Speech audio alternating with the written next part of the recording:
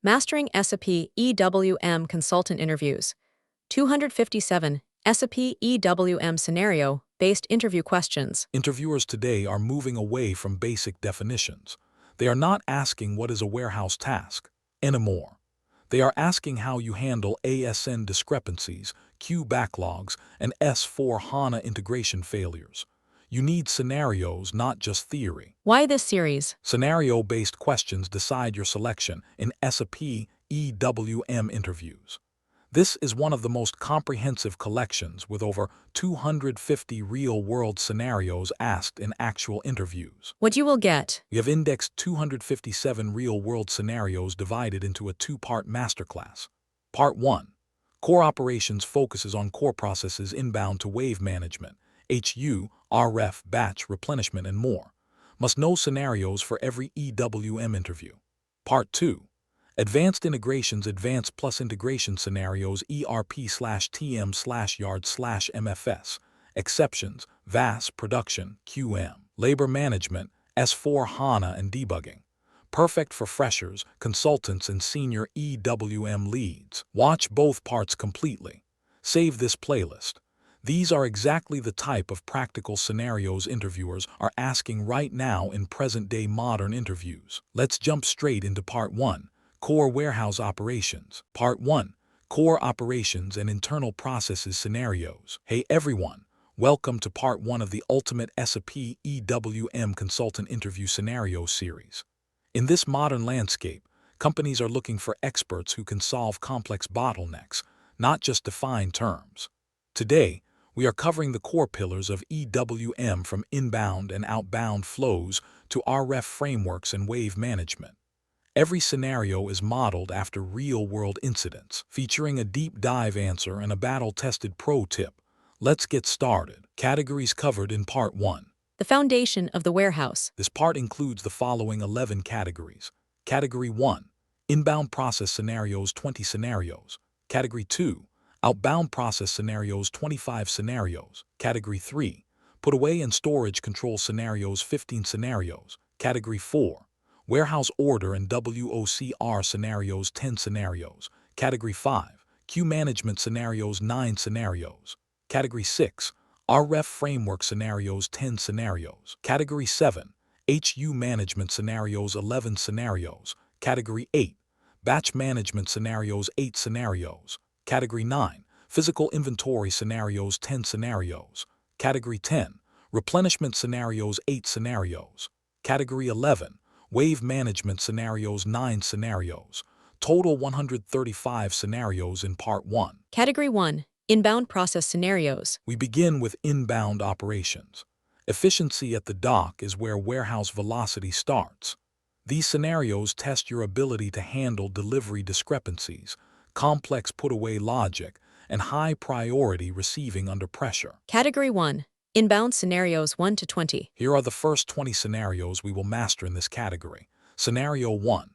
Vendor ASN received but inbound delivery not created in EWM. Scenario 2. Inbound delivery replicated but WT not created automatically. Scenario 3. GR completed in ERP but stock not visible in EWM. Scenario 4. Putaway WT created in wrong storage type. Scenario 5. HU created but not assigned during inbound process. Scenario 6. Partial quantity received from vendor. Scenario 7. Damaged stock identified during receiving. Scenario 8. Multiple unloading points required for same inbound delivery. Scenario 9. Automatic HU creation during GR. Scenario 10. Product requires quality inspection before put-away. Scenario 11. Put-away based on pallet height and weight. Scenario 12. Vendor sends mixed pallet. Scenario 13. Batch managed product not replicated correctly. Scenario 14. Put-away after deconsolidation only. Scenario 15. Inbound queue stuck in SMQ2. Scenario 16. Different products in same HU need different put-away destinations. Scenario 17. High priority inbound bypassing normal put-away. Scenario 18. Temporary staging area overflow issue. Scenario 19. Dynamic staging based on dock availability. Scenario 20. Storage bin determination failing during put-away. Total 20 scenarios for inbound processing. Let's start. Now that we've set the stage, let's solve our first real-world incident. Let's dive into Scenario 1. Scenario 1. A high-priority shipment arrived with a valid ASN in ERP, but the inbound delivery failed to create an EWM, leaving the unloading crew idle and risking late delivery penalties. How do you troubleshoot and resolve this integration failure? Answer: this is typically an integration failure at the interface layer. I would troubleshoot and resolve the issue using the following steps. 1. Analyze QRFC monitor SMQ2. Check for stuck inbound queues in EWM to identify if the delivery is blocked by a technical lock, a data inconsistency, or a mapping error. 2. Validate business partner BP mapping. Confirm that the vendor's BP is correctly replicated to EWM and that the warehouse identification is active. Missing BPs are a top cause for replication failure. 3. Verify warehouse integration mapping. Ensure the ERP storage location is correctly mapped to the EWM warehouse number and the correct availability group in the integration settings. 4. Check product master execution view. Verify that the material was successfully CI fed and has the warehouse execution view maintained for the specific warehouse. Pro tip: use transaction/SCWM/PRDI and look for the delivery in inactive status. Often the document is there but inactive because a validation check failed. Hitting the check button in the UI will reveal the exact missing field. Scenario 2. An inbound delivery replicated successfully, but warehouse tasks WT are not triggering automatically, forcing manual intervention during a peak holiday rush. What is your systematic approach to automate this process? Answer: automatic WT creation is driven by the post-processing framework PPF. To automate this, I would investigate the following components. 1. PPF action scheduling. Verify if the PPF action /SCWM/PDI_0/1_WT_create is correctly scheduled and active for the relevant document type in transaction SBPFP. 2. Warehouse process type WPT configuration. Check transaction /SCWM/TIPT to ensure the automatic WT creation flag is enabled for the specific WPT being used. 3. Condition technique check. Use transaction /SCWM/DLV_PPF_conf to ensure that the condition records based on carrier, product, or storage type are correctly finding the PPF action. 4. Document status prerequisites. Ensure that the inbound delivery has reached the mandatory goods receipt completed status if your process requires GR before putaway. Pro tip: if you need to debug why PPF didn't trigger, use transaction SBPFP, enter the delivery number, and check the processing log. It acts as a black box recorder, showing exactly which condition check failed. Scenario 3. Goods receipt is completed in ERP, but the stock is not visible in EWM, causing a reconciliation crisis between finance and logistics.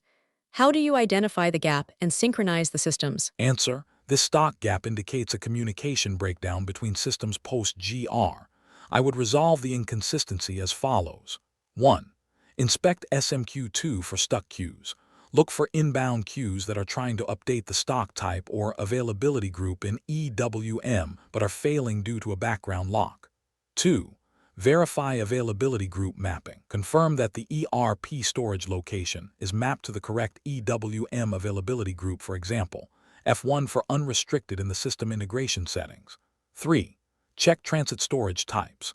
Use the warehouse monitor /SCWM/MON to see if the stock is physically received but stuck in a transit storage type like 9010 or 9020. 4. Run stock reconciliation tool. Execute transaction /SCWM/ERP_stock check to identify the exact delta between ERP and EWM and trigger a correction posting. Pro tip: in S/4HANA embedded EWM, use transaction /SCWM/check_stock_ERP. It provides a real-time side-by-side comparison of MMIM and EWM tables and can fix the mismatch with a single click. Scenario 4. A bulk shipment of hazardous chemicals is being directed to a standard storage type instead of the fire-rated zone, creating a major safety compliance risk.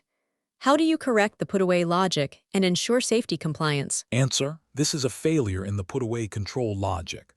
I would secure the process by reviewing the following configurations. 1. Put-away control indicator pack key. Verify that the hazardous material has the correct pack key, for example, has maintained in the warehouse product master. 2. Storage type search sequence SDSS. Check transaction/SCWM/SDSS to ensure the combination of warehouse process type and pack key points to the fire-rated zone as priority 1. 3. Storage section restrictions.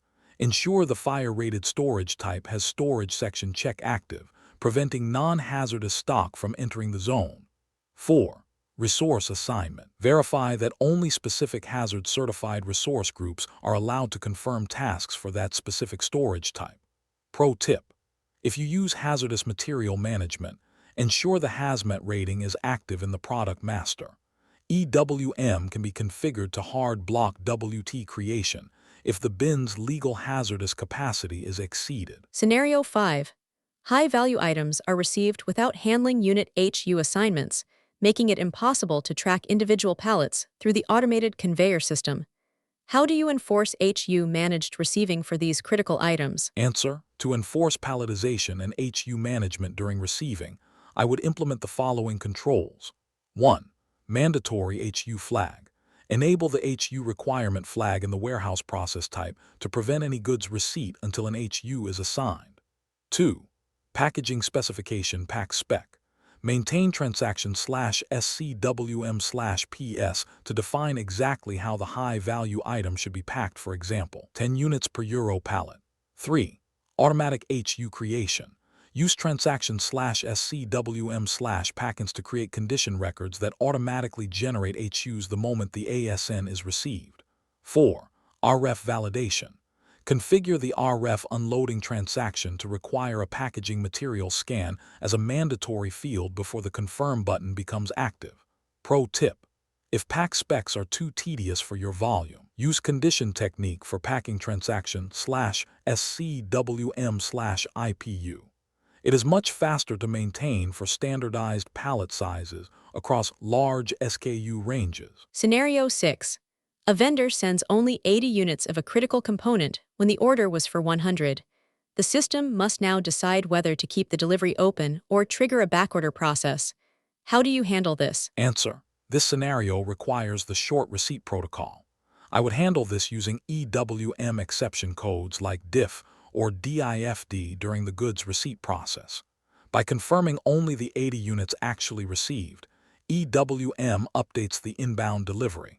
I would then use the split delivery function to send a final delivery indicator back to ERP. This closes the PO balance and prevents the system from expecting the missing 20 units, allowing the procurement team to trigger a reorder if necessary. Pro tip: always configure under delivery tolerance in the ERP purchase order.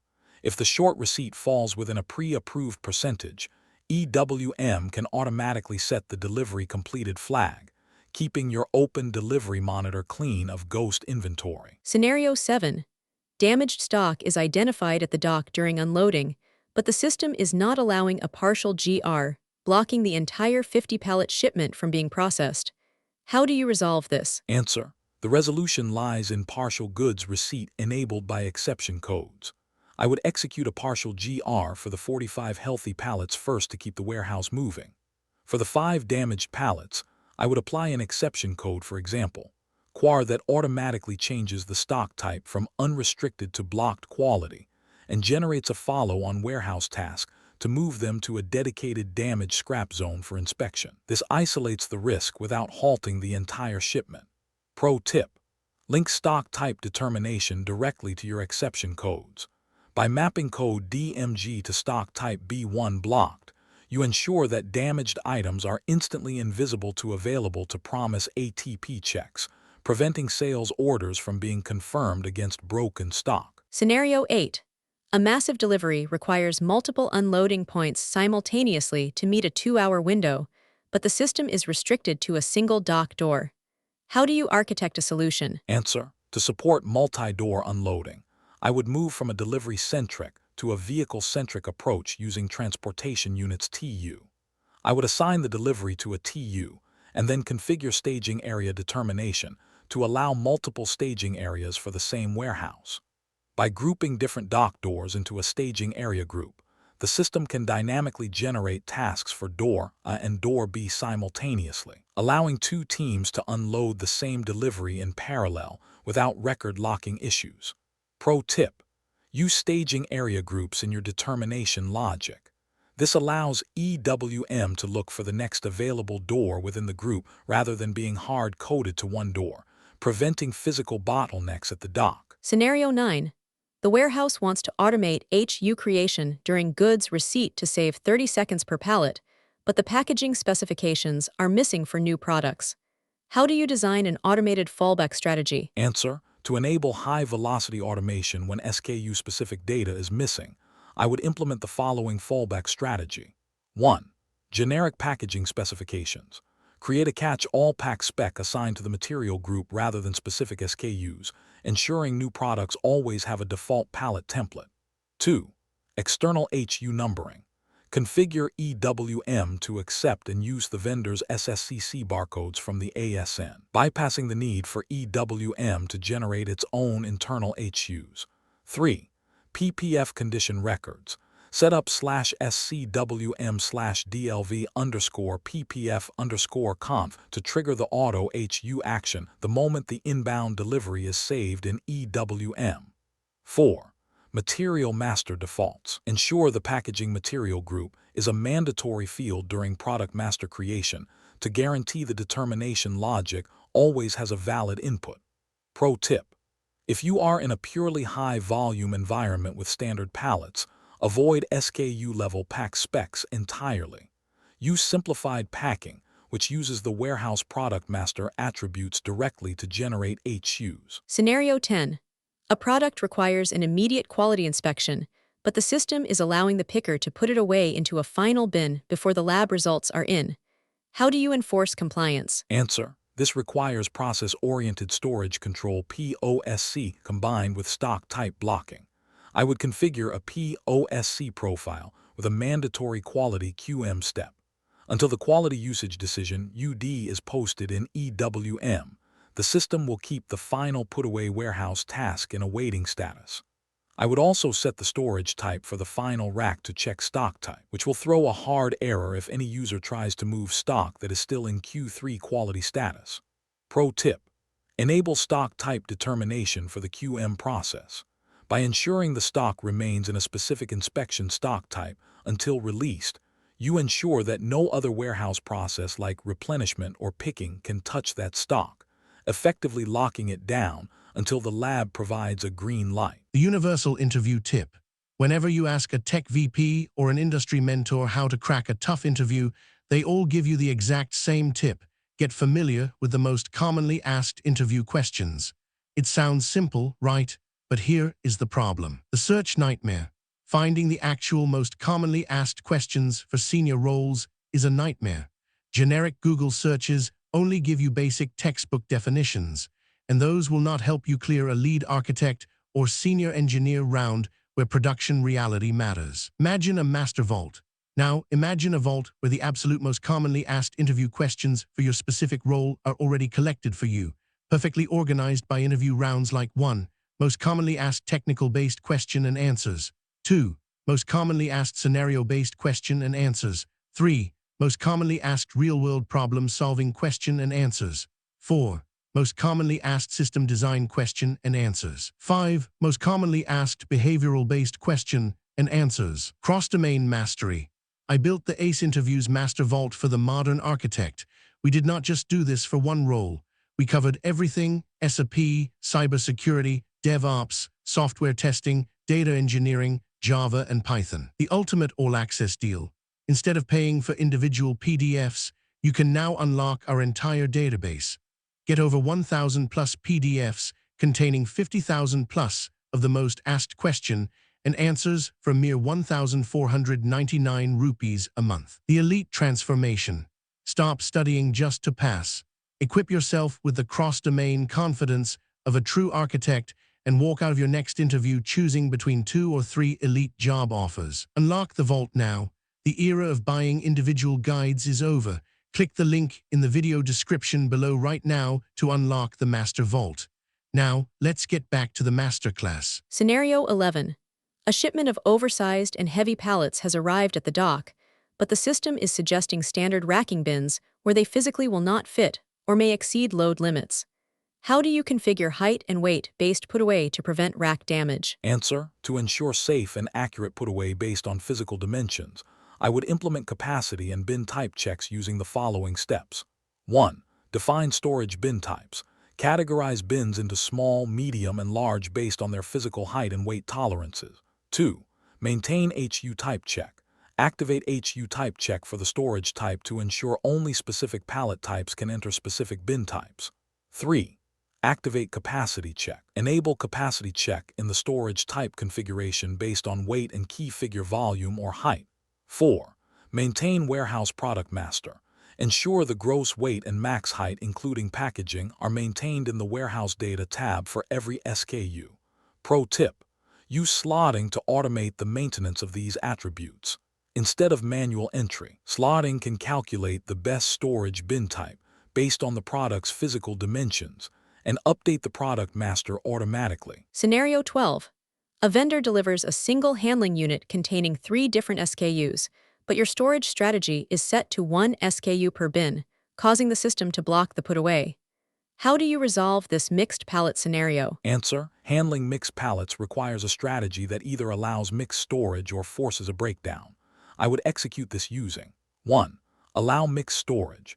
Change the mixed storage flag in the storage type configuration to allow several HUs or several products in the same bin. 2. Put-away strategy addition to existing stock. Configure the search sequence to first look for bins that already contain one of the products on the pallet. 3. HU level strategy. Set the put-away control to HU instead of product so the system treats the entire pallet as one movable unit regardless of its contents. 4. Deconsolidation trigger. If mixed storage is forbidden in racking, configure the system to automatically route mixed HUs to a deconsolidation station first. Pro tip: if you must put away mixed pallets, use the storage section logic to ensure mixed HUs are only placed in bulk or floor storage, where physical accessibility is not a problem, rather than narrow aisle racking. Scenario 13. A batch-managed pharmaceutical product arrived at the dock, but the batch classification data like expiry date failed to replicate from ERP, blocking the goods receipt and put away.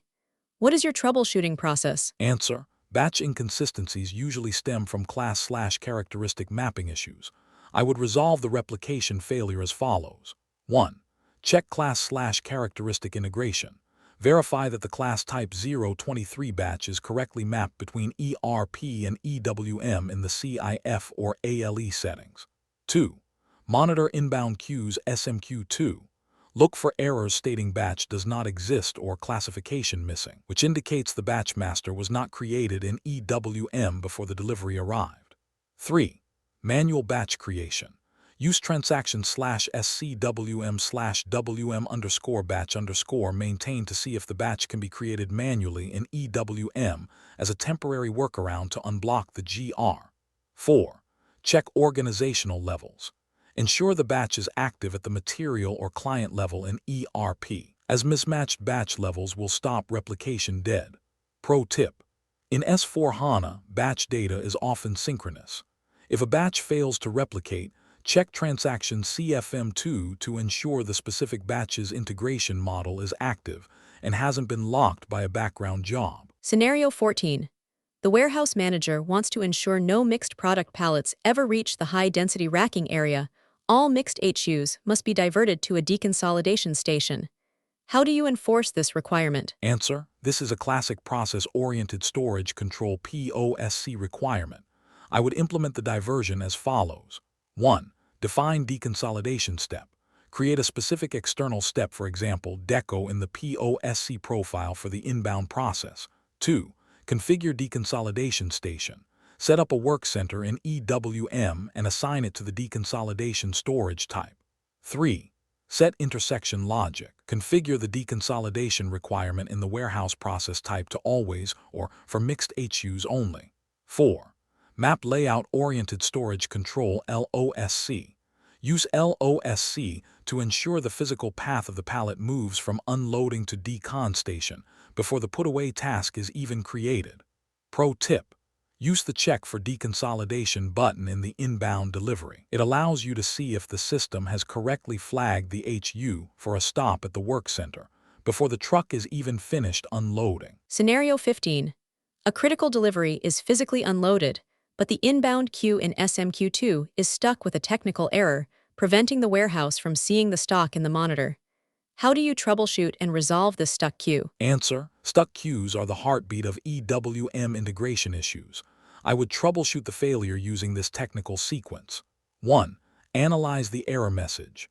Double-click the status in SMQ2 to read the specific error, for example, product times not defined in warehouse or document locked by user. 2. Check for product/BP locks. Ensure no other user is currently editing the warehouse product master or the business partner associated with that delivery. 3. Verify IDOC/Q RFC mapping. If the error is no destination found, check the RFC connection in transaction SM59 to ensure the handshake between ERP and EWM is active. 4. Restart the queue.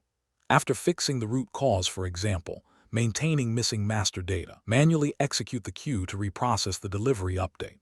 Pro tip: always check transaction/SCWM/DLV_error. This specific EWM log provides more warehouse-friendly explanations of why a delivery queue failed compared to the generic technical messages in SMQ2. Scenario 16. A single handling unit contains both fast-moving and slow-moving items that need to go to different storage types, but the system only generates one put-away task for the whole HU. How do you resolve this? Answer: this situation requires a deconsolidation step to break the HU's physical integrity. Because an HU is a single logical unit in EWM, the system cannot send it to two places at once. I would route this HU to a deconsolidation work center using POSC. At the work center, the operator unpacks the items from the original HU and repacks them into two separate HUs. The moment the items are repacked, EWM dynamically triggers two new warehouse tasks, one for the fast-moving racking and one for the slow-moving zone. Pro tip: use slotting to pre-assign the put-away control indicator to these SKUs. This ensures the system knows exactly which storage type each item belongs to the moment they are repacked, automating the destination determination at the work center. Scenario 17. An emergency production part has arrived and needs to bypass the standard 24-hour put-away queue to go directly to a hot staging area for immediate consumption. How do you architect this bypass? Answer: to handle hot inbound parts, I would implement a priority-based routing strategy using the following configuration. 1. Define high-priority WPT. Create a specific emergency warehouse process type WPT with a higher priority, for example, 1 than standard put-away. 2. Automatic WPT determination. Use the control indicator in the product master to ensure the system automatically assigns the emergency WPT to these specific parts. 3. Direct to staging logic. Configure the storage type search sequence for this WPT to point to the production staging area instead of the standard racking. 4. Immediate WT confirmation. Set the WPT to immediate confirmation if you want the stock to be available for consumption the moment it is GR read at the dock. Pro tip: use cross-docking for these scenarios. If there is an open production material request PMR for this part, EWM can trigger opportunistic cross-docking, moving the stock directly from the dock to the line, completely bypassing the warehouse. Scenario 18. The primary staging area is completely full due to a surge in deliveries, and new trucks are waiting at the gate.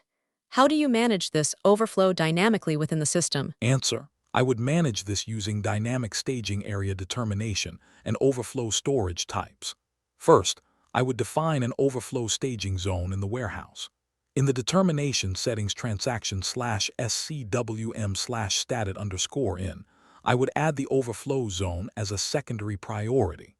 If the RF user attempts to confirm a task to the primary zone and finds it full, they can use an exception code like CHBD change bin to manually reroute the pallet to the overflow zone. The system will then update the delivery staging location, keeping the inventory accurate despite the physical congestion.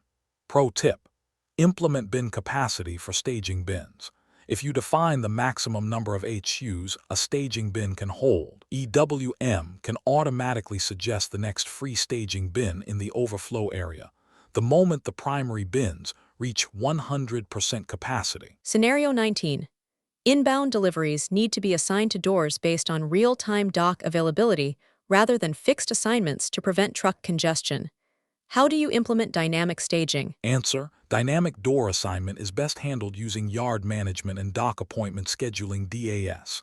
I would implement it as follows. 1. Activate yard management. Define yard bins that represent the physical parking and dock positions in the system. 2. Check in at gate. Use the arrival at checkpoint transaction to record the truck's arrival without assigning a door yet. 3. Door assignment at TU level. Assign the inbound delivery to a transportation unit TU.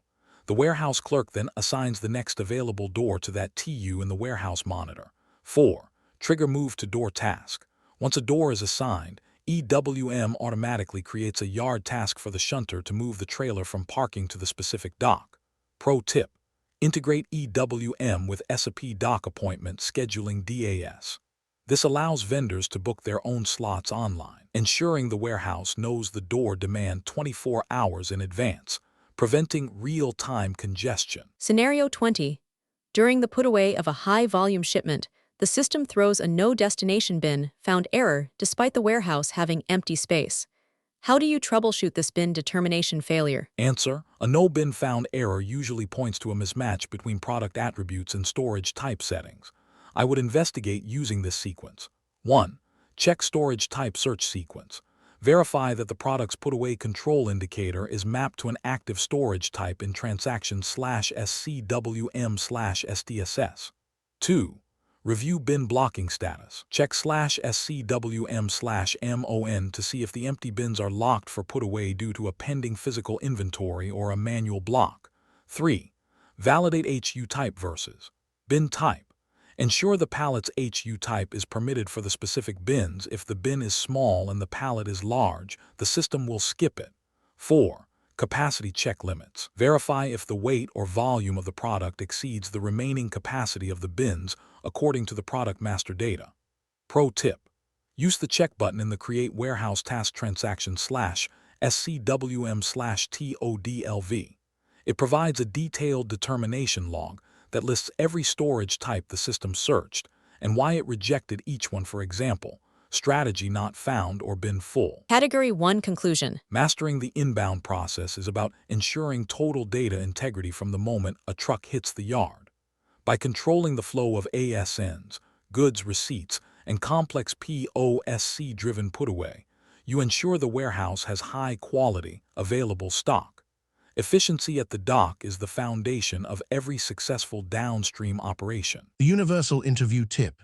Whenever you ask a tech VP or an industry mentor how to crack a tough interview, they all give you the exact same tip. Get familiar with the most commonly asked interview questions. It sounds simple, right? But here is the problem. The search nightmare.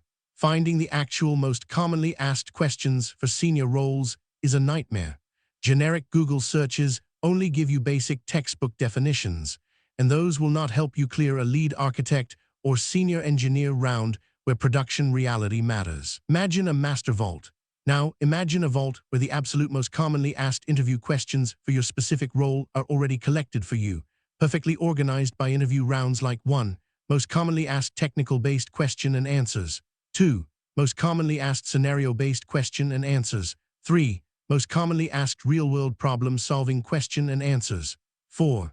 Most commonly asked system design question and answers. 5. Most commonly asked behavioral-based question and answers. Cross-domain mastery.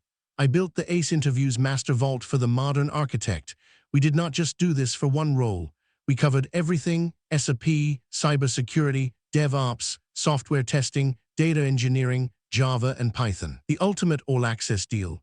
Instead of paying for individual PDFs, you can now unlock our entire database. Get over 1,000 plus PDFs containing 50,000 plus of the most asked question and answers for a mere 1,499 rupees a month. The Elite Transformation. Stop studying just to pass. Equip yourself with the cross-domain confidence of a true architect and walk out of your next interview choosing between 2 or 3 elite job offers. Unlock the vault now. The era of buying individual guides is over. Click the link in the video description below right now to unlock the Master Vault. Now, let's get back to the masterclass. Transition from Category 1 to Category 2. Now that we have secured the stock in the correct bins, the focus shifts from receiving to fulfillment. Every minute saved in the put-away process is a minute available for picking and packing. We must now move from the inbound dock to the outbound stage to tackle the complex world of customer deliveries and high-speed picking. Let's explore Category 2. Category 2. Outbound process scenarios. Outbound is the most critical and time-sensitive phase of warehouse management. These 25 scenarios test your expertise in wave management, picking strategies like FIFO and FEFO, cartonization, and ensuring that goods issue GI updates correctly back to the ERP system to trigger billing. Category 2. Outbound process scenarios 21 to 45. Here are the 25 scenarios that we are going to cover in this category. Scenario 21. Outbound delivery replicated but warehouse request not created. Scenario 22. Picking WT not created automatically. Scenario 23. Warehouse order not created after WT creation. Scenario 24. Picking task assigned to wrong queue. Scenario 25. Stock removal strategy picking from wrong bin. Scenario 26. FIFO for one material and FEFO for another. Scenario 27. Partial picking due to insufficient stock. Scenario 28. Pick HU creation failing. Scenario 29.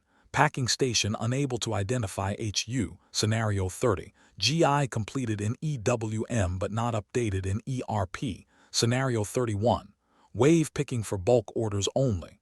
Scenario 32. Two-step picking process requirement. Scenario 33. Cartonization during picking. Scenario 34. Zone-wise picking requirement. Scenario 35. Urgent outbound order bypassing wave. Scenario 36. Multiple deliveries combined into one HU. Scenario 37. Short pick handling. Scenario 38. Stock physically available but system says unavailable. Scenario 39. Picking denial process. Scenario 40. Outbound queue overload. Scenario 41. Automatic route-based staging. Scenario 42. Batch split during picking. Scenario 43. Pick point determination issue. Scenario 44. Customer-specific packing requirement. Scenario 45. Serial number mismatch during outbound process. Total 25 scenarios for outbound processing. Scenario 21. A high-priority customer delivery has been successfully replicated from ERP, but the warehouse request is missing in EWM, preventing any further picking or wave processing. How do you resolve this document bottleneck? Answer: this usually indicates a failure in the internal EWM document determination. I would resolve the issue using the following steps. 1. Check the inbound queue SMQ2. Look for stuck LUWs related to the outbound delivery. A failure here often prevents the warehouse request ODR or PDO from being activated. 2. Verify item type determination. Ensure the ERP item category is correctly mapped to the EWM item type. If the mapping is missing, the system cannot create the warehouse document.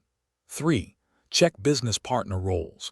Confirm the ship to party has been correctly replicated and has the sold to and shipped to roles active in the EWM warehouse view. 4. Validate document block status. Check if the delivery is blocked by a GTS Global Trade Services check or a credit block that hasn't synchronized between the systems. Pro tip: use transaction/SCWM/PRDO and search for the ERP delivery number. If the document is found but shows a red status, click the log button to see the specific validation error, such as a missing weight or volume attribute. Scenario 22. A wave release was scheduled for a 6 a.m. shift start, but none of the picking warehouse tasks were created automatically, leaving 50 pickers idle. What is your systematic troubleshooting approach? Answer: automated task creation depends on the post-processing framework PPF and wave templates. I would investigate using this sequence. 1. Check wave release status. Use the warehouse monitor /scwm/mon to see if the wave was actually released or if it is stuck in released with error status due to stock unavailability. 2. Verify PPF action log. Check transaction SBPFP for the action /SCWM/wave_release. If it shows a red light, the system failed to trigger the warehouse task creation logic. 3. Check stock availability. Ensure the materials are not locked in their bins due to a pending physical inventory or an unconfirmed put-away task from an earlier shift. 4. Review wave template options. Confirm if the automatic release flag is checked in the wave template and that the release time hasn't been manually overridden. Pro tip: check the pick denial logs. If the system attempted to create tasks but could not find enough stock in the specified storage types, the wave release will fail silently without creating a single task. Scenario 23. Picking warehouse tasks have been created, but the system is failing to group them into warehouse orders, meaning they are invisible to the RF devices. How do you fix the warehouse order creation rule WOCR failure? Answer: WOCR failure occurs when the system cannot find a rule that matches the task criteria. I would troubleshoot as follows. 1. Validate activity area mapping. Ensure the source bins for the picking tasks are assigned to an activity area and that the bins have been successfully sorted transaction /SCWM/SBSD. 2. Check WOCR determination. Review the search sequence in transaction /SCWM/WOCR to ensure the activity pick and activity area are mapped to a valid creation rule. 3. Review WOCR limits. Check if the limit settings, for example, max weight or volume in the WOCR are too restrictive, causing the system to reject the tasks from the grouping process. 4. Check filter settings. Ensure the item filter or subtotal filter assigned to the WOCR is not excluding the specific product or storage type involved in the delivery. Pro tip: use the Simulate WOCR feature in the warehouse monitor. It allows you to select the open tasks and run the creation logic manually, providing a detailed trace of which rule was attempted and why it was rejected. Scenario 24. High-reach forklift tasks are accidentally being assigned to the manual picking queue, causing safety risks and operational delays. How do you correct the queue determination logic? Answer: incorrect queue assignment is usually a mismatch between resource types and queue criteria. I would resolve this by 1. Check queue determination criteria. Use transaction /SCWM/queted_OUT to ensure that tasks from the high rack storage type are mapped to the forklift queue and not the manual queue. 2. Review BINOT applicable activity area mapping. Verify that the bin access type for high reach bins is correctly set to forklift only and that the queue determination is filtered by this access type. 3. Validate WOCR assignment. Ensure the warehouse order creation rule for these tasks is assigned to the correct queue category to prevent them from being pooled with manual picking tasks. 4. Check resource group permissions. Confirm that manual pickers do not have the forklift queue assigned to their resource group, preventing them from seeing those tasks. Pro tip: use queue determination criteria based on weight or height. By adding a rule that any task with a source bin height above 2 meters automatically goes to the forklift queue, you create a fail-safe safety mechanism. Scenario 25. The stock removal strategy is directing pickers to a bulk storage area at the back of the warehouse instead of the dedicated pick face racking, doubling travel time. How do you optimize the bin determination? Answer: this indicates a priority issue in the storage type search sequence. I would optimize the logic as follows. 1. Review storage type search sequence SDSS. Update transaction /SCWM/SDSS to ensure the pick face storage type is priority number 1 and the bulk area is priority number 2. 2. Check stock removal control indicator SRCI. Ensure the product master is updated with the correct SRCI that triggers the search for the high velocity racking area. 3. Validate quantity classification. Check if the system is configured to send large quantities to bulk and small quantities to racking. If so, adjust the quantity classification thresholds in the product master. 4. Check minimum quantity in bin. Ensure the pick face bins actually contain stock. If they are empty, EWM will skip to the next priority in the search sequence bulk. Pro tip: enable replenishment before the picking shift. If the pick face is priority number 1 but empty, the system will always send the picker to bulk. Proactive replenishment ensures the strategy always finds stock in the most efficient location. Scenario 26. A pharmaceutical client requires a FIFO first in, first out strategy for packaging materials, but a strict FIFO first expiry, first out strategy for medicine. How do you design this split logic? Answer: this is achieved by using stock removal control indicators, SRCI, in the warehouse product master. For packaging materials, I would assign an SRCI mapped to a FIFO strategy based on the goods receipt date. For the medicine SKUs, I would assign a different SRCI mapped to a FIFO strategy that uses the minimum remaining shelf life attribute from the batch. The system then dynamically chooses the correct removal strategy for each SKU, even if they are stored in the same activity area. Pro tip: for FIFO, ensure batch management is active in EWM. Without the batch level data, the system cannot see the expiry date characteristic, and the FIFO strategy will fail, defaulting back to standard FIFO by mistake. Scenario 27. A picker finds only 80 units in a bin when the system expected 100. The customer needs the shipment immediately, and there is no more stock in the warehouse. What is your strategy for handling this short pick? Answer: I would use the exception code difference to stock on the RF device to confirm the 80 units and report the 20-unit shortage. Strategically, I would then trigger a partial goods issue for the 80 units to meet the shipping deadline. In the background, the exception code should be configured to automatically post the 20 units to a difference analyzer stock type 999, where a supervisor can later investigate the physical loss without blocking the current customer delivery. Pro tip: use pick denial with workflow. You can configure EWM to automatically send an email to the sales team the moment a diff code is used during picking. This allows them to update the customer or find a substitute product before the truck even leaves the dock. Scenario 28. A multi-item order requires a pick-to-carton process, but the system is failing to generate the pick HU during the start of the picking task. How do you troubleshoot the pick HU failure? Answer: pick HU creation depends on the WOCR and packaging material settings. I would resolve the failure using these checks. 1. WOCR pick HU flag. Ensure the warehouse order creation rule has the pick HU flag checked in the storage process settings. 2. Packaging material assignment. Verify that a packaging material, for example, shipping box, is assigned to the warehouse order or is available for the user to select on the RF. 3. Bin assignment for pick HUs. Check if the activity area has a pick HU bin defined where the system can logically create the HU before it is assigned to the picker. 4. RF transaction step. Ensure the user is using an RF transaction like pick by WO that supports pick HU creation, and that they haven't bypassed the packaging material prompt. Pro tip: if you want to automate this, use cartonization planning.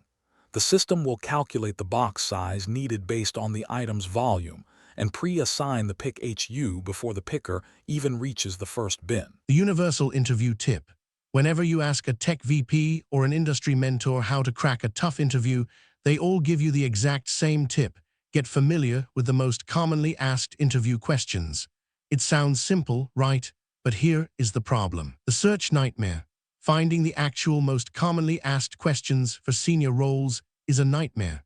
Generic Google searches only give you basic textbook definitions, and those will not help you clear a lead architect or senior engineer round where production reality matters. Imagine a master vault. Now, imagine a vault where the absolute most commonly asked interview questions for your specific role are already collected for you, perfectly organized by interview rounds like 1. Most commonly asked technical-based question and answers. 2. Most commonly asked scenario-based question and answers. 3. Most commonly asked real-world problem-solving question and answers. 4. most commonly asked system design question and answers. 5. Most commonly asked behavioral-based question and answers. Cross-domain mastery. I built the ACE Interviews Master Vault for the modern architect. We did not just do this for one role. We covered everything: SAP, cybersecurity, DevOps, software testing, data engineering, Java, and Python. The ultimate all-access deal.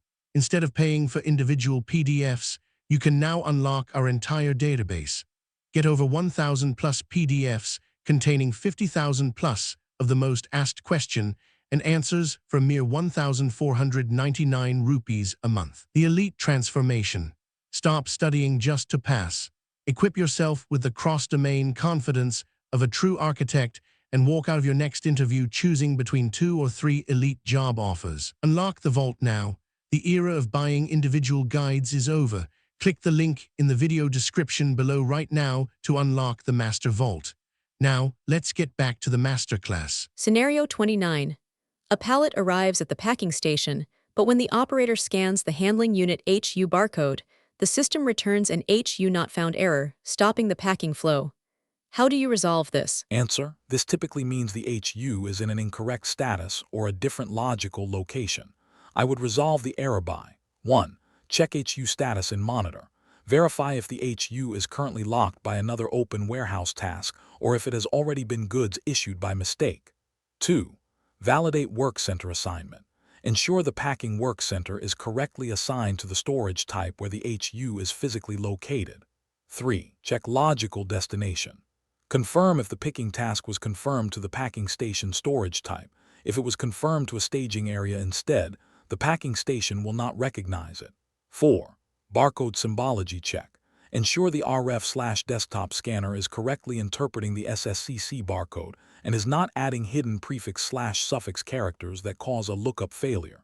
Pro tip: use the warehouse monitor to check the HU history. If you see a deletion record, someone may have manually emptied the HU content, causing it to disappear from the packing lookup. Scenario 30. Goods issue GI has been completed in EWM and the truck has left, but the ERP delivery status is still open, preventing the finance team from billing. How do you fix this update failure? Answer: this is a critical outbound integration failure. I would troubleshoot the ERP update as follows. 1. Check outbound queue SMQ1 in EWM. Look for stuck queues that are trying to send the goods issue signal back to ERP but are failing due to a technical error. 2. Analyze ERP inbound queue SMQ2. Check if the GI update reached ERP but is stuck because the posting period is closed or a material lock exists. 3. Verify document flow. Check the EWM delivery document flow to ensure the GI status is completed and that a code G error hasn't been generated in ERP. 4. Reprocess via /SCWM/Q recovery. Use this transaction to identify any failed RFC calls and retrigger the communication between EWM and ERP. Pro tip: check for zero quantity items. If an item was short picked to 0 in EWM but not rejected in the delivery, ERP may refuse the GI update because it expects a quantity for every line item. Scenario 31. A warehouse wants to use wave picking for large bulk orders to optimize resource usage, but wants small parcel orders to bypass waves and be picked immediately. How do you design this logic? Answer: this is achieved through wave template determination rules. I would define a wave template for bulk orders and set the determination criteria based on the item quantity or delivery priority. For small parcel orders, I would ensure they do not meet any wave template criteria. This causes them to fall through to the default warehouse process type settings, where I would enable immediate WT creation upon delivery activation. This creates a dual-speed warehouse, high-efficiency batching for bulk and high-speed responsiveness for parcels. Pro tip: use route-based waving. By grouping small parcel orders by carrier, for example, FedEx/UPS, but keeping them out of waves, you can still use the monitor to release them in batches when the carrier's truck arrives, without the overhead of formal wave management. Scenario 32. An e-commerce client requires a two-step picking process. First, pick all items for 50 orders in one batch, then move them to a sorting station to split them by customer. How do you configure this flow? Answer: this requires two-step picking 2SB configuration in the warehouse process type. I would set it up as follows. 1. Enable two-step picking. Activate the two-step flag in the warehouse process type for the first step withdrawal. 2. Configure storage process POSC. Create a two-step process with two external steps: withdrawal source to intermediate and allocation intermediate to destination. 3. Define intermediate storage. Set up a collection or staging storage type where the bulk items are temporarily held before sorting. 4. Assign wave template. Link the two-step picking to a wave template so that the withdrawal tasks for all 50 orders are combined into a single warehouse order. Pro tip: use multi-level deconsolidation. After the first bulk pick, use the deconsolidation station as your allocation point. This allows the system to guide the operator on exactly which item goes into which customer box during the second step. Scenario 33.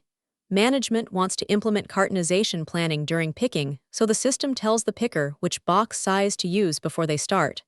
How do you execute this configuration? Answer: cartonization planning cap requires setting up the cap engine and packaging specifications. I would implement it through 1. Define cap profiles. Create a cartonization planning profile and assign it to your warehouse process type or WOCR. 2. Maintain packaging specifications. Set up pack specs that include the dimensions and max weight for each available shipping carton size. 3. Maintain product master data. Ensure 100% accuracy for the volume and weight fields in the warehouse tab of every product master. 4. Activate algorithm. Choose a cap algorithm, for example, simple packing or heuristic, that calculates how many items fit into each carton based on volume. Pro tip: start with simple volume calculation. Do not over-engineer with 3D nesting algorithms initially, as they require perfectly accurate product dimensions, length/width/height, which are often missing in real-world masters. Scenario 34. A large warehouse has separate zones for heavy machinery and fragile glass items, and management requires that orders containing both must be split into separate picking tasks to prevent damage. How do you implement zone-wise picking? Answer: zone-wise picking is controlled through activity areas and warehouse order creation rules WOCR. I would execute the following setup. 1. Define activity areas. Group the bins for heavy items and fragile items into two distinct activity areas, for example, heavy and glass. 2. Bin sorting. Run transaction/SCWM/SBSD for both areas to ensure the system recognizes the picking sequence within those specific zones. 3. WOCR consolidation group. Configure the WOCR to split by activity area, which forces the system to create separate warehouse orders even if the items belong to the same delivery. 4. Queue assignment. Assign the heavy activity area to a forklift queue and the glass area to a manual cart queue for specialized handling. Pro tip: use storage section logic as a fallback. If you cannot change activity areas, defining different storage sections and filtering your WOCR by source storage section can achieve a similar split without resorting the entire warehouse. Scenario 35. An urgent next-day air order arrives just after the morning wave has been locked, and the customer service team needs it picked immediately without waiting for the next wave release. How do you architect an urgent bypass process? Answer: handling urgent orders requires a bypass strategy that avoids the wave management delay. I would implement it using 1. High Priority Warehouse Process Type WPT. Assign a specific WPT for urgent orders that has immediate WT creation enabled, bypassing the need for a wave entirely. 2. Manual wave assignment. If the order is already in a wave, use the wave management monitor to manually release that specific delivery item ahead of the scheduled time. 3. Condition technique for WPT determination. Configure the system to automatically pick the urgent WPT based on the delivery priority field replicated from the ERP sales order. 4.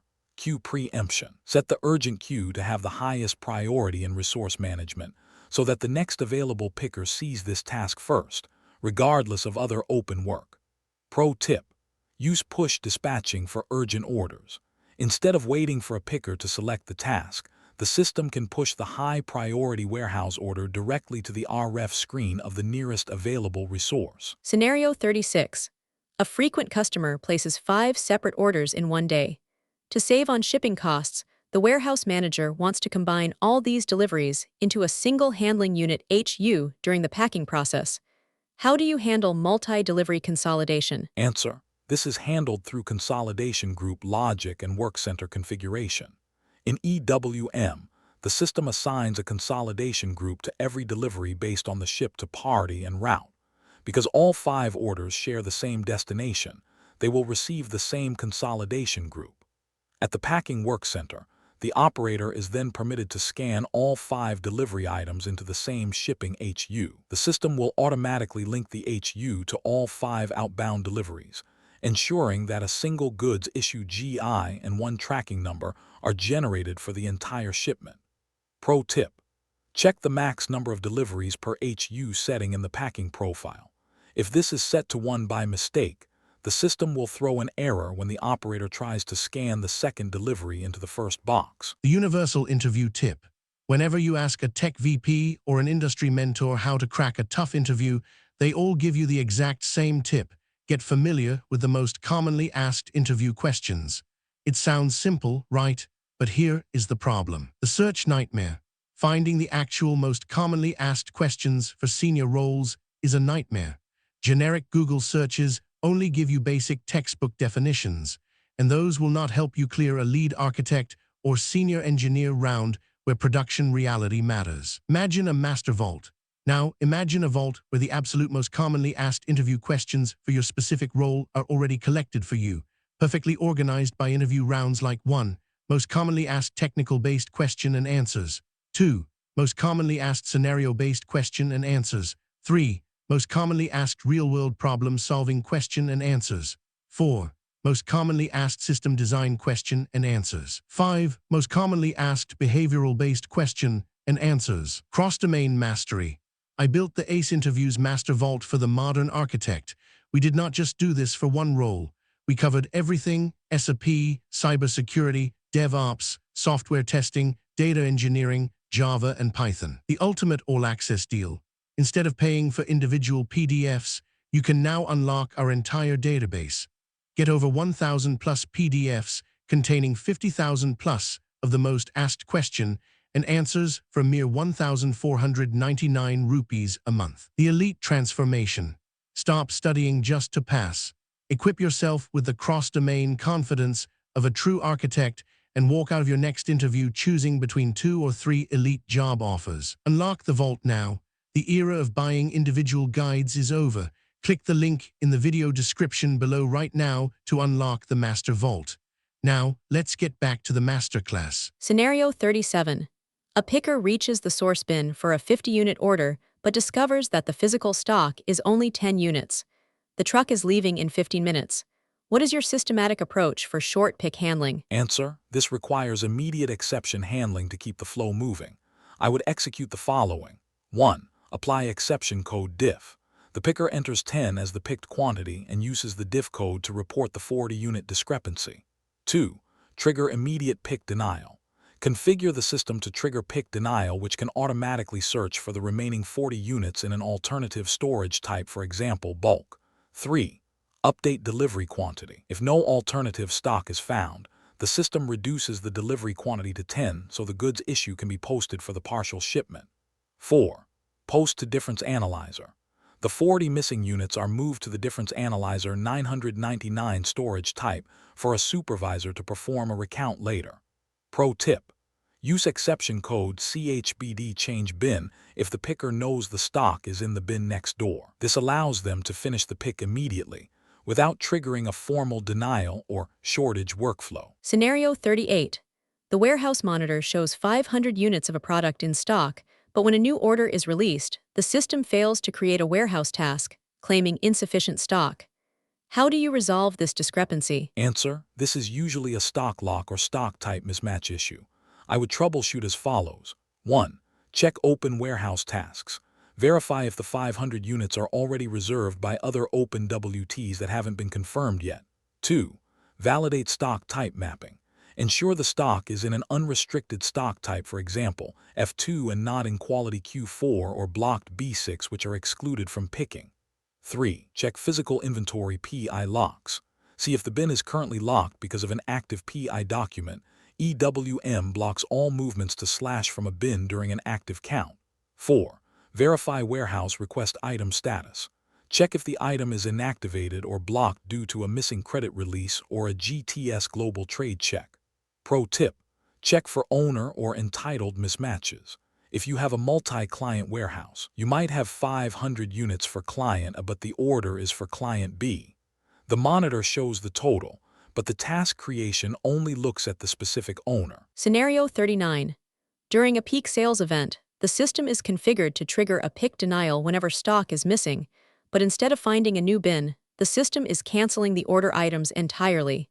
How do you fix the pick denial process? Answer: this indicates that the pick denial strategy is not configured to re-trigger bin determination. I would correct it by 1. Check pick denial strategy. In transaction/SCWM/pick_denial, ensure the action is set to create new WT rather than reduce delivery quantity. 2. Verify search sequence fallback. Ensure that the storage type search sequence has a secondary or tertiary storage type defined for the system to search after the primary bin fails.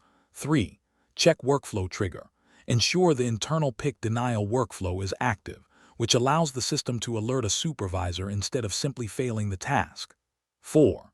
Validate exception code mapping.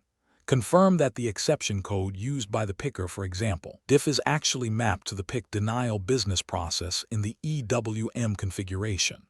Pro tip: be careful with automatic re-picking. If your warehouse has low accuracy, an automatic re-trigger can lead to a death loop where pickers are sent to 5 empty bins in a row, significantly hurting morale and productivity. Scenario 40. Due to a massive marketing campaign, the outbound picking queue has reached 5,000 open tasks, causing the RF system to lag and resources to receive overlapping tasks. How do you manage this queue overload? Answer: this requires resource management optimization and queue splitting. First, I would implement queue determination by volume or weight to distribute the load across more resources. I would then use the warehouse monitor to manually split the massive queue into smaller sub-queues based on activity areas. Finally, I would adjust the resource group priorities to ensure that high-velocity pickers are only seeing a limited task buffer, which reduces the database load on the RF devices and prevents data contention. Pro tip: use batching WOCR to combine these 5,000 tasks into fewer warehouse orders. By picking 10 items for 10 different orders in one trip, you reduce the number of system transactions and the physical travel time simultaneously. Scenario 41. The shipping department needs pallets to be staged at specific dock doors based on the carrier route, for example, route A at door 1, route B at door 2. How do you automate this route-based staging? Answer: this is implemented through staging area and door determination status. I would configure it as follows. 1. Maintain staging areas. Define specific storage bins in EWM that represent each physical dock door: door 1, door 2, etc. 2. Configure status_out. In transaction/SCWM/status_out, create rules that map specific routes or ship to parties to specific staging area groups. 3. Link to warehouse process type. Ensure the outbound WPT is configured to request staging area determination during WT creation. 4. Activate route determination. Ensure the route is correctly flowing from the ERP shipment/delivery into the EWM warehouse request. Pro tip: if you have more routes than doors, use staging area groups based on departure time. Map all morning routes to door 1 and all afternoon routes to door 2 to maximize the utilization of your dock space. Scenario 42. A customer orders 50 units of a batch managed chemical, but the oldest batch FIFO only has 30 units available, requiring a batch split across 2 different bins. How do you manage this in the outbound process? Answer: EWM handles this through automatic batch split logic during warehouse task creation. I would ensure the following. 1. Check batch selection criteria. Ensure the batch selection flag in the delivery item is active, allowing EWM to search for multiple batches to fulfill the total quantity. 2. Verify WT creation logic. During the task creation, the system will identify that 30 units are in bin and 20 are in bin B. It will automatically create 2 separate warehouse tasks. 3. Item split in delivery. Confirm that the item split configuration in EWM allows the outbound delivery to create sub-items for each batch picked. 4. RF handling. Ensure the RF picking screen is configured to guide the picker sequentially from the first batch bin to the second batch bin without needing to restart the transaction. Pro tip: if the customer forbids mixed batches, you must use batch selection in the ERP sales order. This locks the delivery to a single batch and prevents EWM from performing a split, even if stock is available elsewhere. Scenario 43. A bulky item is stored in a high-reach bin and must be moved to a pick point ground level before the picker can take it, but the system is failing to determine the pick point. How do you resolve this? Answer: pick point determination is a part of storage control POSC. I would troubleshoot the failure using these steps. 1. Check POSC profile. Ensure the pick point step, for example, pick is defined in the storage process for the outbound delivery. 2. Verify pick point assignment. In transaction/SCWM/TWORKST, ensure the pick point storage type is correctly assigned to the source storage type of the bulky item. 3. Check intermediate WT creation. Confirm that the system is attempting to create 2 tasks, one from rack to pick point and one from pick point to staging. 4. Validate resource type. Ensure the resource performing the rack to pick point task has the correct equipment forklift to access the high reach bin. Pro tip: pick points are often used for partial pallet picking from a full pallet storage area. If you only need 5 units from a 50-unit pallet, the system moves the whole 50 to the pick point. You take 5, and the system moves 45 back. Scenario 44. A global retailer requires that all their orders be packed in environmentally friendly green boxes with a specific sustainability label, which differs from your standard packing. How do you manage this customer-specific requirement? Answer: I would implement this using packaging specifications pack spec with condition technique. I would create a specific pack spec for the green box and assign it a condition record linked to the sold to party of that specific retailer. During the packing process at the work center, the system will automatically propose the green box as the packaging material. To handle the label, I would use Value Added Services VAS to trigger a specific step where the sustainability label is printed and applied before the U is moved to the staging area. Pro tip: use partner-specific packaging settings in the warehouse product master if the requirement is only for certain products for that customer. This allows you to have a standard pack for general customers and a premium pack for the retailer for the same SKU. Scenario 45. A picker scans a high-value electronics item, but the system throws a serial number mismatch error because the physical serial number does not match the one pre-assigned in the delivery. How do you resolve this serial number conflict? Answer: this occurs when serial numbers are assigned at delivery, but the physical stock is picked out of order. I would resolve it by 1. Check serial number profile. Determine if the serial numbers are level 2 in delivery or level 3 in warehouse/bin. Level 3 is much more restrictive. 2. Use exception code SNRE serial number reassignment. Use this code on the RF to assign the old serial number and assign the one actually in the picker's hand. 3. Validate serial number status. Use transaction IQ03 to see if the physical serial number is already in stock ESDO or incorrectly marked as in transit. 4. Update warehouse request. If the system does not allow reassignment, the delivery must be updated manually in /SCWM/PRDO to remove the wrong serial number before the pick can be confirmed. Pro tip: for high-volume outbound, always use serial numbers at warehouse level requirement C. This allows the picker to scan any valid serial number in the bin, and the system will automatically update the delivery, eliminating mismatch errors. Category 2 Conclusion. Outbound excellence is measured by order-to-ship cycle time. By mastering wave management, complex picking strategies, and ensuring seamless ERP synchronization, you minimize shipping errors and maximize customer satisfaction. A well-oiled outbound process is what makes a warehouse a high-performance fulfillment center. The universal interview tip.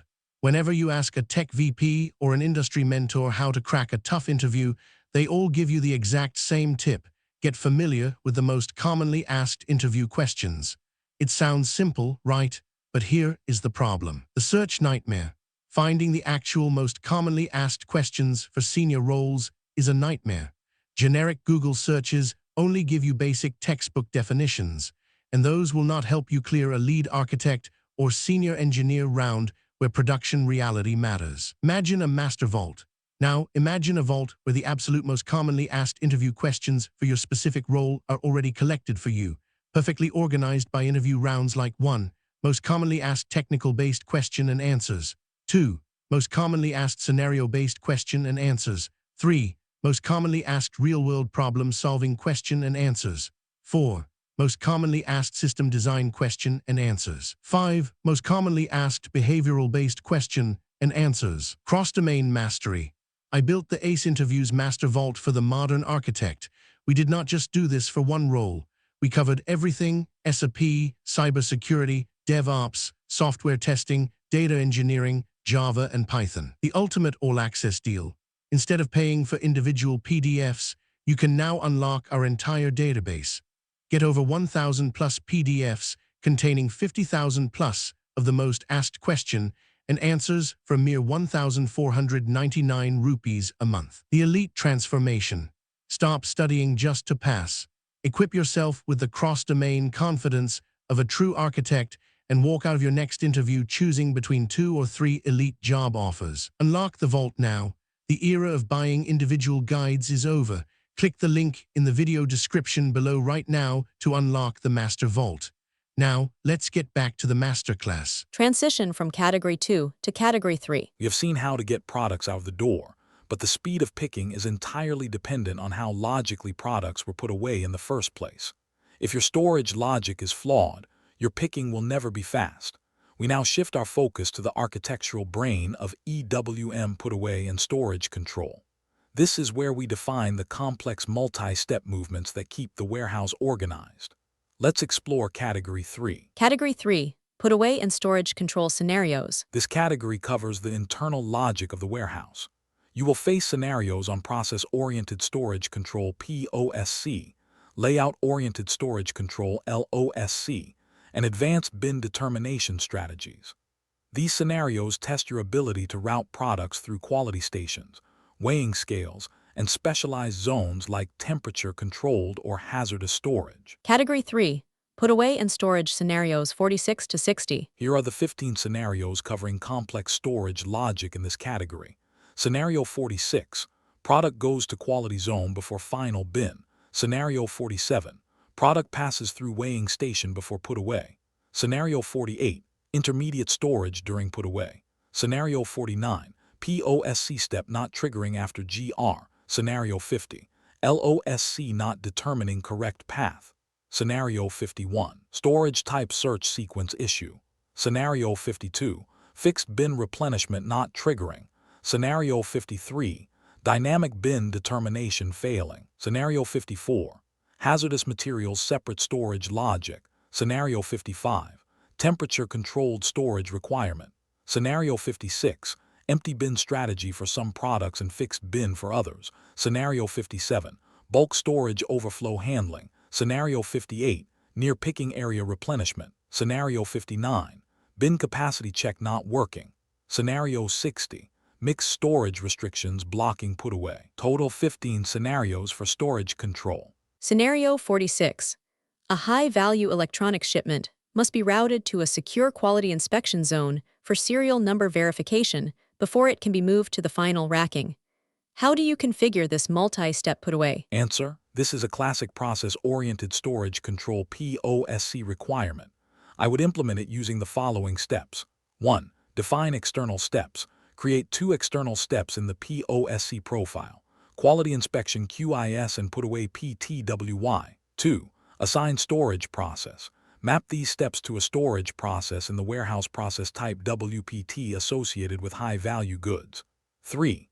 Configure Work Center. Set up a quality work center and link the QIS step to that specific storage type.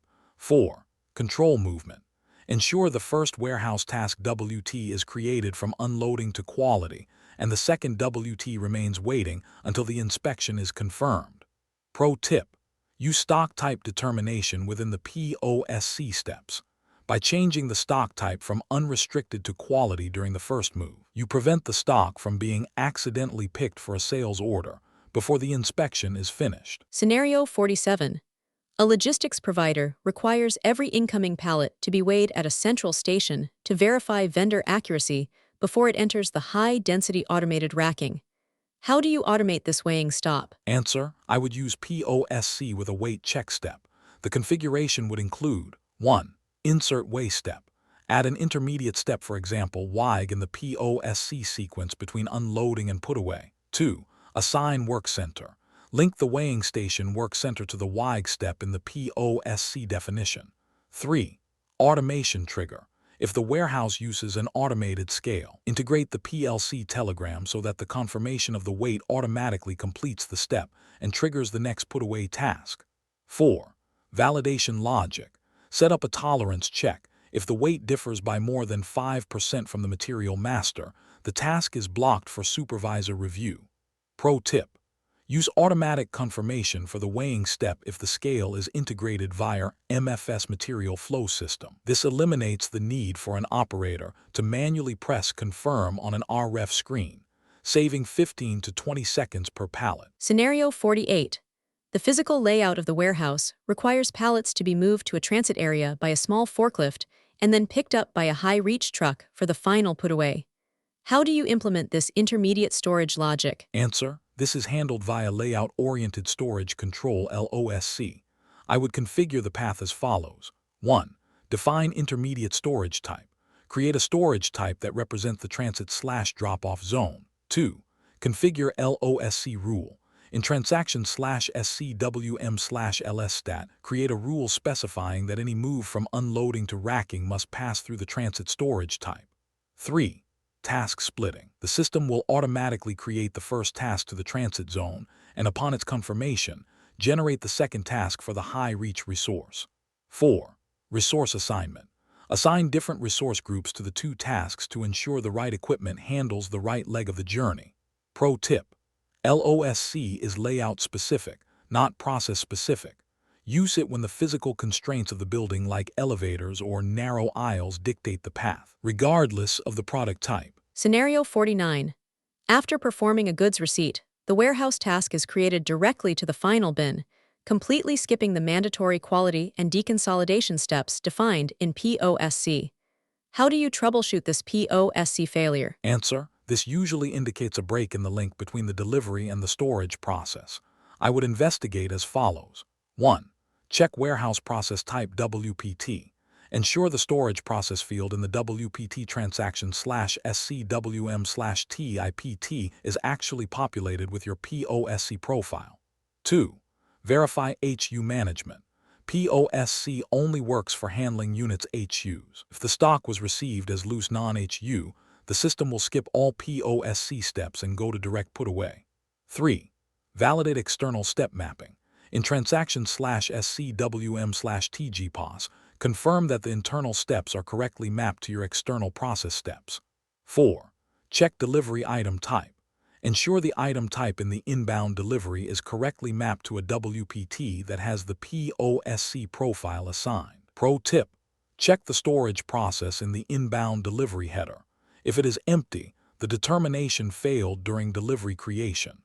You can manually assign the process in transaction/SCWM/PRDI to test if the steps then trigger correctly. Scenario 50. An automated warehouse is failing to move pallets to the correct aisle because the Layout-Oriented Storage Control LOSC is not determining the correct path. How do you resolve this routing issue? Answer: LOSC determination depends on the source and destination storage types. I would resolve the routing error by 1. Check LOSC strategy table. Verify the entry in transaction/SCWM/LSStat for the specific source and destination combination and ensure the intermediate storage type is correct. 2. Validate storage section mapping. If the LOSC is aisle-specific, ensure the bin storage section is correctly maintained, as this is often used as a filter in LOSC rules. 3. Check HU type restrictions. Confirm that the intermediate bin type is permitted for the HU being moved. If the pallet is too large for the transit bin, LOSC determination will fail. 4. Monitor warehouse monitor logs. Check the message log for the failed warehouse task to see if it says no valid path found. This confirms a gap in the LOSC table. Pro tip. Remember that LOSC is checked after POSC. If your POSC step says go to quality, but your LOSC says path to quality must go through conveyor, EWM will correctly combine both to create a 3-task sequence. Scenario 51. A fast-moving product is being put away into a distant slow zone because the system is skipping the fast zone during bin determination. How do you correct the storage type search sequence SDSS issue? Answer. This indicates a priority or attribute mismatch in the determination logic. I would optimize the search sequence as follows. 1. Review SDSS priority. In transaction/SCWM/SDSS, move the fast zone storage type to priority 1 and the slow zone to priority 2 for that specific search sequence. 2. Check Putaway control indicator POSC. Verify that the product has the fast indicator in its warehouse product master and that the SDSS is configured to recognize this indicator. 3. Validate bin availability. Check if the fast zone bins are full. If they are, the system will naturally fall through to the next storage type in the sequence. 4. Check storage type check flag. Ensure the warehouse process type is configured to search according to storage type search sequence and not hard-coded to a single destination. Pro tip. Use the simulate putaway function in /SCWM/TODLV. It provides a trace log showing every storage type the system checked and the exact reason it was rejected. For example, no empty bins or weight limit reached. Scenario 52. A picker reaches a fixed bin for a high-demand item and finds it empty, even though the system should have triggered a replenishment task from the reserve area. How do you troubleshoot the replenishment failure? Answer. Replenishment failure is usually caused by missing threshold data or inactive background jobs. I would investigate as follows. 1. Check product master replenishment data. In transaction/SCWM/MAT1, verify that the minimum quantity and replenishment quantity are maintained for that specific bin. 2. Verify fixed bin assignment. Ensure the product is actually assigned to that bin in transaction/SCWM/binmat. If the assignment is missing, the replenishment engine will not see the bin. 3. Check stock in reserve. Confirm that there is available stock in the reserve storage types that are permitted to feed the fixed bin area. 4. Check replenishment job. Verify if the automatic replenishment background job program /SCWM/R_replenishment is running and check its spool for errors. Pro tip. Use order-related replenishment if you have sudden spikes in demand. This triggers a move as soon as a sales order is released, rather than waiting for the bin to fall below the minimum threshold. The universal interview tip. Whenever you ask a tech VP or an industry mentor how to crack a tough interview, they all give you the exact same tip. Get familiar with the most commonly asked interview questions. It sounds simple, right? But here is the problem. The search nightmare. Finding the actual most commonly asked questions for senior roles is a nightmare. Generic Google searches only give you basic textbook definitions, and those will not help you clear a lead architect or senior engineer round where production reality matters. Imagine a master vault. Now, imagine a vault where the absolute most commonly asked interview questions for your specific role are already collected for you, perfectly organized by interview rounds like 1. Most commonly asked technical-based question and answers. 2. Most commonly asked scenario-based question and answers. 3. Most commonly asked real-world problem-solving question and answers. 4. Most commonly asked system design question and answers. 5. Most commonly asked behavioral-based question and answers. Cross-domain mastery. I built the ACE Interviews Master Vault for the modern architect. We did not just do this for one role. We covered everything: SAP, cybersecurity, DevOps, software testing, data engineering, Java, and Python. The ultimate all-access deal. Instead of paying for individual PDFs, you can now unlock our entire database. Get over 1,000 plus PDFs containing 50,000 plus of the most asked question and answers for a mere 1,499 rupees a month. The elite transformation. Stop studying just to pass. Equip yourself with the cross-domain confidence of a true architect and walk out of your next interview choosing between 2 or 3 elite job offers. Unlock the vault now.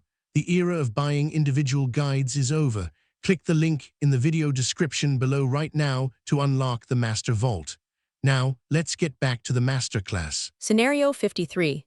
A dynamic warehouse requires the system to suggest the nearest available bin to the unloading dock to minimize forklift travel, but the system is suggesting bins in a random order. How do you fix this determination failure? Answer: this requires configuring the near to picking or next empty bin strategy. I would implement the following. 1. Set Putaway strategy. Change the storage type strategy to near to picking bin or next empty bin in the storage type configuration. 2. Maintain bin sorting. Ensure bins are sorted transaction/SCWM/SBSD with travel distance or coordinates as the primary sort key. 3. Configure storage section search. Use storage sections to group bins by distance. For example, section 001 is nearest and prioritize section 001 in the search sequence. 4. Verify distance calculation. If using travel distance, ensure the warehouse map and coordinates for all bins are accurately maintained in the system. Pro tip: for high-volume warehouses, use coordinates-based sorting. By sorting bins in a snake pattern Z pattern, you ensure the system guides the forklift in a logical line, reducing zigzag travel. Scenario 54. Your warehouse stores both food-grade items and industrial lubricants. You must ensure they are never stored in the same aisle, even if space is limited. How do you implement this separate storage logic? Answer: this is handled through storage section and storage group restrictions. I would define 2 distinct storage sections, one for food and one for lubricants within the same storage type. I would then assign a storage section indicator to each product in their warehouse product master. In the configuration, I would set a hard rule that food indicators can only search the food section.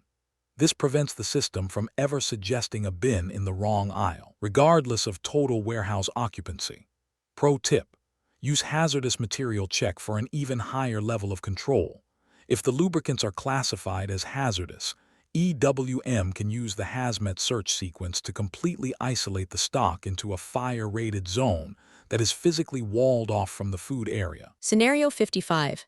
A cold chain warehouse requires frozen goods to be put away within 30 minutes of unloading to maintain product integrity. How do you architect a time-critical put-away flow? Answer: to ensure time-sensitive put-away, I would combine priority management with alert monitoring. I would execute this using 1. High-priority warehouse process type. Assign a specific WPT for frozen goods that has the highest task priority, for example 1. 2. Define time limit POSC step. Create an external step in POSC that triggers an alert if the move from dock to freezer is not confirmed within 30 minutes. 3. Alert monitor integration. Configure the EWM alert monitor to send a notification to the supervisor's dashboard or a mobile device if a task exceeds its planned finishing time. 4. Resource preemption. Ensure that resources assigned to the cold storage queue cannot be diverted to other tasks until the high-priority inbound queue is empty. Pro tip: use direct put-away skipping staging for cold chain goods. By moving the stock directly from the truck to the freezer bin in a single warehouse task, you reduce the exposure time at room temperature. Scenario 56.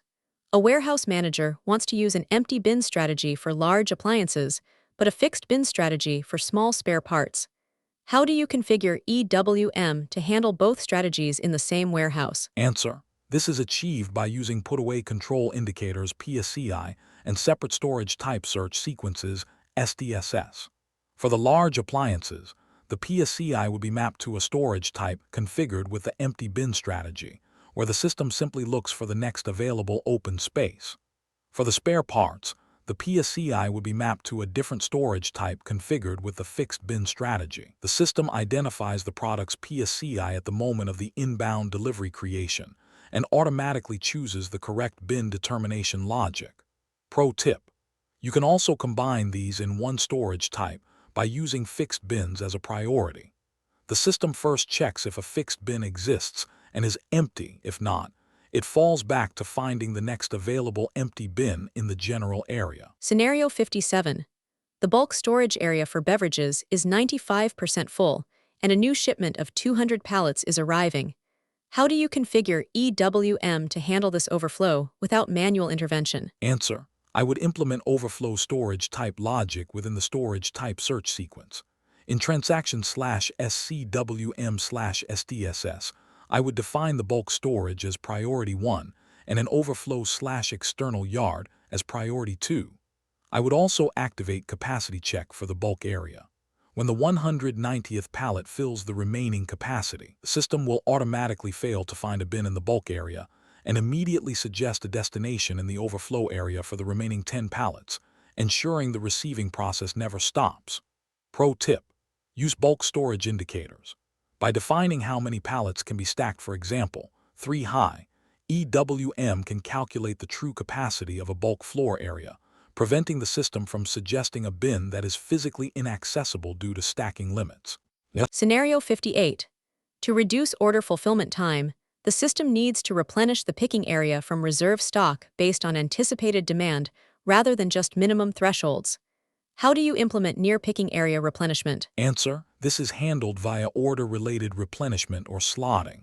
I would configure the process as follows. 1. Activate order-related replenishment.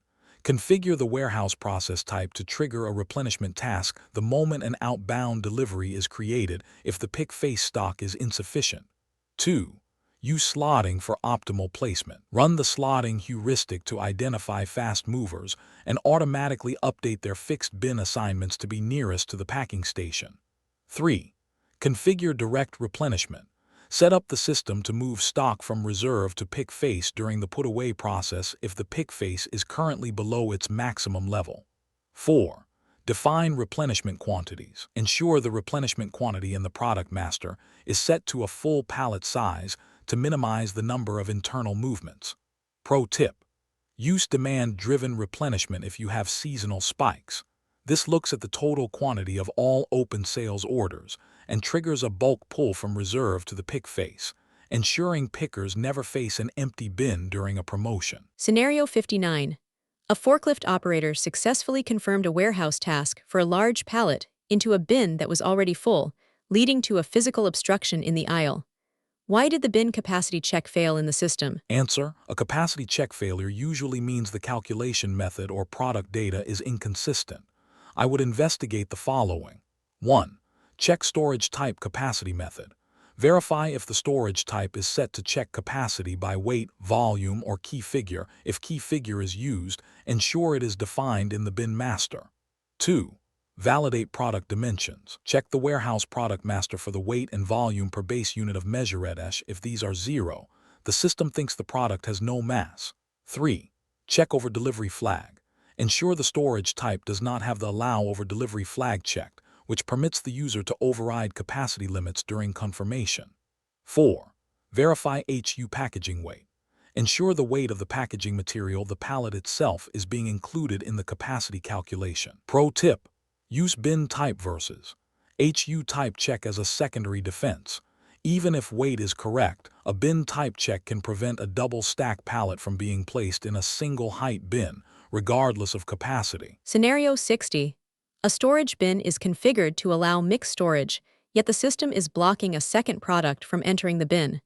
How do you resolve this mixed storage restriction? Answer: mixed storage restrictions can be applied at multiple levels. I would resolve the block by checking 1. Storage type mixed storage flag. Verify that the flag is set to several products or several who's in the storage type configuration. 2. Check addition to existing stock flag. Ensure that addition to stock is permitted for both the storage type and the warehouse process type. 3. Verify product mix storage indicator. Check the warehouse product master. A product level X in the mix storage field will override the storage type's permission. 4. Check storage section restrictions. Ensure that the specific storage section does not have a single product-only rule that is more restrictive than the storage type. Pro tip: be aware of batch-level mixed storage. Even if mixed products are allowed, the system might block mixed batches of the same product in one bin if the mixed batch flag is not active in the storage type settings. Category 3 Conclusion. Mastering put-away and storage control is about maximizing warehouse density while minimizing travel distance. By leveraging POSC for multi-step movements and LOSC for physical routing, you ensure that every pallet is stored in its optimal home. A well-structured storage strategy is the secret behind high-speed outbound fulfillment. The universal interview tip. Whenever you ask a tech VP or an industry mentor how to crack a tough interview, they all give you the exact same tip. Get familiar with the most commonly asked interview questions.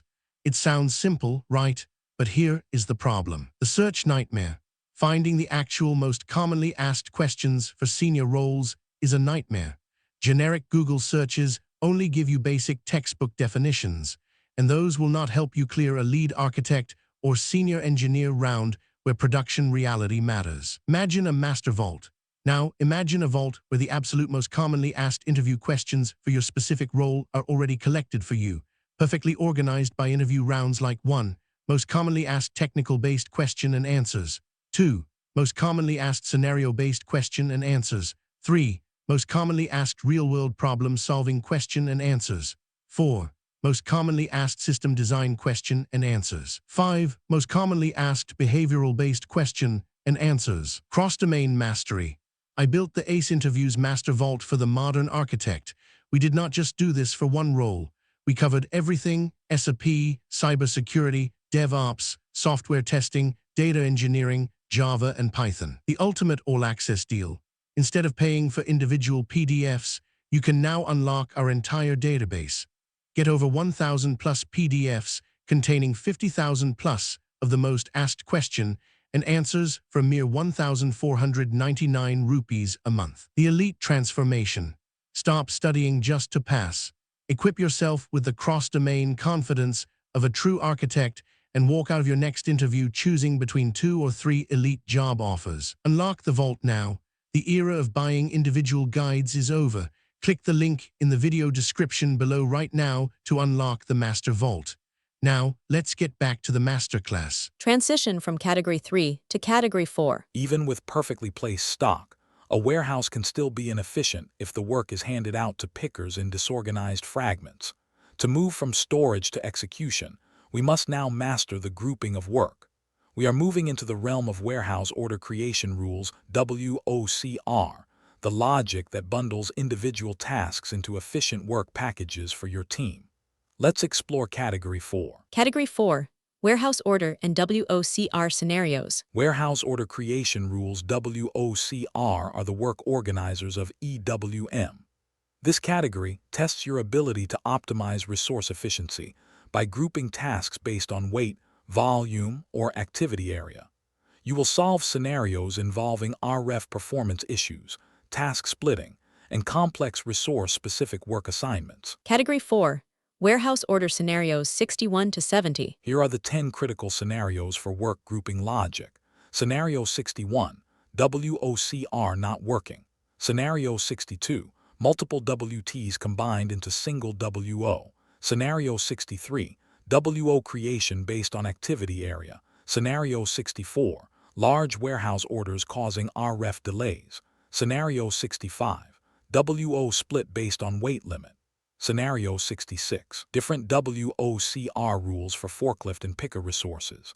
Scenario 67, resource unable to see assigned warehouse orders. Scenario 68, WO sorting sequence issue. Scenario 69, 1 WO per customer delivery requirement. Scenario 70, WO not created due to limit violation. Total 10 scenarios for warehouse order management. Scenario 61. After releasing a large wave, you notice that individual warehouse tasks are not being grouped into warehouse orders, forcing pickers to manually accept one task at a time and killing productivity. How do you troubleshoot this WOCR failure? Answer: this usually indicates that the tasks are failing the determination criteria for your creation rules. I would resolve the failure as follows. 1. Check activity area mapping. Verify that the source bins for the tasks are assigned to an activity area and that the sort transaction /SCWM/SBSD has been performed. 2. Validate WOCR determination. Check transaction /SCWM/WOCR to ensure the warehouse activity, for example, pick and activity area, are correctly mapped to a valid WOCR. 3. Review filter settings. Ensure the item filter assigned to the WOCR is not being too restrictive and excluding the specific products or storage types in the wave. 4. Check search sequence. Confirm the system is not getting stuck on an earlier, higher priority rule that has a hard filter which these tasks cannot pass. Pro tip: use the Simulate Warehouse Order Creation button in the Warehouse Monitor. It provides a detailed log of every rule the system evaluated and the exact reason why a task was rejected from each rule. Scenario 62. To improve efficiency, the warehouse manager wants to combine multiple small customer deliveries into a single warehouse order so one picker can collect everything in a single trip. How do you configure this multi-delivery grouping? Answer: this is achieved by adjusting the limit and consolidation group settings in the WOCR. I would configure a WOCR that allows multiple consolidation groups within a single warehouse order. I would then define a limit based on the total number of items or the maximum volume of the picking cart. When the system creates the warehouse orders, it will bundle tasks from different deliveries together into one WO until the cart's physical limit is reached, maximizing the picker's output per trip.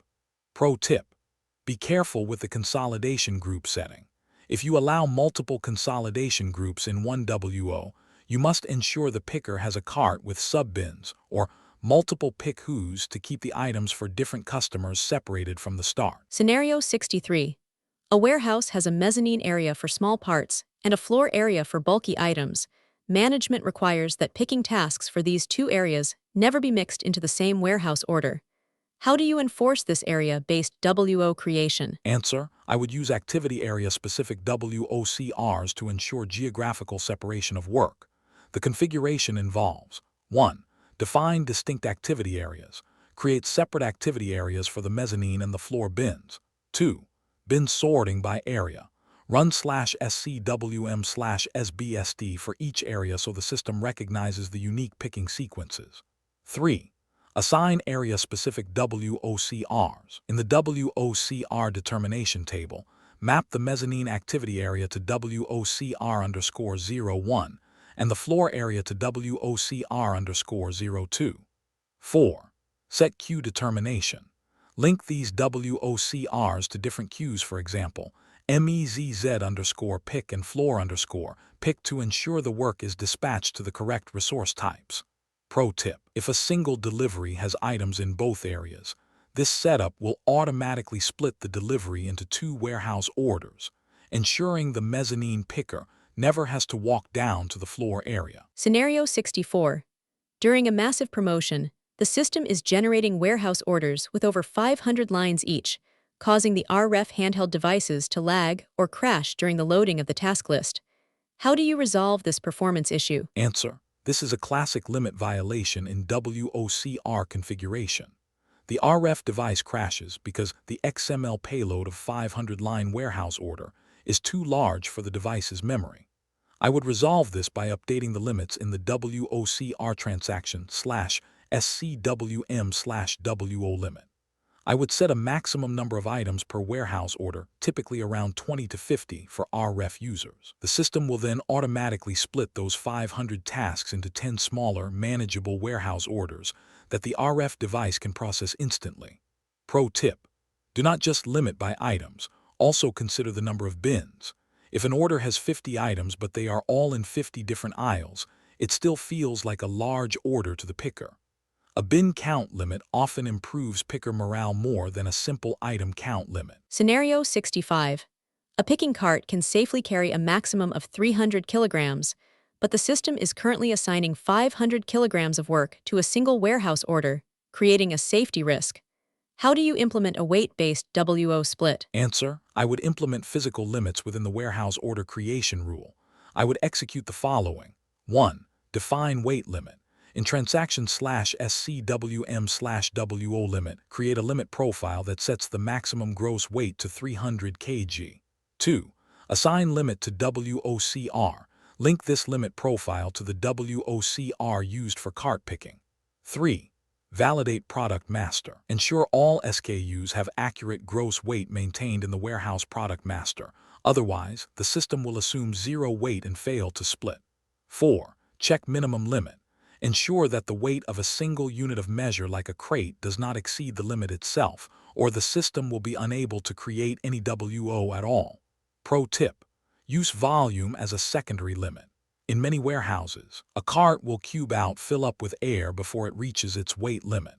Using both ensures the picker never has to manually reject a task because it will not fit. The universal interview tip. Whenever you ask a tech VP or an industry mentor how to crack a tough interview, they all give you the exact same tip. Get familiar with the most commonly asked interview questions. It sounds simple, right? But here is the problem. The search nightmare. Finding the actual most commonly asked questions for senior roles is a nightmare. Generic Google searches only give you basic textbook definitions, and those will not help you clear a lead architect or senior engineer round where production reality matters. Imagine a master vault. Now, imagine a vault where the absolute most commonly asked interview questions for your specific role are already collected for you, perfectly organized by interview rounds like 1. Most commonly asked technical-based question and answers. 2. Most commonly asked scenario-based question and answers. 3. Most commonly asked real-world problem-solving question and answers. 4. Most commonly asked system design question and answers. 5. Most commonly asked behavioral-based question and answers. Cross-domain mastery. I built the ACE Interviews Master Vault for the modern architect. We did not just do this for one role. We covered everything: SAP, cybersecurity, DevOps, software testing, data engineering, Java, and Python. The ultimate all-access deal. Instead of paying for individual PDFs, you can now unlock our entire database. Get over 1,000 plus PDFs containing 50,000 plus of the most asked question and answers for a mere 1,499 rupees a month. The elite transformation. Stop studying just to pass. Equip yourself with the cross-domain confidence of a true architect and walk out of your next interview choosing between 2 or 3 elite job offers. Unlock the vault now. The era of buying individual guides is over. Click the link in the video description below right now to unlock the Master Vault. Now, let's get back to the masterclass. Scenario 66. Your warehouse uses both high-reach forklifts for full pallets and manual trolleys for piece picking. The forklift orders must be grouped by aisle, while trolley orders must be grouped by consolidation group. How do you architect this split logic? Answer: this requires resource-specific WOCRs mapped via activity areas and resource types. I would configure it as follows. 1. Define 2 WOCRs. Create WOCR_PL forklift with sorting set to aisle or bin, and WOCR_PCS trolley with sorting set to consolidation group. 2. Map activity area access. Assign bin access type in the activity area configuration, for example, high level for forklift, ground level for trolley. 3. Queue determination. Map tasks from high-level bins to a forklift queue and ground-level bins to a manual queue. 4. Assign WOCR to queue. In the WOCR determination, ensure the system chooses the correct rule based on the queue and resource type identified during task creation. Pro tip: use the resource type field in the WOCR determination. This allows the system to choose the work grouping logic based on the equipment that is going to perform the work, rather than just the location of the stock. Scenario 67. A forklift operator has logged into the correct queue on their RF device, but the system says no warehouse orders found, even though the monitor shows 100 open picking tasks. How do you troubleshoot this visibility issue? Answer: this usually indicates a status mismatch or a resource assignment error. I would troubleshoot as follows. 1. Check WO status. Ensure the warehouse orders are in open status. If they are waiting, it means a prerequisite like a previous POSC step hasn't been finished. 2. Verify queue assignment. Double-check that the warehouse orders are actually assigned to the same queue that the user is logged into on the RF. 3. Check resource group permissions. Confirm that the user's resource group is permitted to work on that specific queue in transaction/SCWM/RSRC. 4. Check processor locks.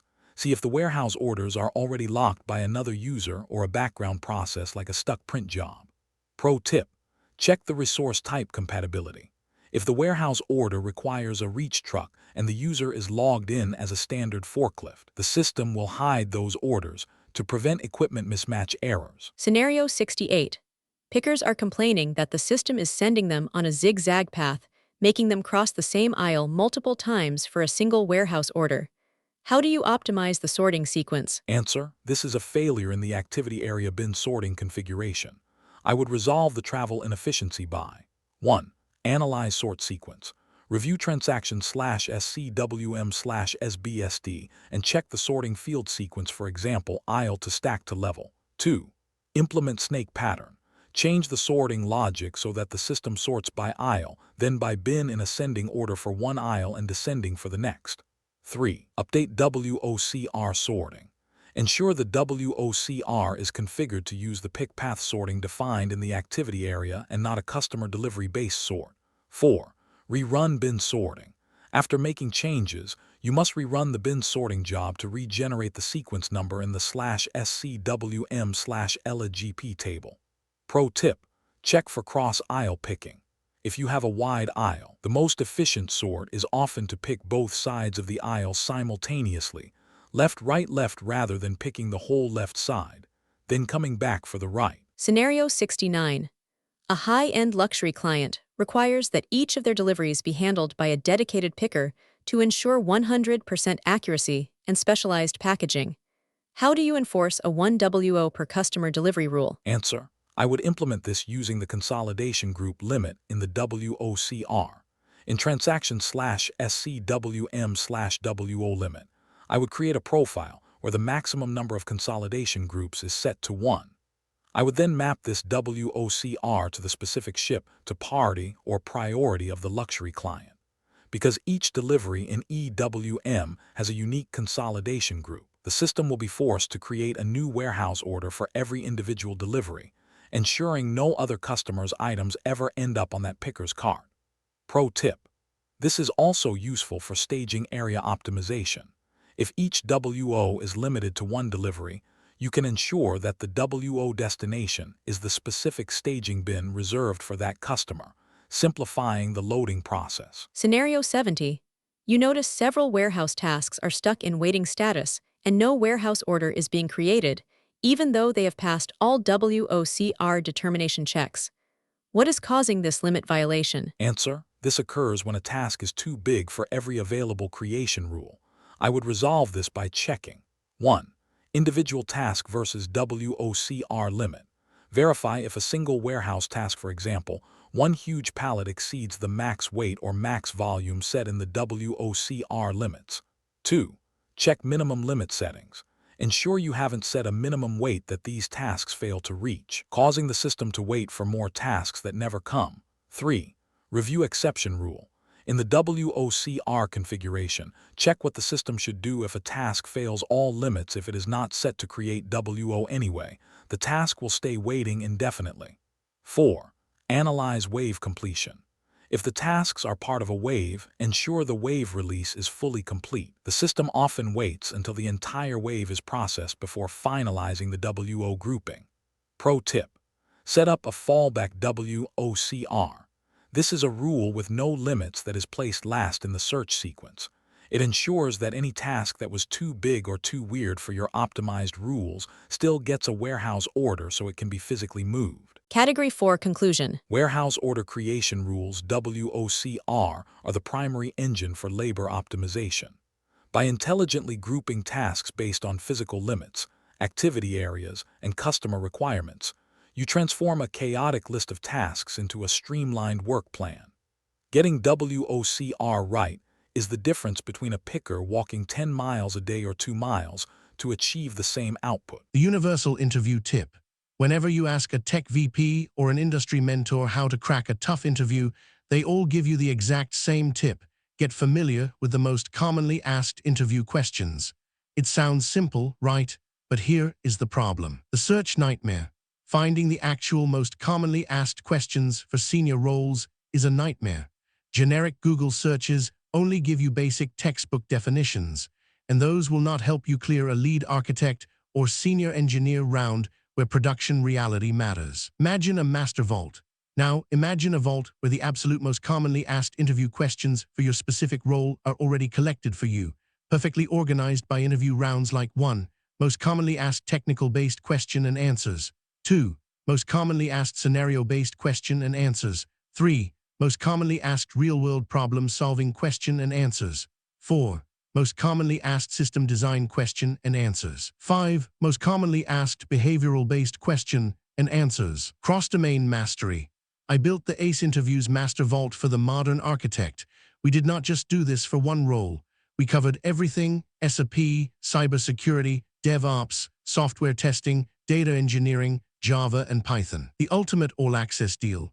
Instead of paying for individual PDFs, you can now unlock our entire database. Get over 1,000 plus PDFs containing 50,000 plus of the most asked question and answers for a mere 1,499 rupees a month. The elite transformation. Stop studying just to pass. Equip yourself with the cross-domain confidence of a true architect and walk out of your next interview choosing between 2 or 3 elite job offers. Unlock the vault now. The era of buying individual guides is over. Click the link in the video description below right now to unlock the Master Vault. Now, let's get back to the masterclass. Transition from Category 4 to Category 5. Grouping the work into orders is only half the battle. To actually execute, those orders must be funneled to the right person, at the right time, with the right equipment. We now move from work grouping to work dispatching. Welcome to the world of queue management, where we manage the digital traffic flow between your warehouse tasks and your physical resources.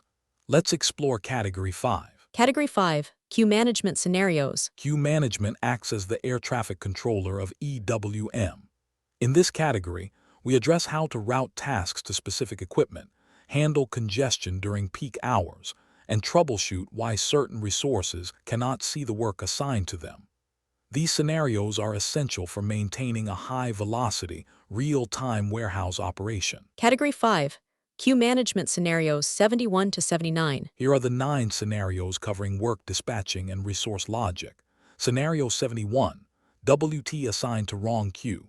Scenario 72, queue determination not happening. Scenario 73, resource cannot access queue tasks. Scenario 74, queue blocked because of stuck WO. Scenario 75, high priority queues not processed first. Scenario 76, are ref users receiving wrong tasks. Scenario 77, queue determination differs between manual and automatic WT creation. Scenario 78, queue congestion during peak hours. Scenario 79, queue reassignment during resource absence. Total 9 scenarios for queue management. Scenario 71. During a high-volume shift, several heavy-duty pallet movements are being incorrectly assigned to the small parts manual queue, causing safety risks and equipment mismatches. How do you resolve this queue determination error? Answer: this indicates a failure in the queue determination criteria. I would troubleshoot and fix the mapping as follows. 1. Check queue determination criteria. Review transaction/SCWM/QDET_out to ensure that the combination of source storage type and activity area is correctly mapped to the pallet queue. 2. Validate bin access type. Ensure the bins in the heavy-duty area are assigned a bin access type, for example, forklift, and that this attribute is used as a filter in the queue determination logic. 3. Review WPT configuration. Check the warehouse process type WPT to see if a default queue is assigned that might be overriding the dynamic determination logic. 4. Verify product attributes.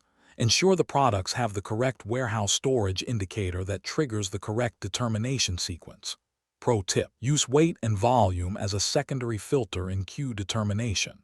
If a task exceeds 50 kg, you can force it into a forklift queue regardless of the storage area, providing a fail-safe for incorrectly classified items. Scenario 72.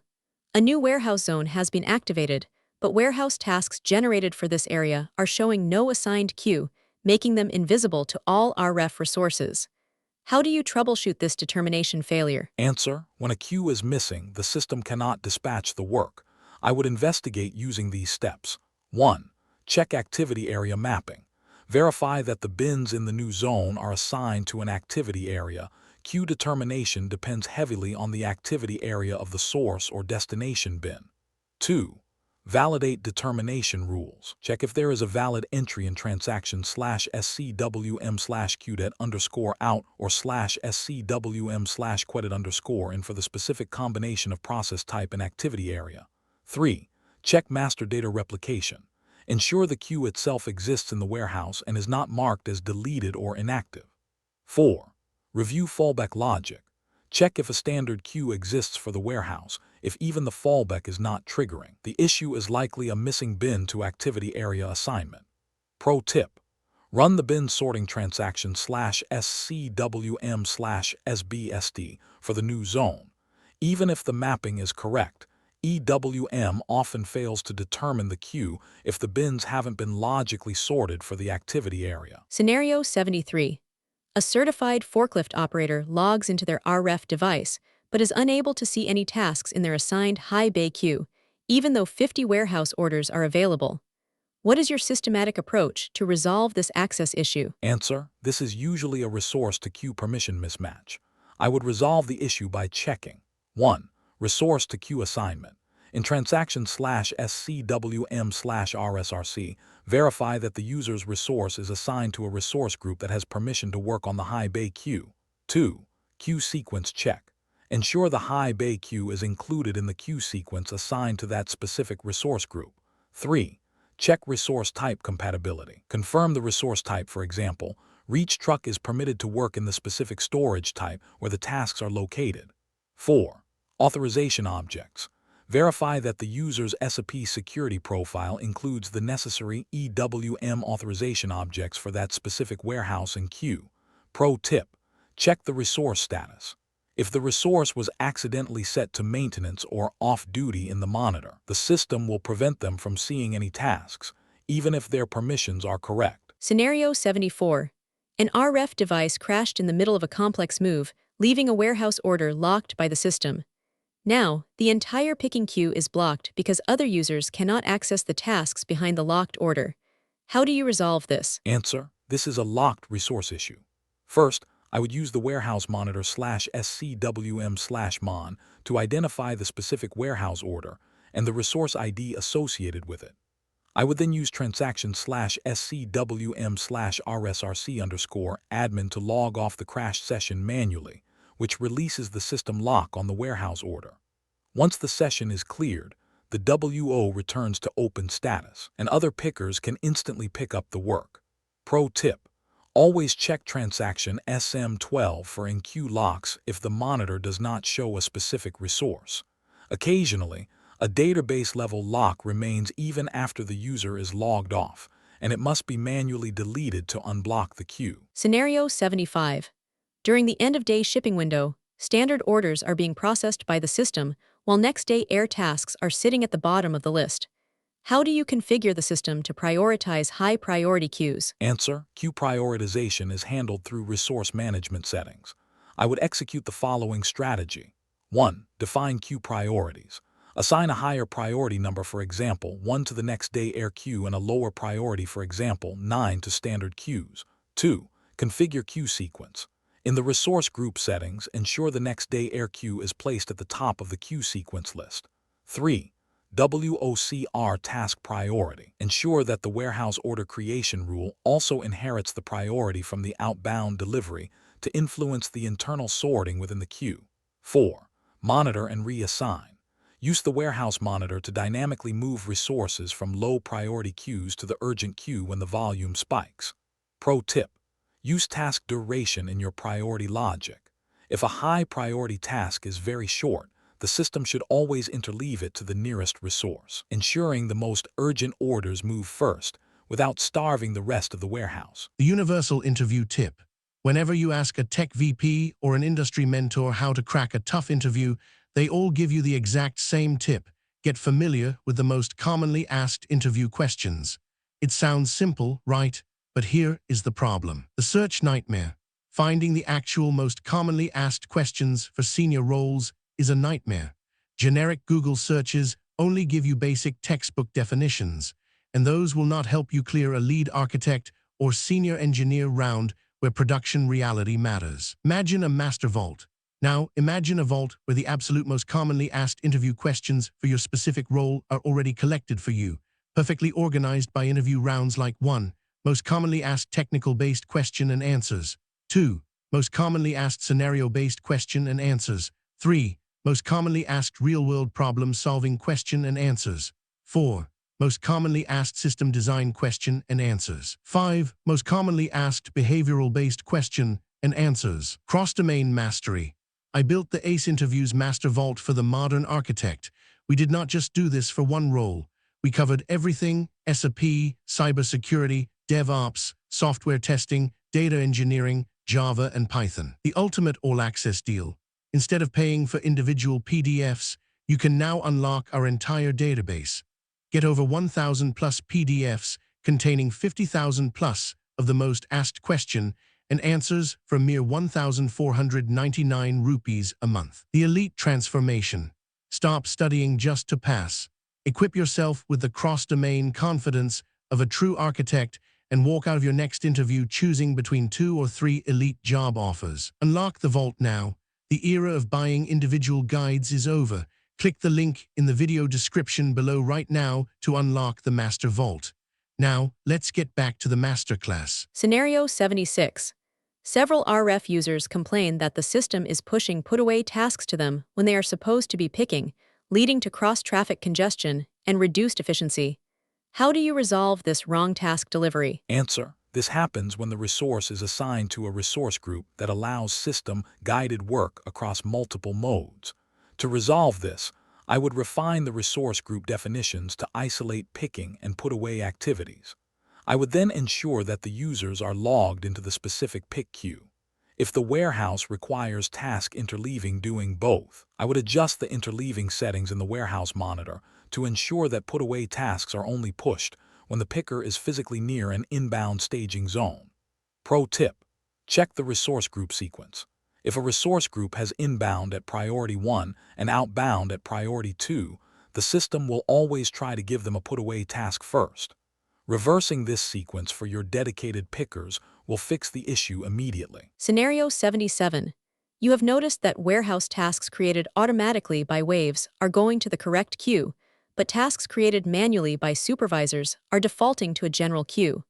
How do you synchronize the determination logic? Answer: this discrepancy is usually caused by different determination triggers. I would resolve it by checking 1. WPT versus condition technique. Automatic creation often uses the PPF condition technique, while manual creation may rely on the default queue maintained in the warehouse process type WPT. 2. Manual entry validation. Ensure that supervisors are not manually overriding the queue field during task creation in transaction/SCWM/ADHU or /SCWM/ADPROD. 3. Queue determination table. Verify that the manual activity is also mapped in transaction/SCWM/QDET_out, as the system treats pick automatic and internal manual as different activities. 4.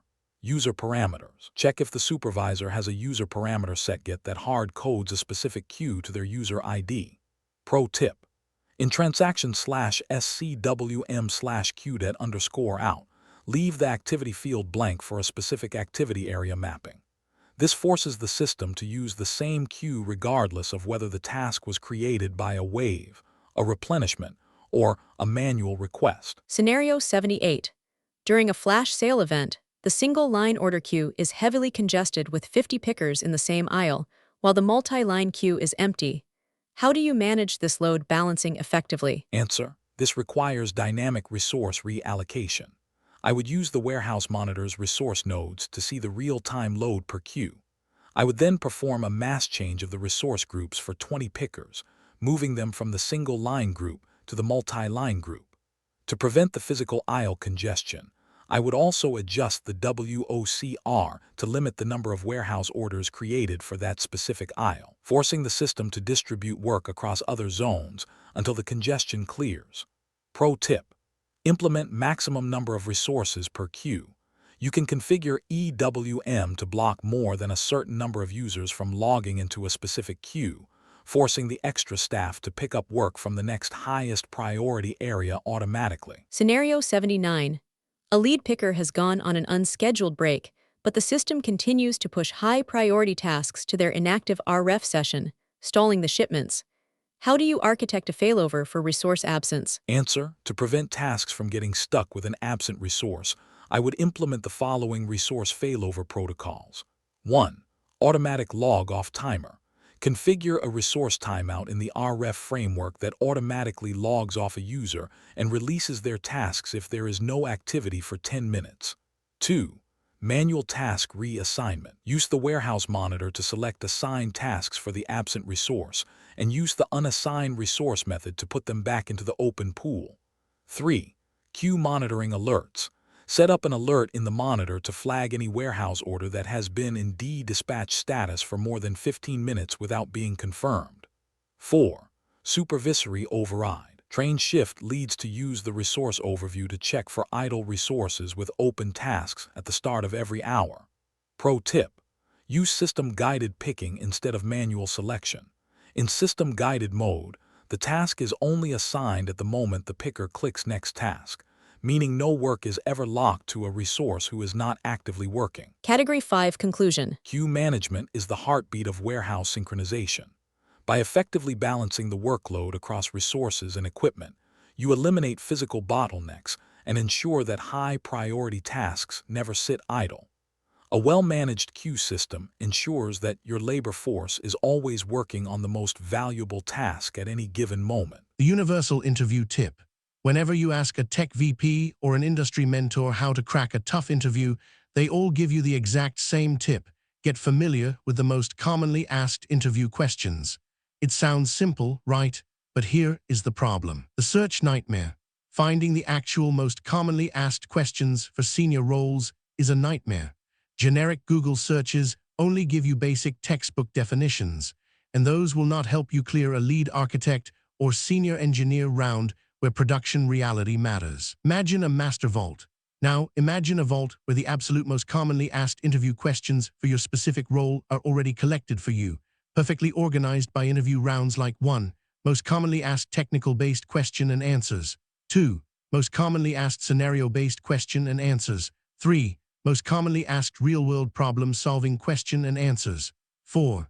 Most commonly asked system design question and answers. 5. Most commonly asked behavioral-based question and answers. Cross-domain mastery.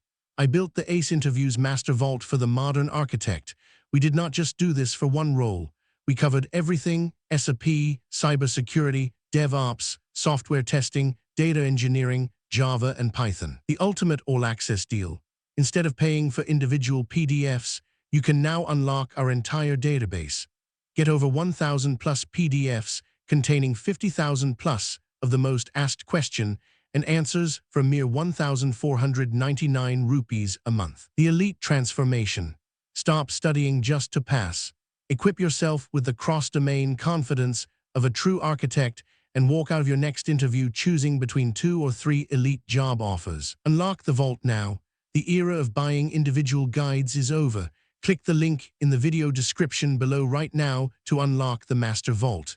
Now, let's get back to the masterclass. Transition from Category 5 to Category 6. Even the most optimized queue is useless if the worker on the floor cannot interact with it. The bridge between your digital warehouse strategy and physical execution is the mobile device. We now move from work dispatching to the user interface, the RF framework. This is where we ensure that the screens, buttons, and barcodes that your pickers use every day are fast, accurate, and reliable. Let's explore Category 6. Category 6. RF Framework Scenarios. The RF framework is the primary tool for 90% of warehouse users. This category focuses on the technical and functional aspects of the mobile experience, from troubleshooting screen errors and barcode misreads to customizing menus and handling connectivity drops in Wi-Fi dead zones. Mastery here ensures a seamless experience for the boots on the ground. Category 6. RF Framework Scenarios 80 to 89. Here are the 10 scenarios covering mobile execution and customization. Scenario 80. RF screen missing expected fields. Scenario 81, RF picking confirmation failing. Scenario 82, RF device disconnecting during transaction. Scenario 83, resource unable to log into RF. Scenario 84, simplified RF flow for temporary workers. Scenario 85, RF menu customization requirement. Scenario 86, barcode scan recognized incorrectly. Scenario 87, RF transaction performance issue. Scenario 88, RF exception code handling. Scenario 89, offline RF synchronization issue. Total 10 scenarios for RF framework. Scenario 80. A new warehouse process for serial number capture was rolled out, but pickers are complaining that the input field for the serial number is missing from their RF screens, preventing task completion. What is your troubleshooting approach? Answer: this is usually a screen personalization or logical transaction issue. I would troubleshoot it as follows. 1. Check RF personalization transaction /SCWM/RFPers. Verify if the serial number field has been hidden for that specific personalization profile or user. 2. Verify display profile. Check the display profile assigned to the user's resource type to ensure it supports the screen resolution and field layout required. 3. Check logical transaction mapping. In the RF framework configuration, verify if the correct logical step and screen are assigned to the transaction code. 4. Examine product master. Ensure the serial number profile is active for the product. If the system does not think the product requires a serial number, it will dynamically hide the field. Pro tip: use the RF Screen Manager /SCWM/RSRC_screen to test the screen on your desktop. If the field is visible there but missing on the handheld, the issue is likely the display profile or screen size scaling. Scenario 81. A picker scans the correct product in bin, but when they hit confirm on the RF device, the system throws a generic internal error and refuses to post the warehouse task. How do you resolve this? Answer: generic errors during confirmation often hide a database-level lock or a configuration gap. I would resolve this by 1. Analyze SD22 dumps. Check the ABAP dump log for any short dumps that occurred at the time of the scan to see if there is a table_lock or data_not_found error. 2. Check warehouse process type WPT. Verify if the WPT requires a mandatory entry that the RF screen is not providing, such as a reason code or verification profile. 3. Validate exception code logic. If the user used an exception code, check transaction /SCWM/EXC to see if the follow-on action is incorrectly configured. 4. Check stock lock SM12. Ensure the source or destination bin is not being locked by a background physical inventory job or a delivery update. Pro tip: if you cannot find an ABAP dump, use transaction /SCWM/error_log. This EWM-specific log captures detailed RF application errors that standard SAP logs sometimes miss. Scenario 82. A picker is working in a Wi-Fi dead zone at the back of the warehouse. Every time they try to confirm a 10-line picking order, the device disconnects, causing them to lose all their progress. How do you handle this technical instability? Answer: this is a session persistence issue. I would implement intermediate confirmation or session management via the ITS mobile settings. By configuring the RF transaction to confirm at item level rather than at the end of the warehouse order, the system saves the progress after every scan. Even if the connection drops, the confirmed items stay confirmed. Furthermore, I would work with the network team to adjust the timeout parameters on the web dispatcher so that the session remains active for 5 minutes during a reconnect attempt. Pro tip: consider RF screen paging. If an order has 10 lines, do not show all 10 at once. By showing only one line at a time, you minimize the data packet size, making the transaction more resilient to weak Wi-Fi signals. Scenario 83. During the start of a peak shift, 20 new hires are unable to log into the RF devices, receiving the error resource not defined despite having valid SAP user IDs. How do you unblock these resources? Answer: an SAP user ID is not enough. A resource must be created in EWM. I would resolve the issue using these steps. 1. Create EWM resource. Use transaction/SCWM/RSRC to define each user as a resource and link their SAP user ID to it. 2. Assign resource group. Ensure each new resource is assigned to a resource group that is permitted to work in the warehouse. 3. Assign personalization profile. Map a personalization profile to each resource so the system knows which RF menus and screens they should see. 4. Check default warehouse. Verify that the user has the warehouse number maintained in their user parameters transaction SU3 to prevent a warehouse not found error during login. Pro tip: for seasonal peaks, use generic resources. You can create 50 resources named temp_01 to temp_50 with generic permissions, and simply share the passwords, avoiding the need to create 200 individual SAP IDs for short-term workers. Scenario 84. Your warehouse is hiring 200 temporary workers for a Black Friday event. The standard RF picking flow is too complex for them, requiring 5 different scans per item. How do you architect a simplified UX for this temporary workforce? Answer: I would use RF personalization to create a light picking profile.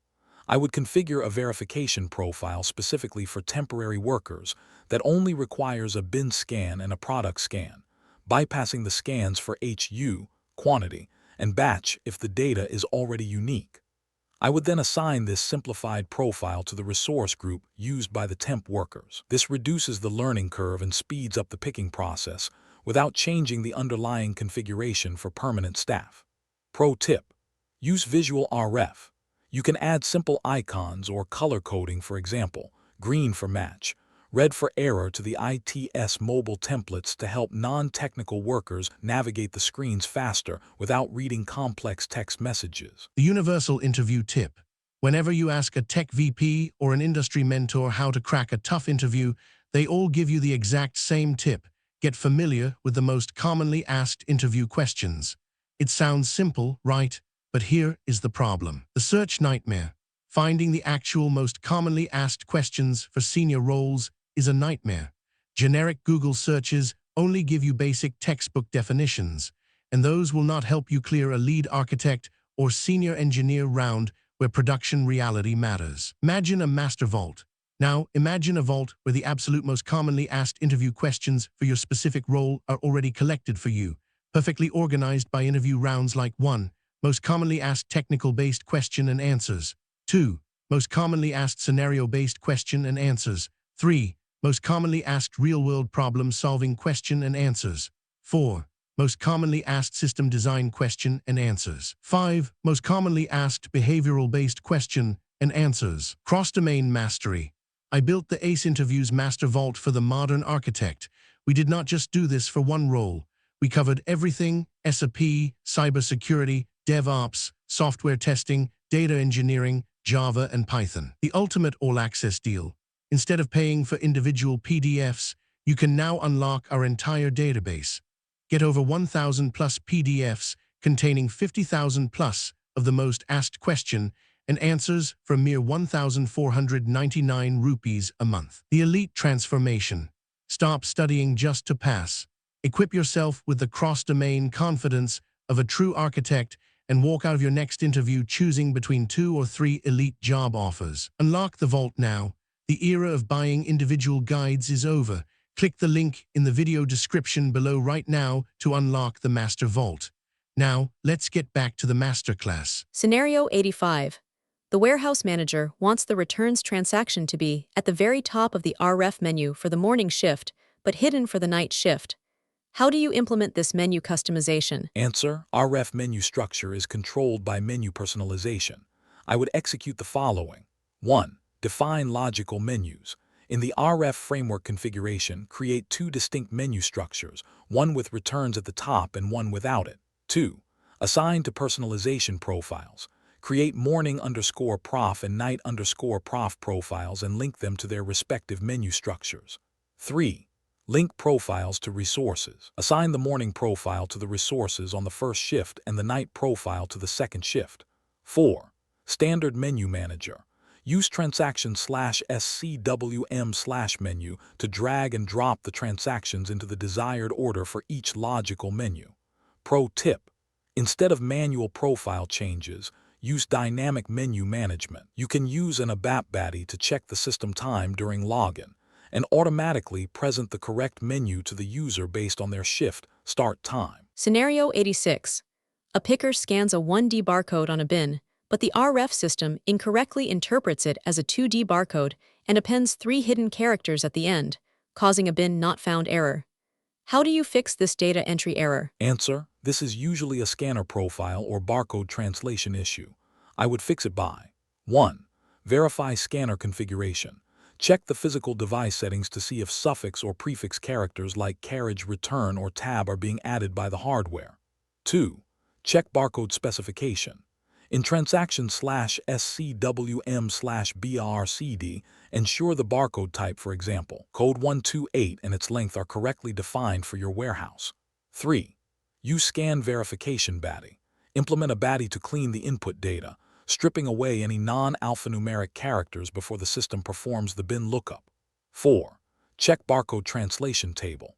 If using GS1 barcodes, ensure the AI application identifiers are correctly mapped in EWM so the system knows where the product ID ends and the batch begins. Pro tip: most modern RF browsers like Velocity or Enterprise Browser have a data intent feature. Configuring the browser to send only the raw string without any metadata often resolves these hidden character issues. Scenario 87. During peak hours, pickers report a 5-second delay between scanning an item and the screen updating, which is slowing down the entire warehouse. What is your approach to optimize RF performance? Answer: performance lag in RF usually points to database locks or inefficient ABAP code. I would investigate as follows. 1. Run transaction ST05. Perform a SQL trace while an RF transaction is running to see if there are any full table scans or slow queries on the /SCWM/ordem_o table. 2. Check for lock contention SM12. Verify if wave release or replenishment background jobs are locking the same tables the pickers are trying to update. 3. Review ITS mobile services. Check the Internet Communication Manager (ICM) logs to see if the web server is reaching its thread limit during peak traffic. 4.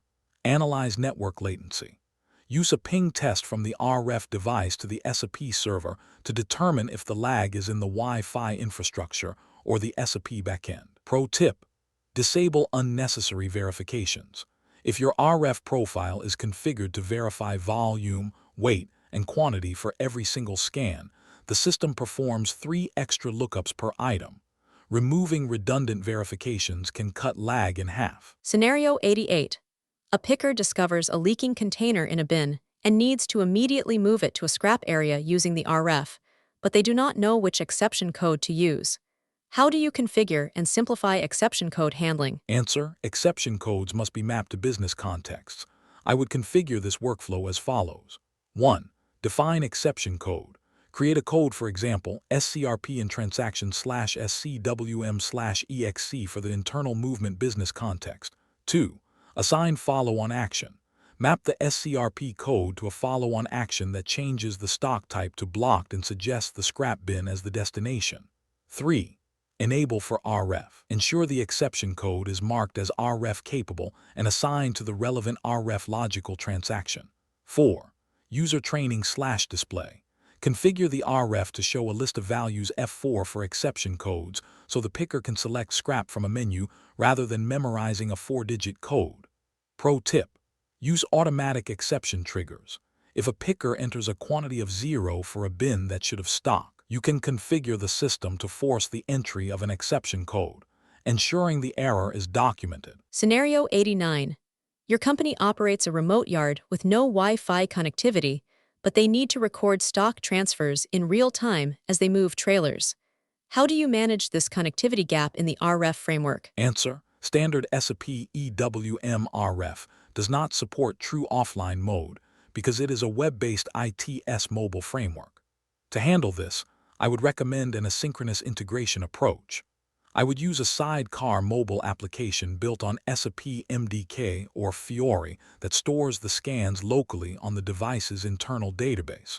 Once the resource returns to a Wi-Fi area, the app automatically pushes the stored transactions to EWM via OData services. This ensures zero data loss while allowing work to continue in the remote yard. Pro tip: if building a custom app is not an option, you can use paper-based recording with a post-facto RF entry. The driver records the moves on a sheet, and a clerk scans them all in once the trailer reaches the dock, though this loses real-time visibility. Category 6 Conclusion. The RF framework is the physical touchpoint of your EWM strategy. By ensuring screens are intuitive, performance is lag-free, and connectivity is resilient, you empower your warehouse staff to execute tasks with maximum speed and minimum error. A high-performing RF environment is the hallmark of a world-class digital warehouse. The universal interview tip. Whenever you ask a tech VP or an industry mentor how to crack a tough interview, they all give you the exact same tip. Get familiar with the most commonly asked interview questions. It sounds simple, right? But here is the problem. The search nightmare. Finding the actual most commonly asked questions for senior roles is a nightmare. Generic Google searches only give you basic textbook definitions, and those will not help you clear a lead architect or senior engineer round where production reality matters. Imagine a master vault. Now, imagine a vault where the absolute most commonly asked interview questions for your specific role are already collected for you, perfectly organized by interview rounds like 1. Most commonly asked technical-based question and answers. 2. Most commonly asked scenario-based question and answers. 3. Most commonly asked real-world problem-solving question and answers. 4. Most commonly asked system design question and answers. 5. Most commonly asked behavioral-based question and answers. Cross-domain mastery. I built the ACE Interviews Master Vault for the modern architect. We did not just do this for one role. We covered everything: SAP, cybersecurity, DevOps, software testing, data engineering, Java, and Python. The ultimate all-access deal. Instead of paying for individual PDFs, you can now unlock our entire database. Get over 1,000 plus PDFs containing 50,000 plus of the most asked question and answers for a mere 1,499 rupees a month. The elite transformation. Stop studying just to pass. Equip yourself with the cross-domain confidence of a true architect and walk out of your next interview choosing between 2 or 3 elite job offers. Unlock the vault now. The era of buying individual guides is over. Click the link in the video description below right now to unlock the Master Vault.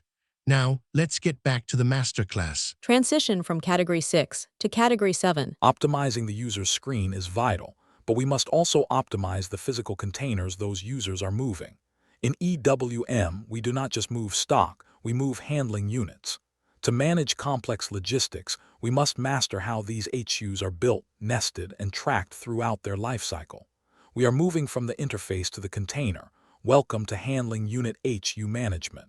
Let's explore Category 7. Category 7. HU Management Scenarios. Handling Unit HU Management is the core of EWM's traceability. This category covers the complexities of nested HUs, automatic palletization, and resolving stuck HUs in transit. These scenarios test your ability to maintain data integrity when physical boxes are split, repacked, or combined across multiple customer deliveries. Category 7. HU Management Scenarios 90 to 100. Here are the 11 scenarios covering container logic and traceability. Scenario 90, Nested HU Creation Issue. Scenario 91, HU Not Moving with WT. Scenario 92, HU Identification Lost During Packing. Scenario 93, Mixed Product HU Handling. Scenario 94, HU Type Determination Issue. Scenario 95, Automatic Palletization Requirement. Scenario 96, HU Split During Picking. Scenario 97, HU Stuck in Transit Storage Type. Scenario 98, Incorrect HU Weight Causing Staging Issue. Scenario 99, Repacking Process Requirement. Scenario 100, one HU linked to multiple deliveries. Total 11 scenarios for HU management. Scenario 90. A user is trying to create a nested HU, placing small boxes inside a master pallet at a packing station, but the system throws an error stating packaging material not allowed, halting the packing of a complex export order. How do you resolve this nesting failure? Answer: this is a configuration gap in the allowed packaging materials table. I would resolve the issue by executing the following. 1. Check packaging material types. Verify that the handling unit type of the inner box is permitted for the packaging material type of the master pallet. 2. Maintain allowed packing materials. In the IMG, ensure the inner box material is assigned to the allowed packaging materials for the master pallets group. 3. Verify HU step in POSC. Ensure the storage process allows for multi-level packing steps if the nesting is happening as part of a formal POSC flow. 4. Check capacity of master HU. Ensure the maximum volume and weight of the master pallet are not being exceeded by the sum of the inner HUs. Pro tip: use packaging specifications, pack specs, to define the nesting hierarchy in advance. If the system knows a pallet is the parent of a box, it will automatically validate and permit the nesting without manual overrides. Scenario 91. During a bulk move, a forklift operator confirms a task, but the system moves only the stock quantity and leaves the physical HUID behind in the source bin, causing a critical data mismatch. Why did the HU fail to move with the task? Answer: this occurs when the warehouse task WT is created for product rather than HU. I would correct this behavior by 1. Check storage type settings. Ensure the source storage type is marked as HU requirement active and that the HU picking control is set to complete HU. 2. Verify WPT settings. Check the warehouse process type to ensure the task for HU flag is selected, which forces the system to move the container, not just the contents. 3. Validate strategy. If the strategy is partial quantity, EWM might be trying to empty the HU instead of moving it. Change the strategy to full HU to ensure the ID travels with the stock. 4. Check exception codes. Ensure the picker didn't use an exception code like SBLT that intentionally stripped the stock from the HU during confirmation. Pro tip: always use HU managed storage types for racking. Moving loose products without an HU ID in a high-density warehouse leads to phantom inventory, where you have stock on paper but no container to scan physically. Scenario 92. An operator at a deconsolidation station is repacking items into new shipping boxes, but the original vendor HUID is being deleted by the system before the new labels are printed, leading to lost traceability. How do you preserve HU identification during packing? Answer: to preserve traceability during repacking, I would implement HU traceability or status controls as follows. 1. Check work center layout. Ensure the deconsolidation work center is configured to keep HU until the contents are fully emptied into the new containers. 2. Enable HU history. Activate handling unit history in the global settings to ensure that even if an HU is deleted, its parent-child relationship is recorded in the logs. 3. Verify label printing trigger. Configure the PPF action to print the new HU label before the content transfer is finalized in the system. 4. Use repack instead of unpack or pack. Train users to use the repack transaction, which performs a synchronous transfer, maintaining a link between the old and new IDs. Pro tip: use external HU numbering for vendor pallets. By keeping the vendor's SSCC number as the external ID even after repacking, you can always search for the original shipment ID in the warehouse monitor. Scenario 93. A warehouse receives mixed pallets containing 10 different SKUs. Management wants to track the entire pallet as one unit for movement, but pickers need to take individual items for orders. How do you architect the balance between HU integrity and picking flexibility? Answer: this is achieved by using partial HU picking settings. I would configure the storage type to be HU managed, but set the HU picking control to allow propose window for partial HU. When a picker needs only one SKU, the system directs them to the master HU. They scan the master ID, pick the specific quantity, and the system automatically creates a pick HU for the outbound move while keeping the master HU ID active in the bin with the remaining SKUs. This maintains the physical integrity of the pallet for bulk moves while allowing granular access for fulfillment. Pro tip: use deconsolidation for fast movers.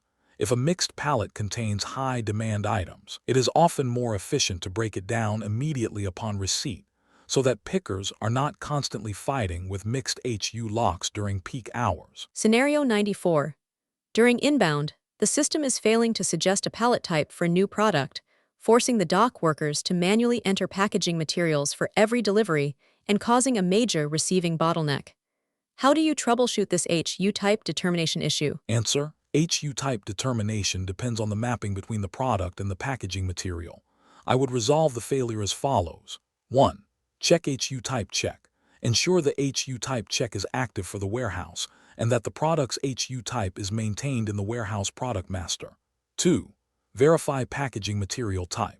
Check that the pallet packaging material has a packaging material type that is mapped to a valid HU type, for example, E1 for Euro pallet. 3. Validate condition technique. In transaction/SCWM/IPU, check if the condition records for HU type determination are correctly maintained for the product or its material group. 4. Check bin type compatibility. Ensure the suggested HU type is actually permitted for the destination bin types. If they do not match, the system will fail to suggest any HU at all. Pro tip: if a product is new and missing master data, set up a default HU type in the warehouse process type. This ensures a standard pallet is always proposed, preventing the dock workers from being blocked. Scenario 95. A high-volume manufacturer wants to automate the creation of HUs during the goods receipt process based on specific quantity triggers, such as every 50 cartons automatically becoming one pallet. How do you implement this automatic palletization? Answer: this is implemented using packaging specifications pack specs. I would configure the automation as follows. 1. Create packaging specification. Define a multi-level pack spec in /SCWM/PS with a main step representing the pallet and a content quantity of 50 cartons.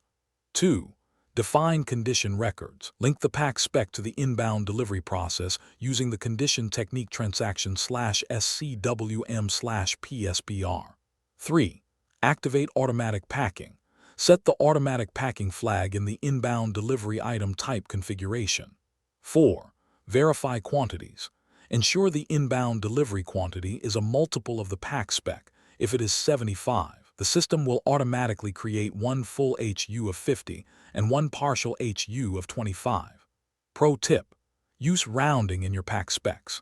By enabling rounding, you can force the system to always create full pallets, which is essential for warehouses using automated storage and retrieval systems ASRS. The universal interview tip. Whenever you ask a tech VP or an industry mentor how to crack a tough interview, they all give you the exact same tip. Get familiar with the most commonly asked interview questions. It sounds simple, right? But here is the problem. The search nightmare. Finding the actual most commonly asked questions for senior roles is a nightmare. Generic Google searches only give you basic textbook definitions, and those will not help you clear a lead architect or senior engineer round where production reality matters. Imagine a master vault. Now, imagine a vault where the absolute most commonly asked interview questions for your specific role are already collected for you, perfectly organized by interview rounds like 1. Most commonly asked technical-based question and answers. 2. Most commonly asked scenario-based question and answers. 3. Most commonly asked real-world problem-solving question and answers. 4. Most commonly asked system design question and answers. 5. Most commonly asked behavioral-based question and answers. Cross-domain mastery. I built the ACE Interviews Master Vault for the modern architect. We did not just do this for one role. We covered everything: SAP, cybersecurity, DevOps, software testing, data engineering, Java, and Python. The ultimate all-access deal. Instead of paying for individual PDFs, you can now unlock our entire database. Get over 1,000 plus PDFs containing 50,000 plus of the most asked question and answers for a mere 1,499 rupees a month. The elite transformation. Stop studying just to pass. Equip yourself with the cross-domain confidence of a true architect and walk out of your next interview choosing between 2 or 3 elite job offers. Unlock the vault now.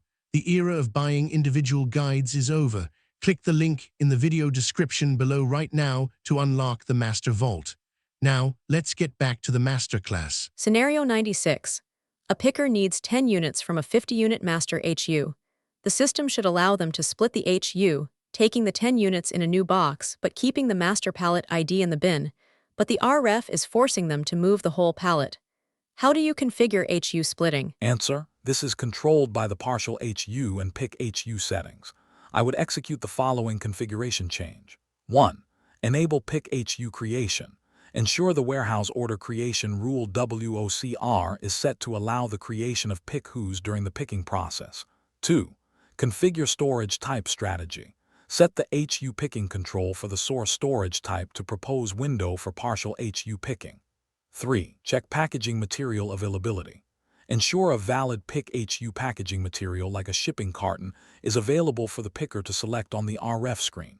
4. Verify exception code SBLT.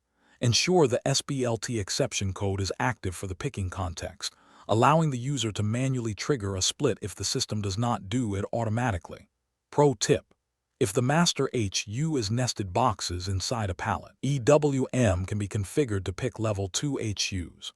This means the picker takes an entire pre-packed box from the pallet, which is faster and safer than picking loose units. Scenario 97. An HU was moved from the dock, but never reached the final bin due to a network crash. It is now showing in the 9010 transit storage type in the monitor, but no open tasks exist to move it, effectively ghosting the inventory. How do you resolve this stuck HU? Answer: a ghost HU in transit is usually the result of a canceled or interrupted warehouse task. I would resolve it as follows. 1. Identify HU status. Check the HU history in /scwm/mon. If the last task was canceled, the HU is logically stuck in the intermediate transit bin. 2. Create ad hoc move. Use transaction /scwm/adhu to create a manual ad hoc warehouse task to move the HU from the transit bin to its final destination. 3. Check for inconsistent stock on HU. If the move fails, verify if the product quantity on the HU matches the physical stock. Use transaction /scwm/chm_log to check for internal data inconsistencies. 4. Clear block tasks. Ensure no other inactive tasks are locking the HU. If they exist, delete the inactive tasks before attempting the ad hoc move. Pro tip: use the warehouse monitor method clear transit if available in your version.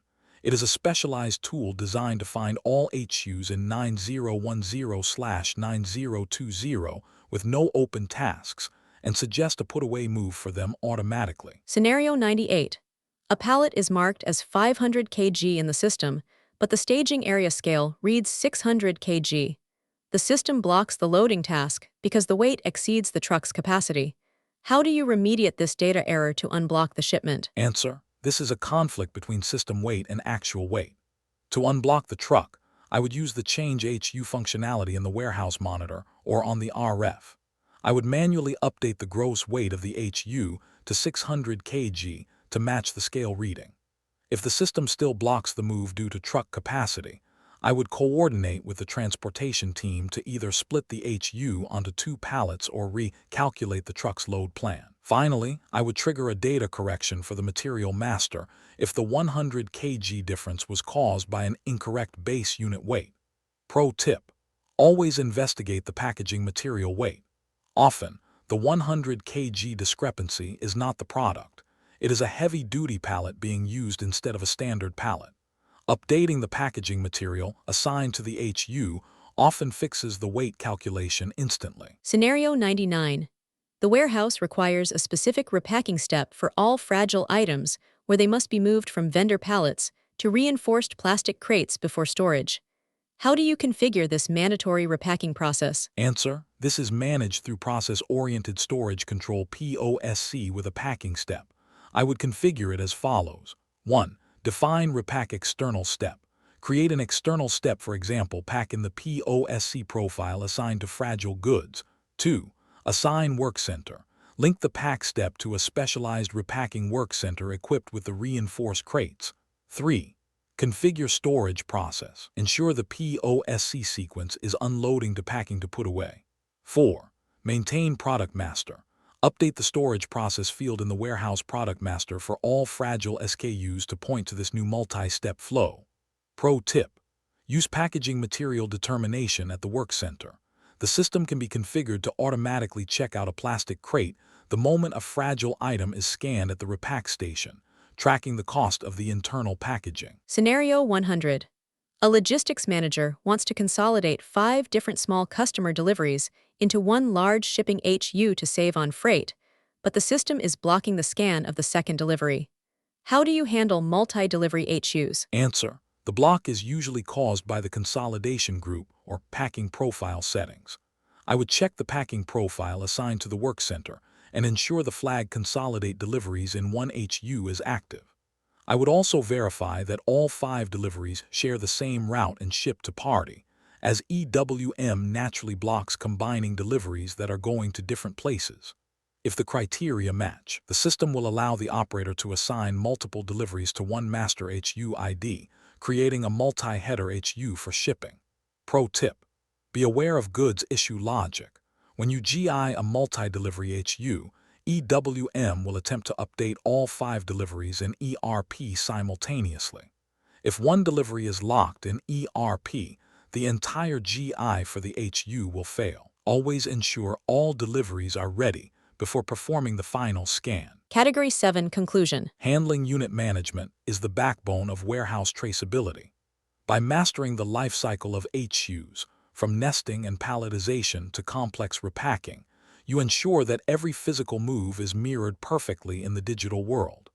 Accurate HU management is what prevents lost inventory and keeps high-velocity automated systems running without interruption. The universal interview tip. Whenever you ask a tech VP or an industry mentor how to crack a tough interview, they all give you the exact same tip. Get familiar with the most commonly asked interview questions. It sounds simple, right?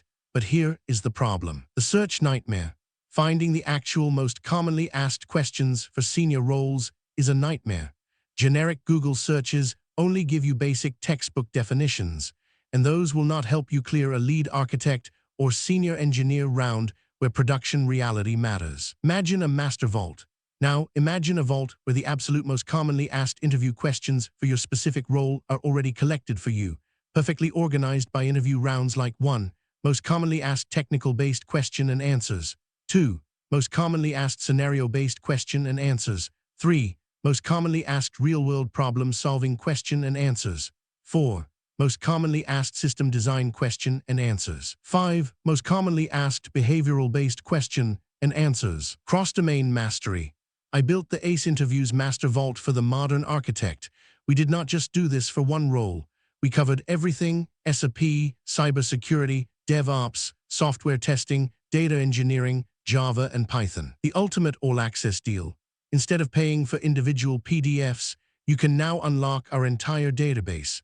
Get over 1,000 plus PDFs containing 50,000 plus of the most asked question and answers for mere 1,499 rupees a month. The elite transformation.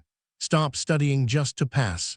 Equip yourself with the cross-domain confidence of a true architect and walk out of your next interview choosing between 2 or 3 elite job offers. Unlock the vault now.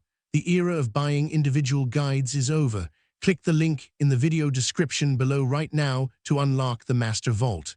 Now, let's get back to the masterclass. Transition from Category 7 to Category 8. An HU tells you where the stock is and what container it is in, but for sensitive industries like pharma or food, the when is even more important. It is not enough to move a pallet, you must move the right batch of that pallet to ensure safety and compliance. We now shift from the container to the life cycle of the product. Welcome to batch management. Let's explore Category 8. Category 8. Batch Management Scenarios. Batch management is critical for traceability and regulatory compliance. These scenarios test your ability to handle shelf life expiration FIFO, troubleshoot synchronization issues between ERP and EWM, and enforce customer-specific batch restrictions. Mastery here ensures that the warehouse never ships an expired or incorrect product. Category 8. Batch Management Scenarios 101 to 108. Here are the 8 critical scenarios for batch traceability and control. Scenario 101, batch determination not happening. Scenario 102, wrong batch selected during picking. Scenario 103, FIFO strategy not working. Scenario 104, batch split due to insufficient quantity. Scenario 105, expired batch available for picking. Scenario 106. Batch stock mismatch between ERP and EWM. Scenario 107. Batch attributes missing during replication. Scenario 108. Customer-specific batch restrictions. Total 8 scenarios for batch management. Scenario 101. A pharmaceutical order is released, but the system is failing to perform automatic batch determination, forcing the office staff to manually assign batches to every delivery line.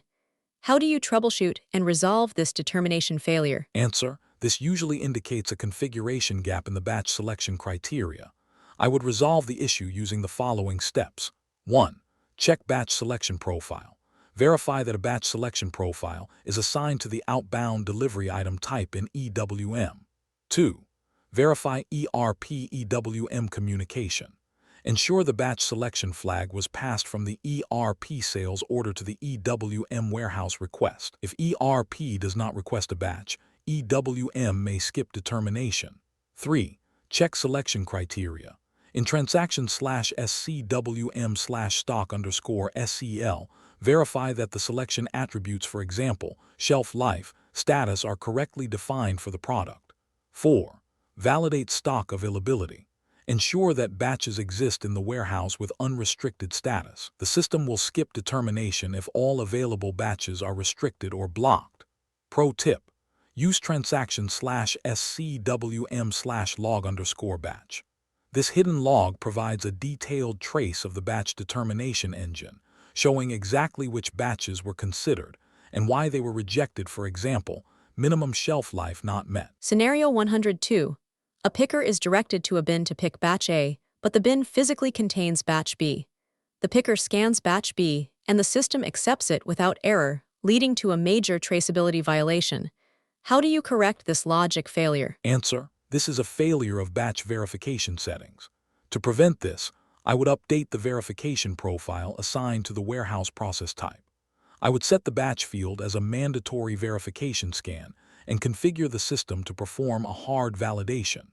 If the picker scans a batch that does not match the one pre-assigned by the system's FIFO/FEFO logic, the RF device must throw a hard error and block the confirmation until an exception code is used or the correct batch is found. Pro tip: if your warehouse has many mixed batch bins, enable automatic batch split on the RF. This allows the picker to scan the batch they actually found, and the system will dynamically update the task to match the physical reality while maintaining a clean audit trail. Scenario 103. The warehouse manager reports that the first expiry, first out FIFO strategy is failing. The system is suggesting newer batches, while older ones sit in the back of the rack. How do you fix the FIFO search sequence? Answer: FIFO depends on batch characteristics and sorting rules. I would optimize the logic as follows. 1. Verify batch attributes. Ensure the expiration date VFDAT is maintained for all batches in the /SCWM/stock_list. If the date is missing, FIFO defaults to standard FIFO. 2. Check stock removal strategy. In the storage type configuration, ensure the stock removal rule is set to FIFO and not FIFO or stringent FIFO. 3. Check sort sequence. Verify the sort rule assigned to the storage type in transaction/SCWM/SR_sort. The primary sort key must be the shelf life expiration date in ascending order. 4. Index update. Run transaction/SCWM/SBSD to resort the bins if you have recently changed the batch characteristics for existing stock. Pro tip: always use minimum remaining shelf life MRSL in your search. If a batch is not expired but has only 2 days left, and the customer requires 30 days, a well-configured FIFO strategy should skip that batch automatically. Scenario 104. A customer orders 100 units, but no single batch has enough quantity to fulfill the line, requiring a split across 3 different batches. How do you configure EWM to handle this batch split during picking? Answer: this is managed via batch split settings in the warehouse request. I would implement the following. 1. Allow item split. In the inbound/outbound delivery item type configuration, ensure the manual and automatic split flags are active. 2. Set batch selection criteria. Configure the system to allow multiple batches per delivery item in the batch selection profile. 3. Verify task creation. During wave release, EWM will automatically create 3 separate warehouse tasks, one for each batch, and link them to sub-items in the outbound delivery. 4. RF configuration. Ensure the RF screen is set to aggregate these tasks for the picker so they see one continuous picking flow rather than 3 separate orders.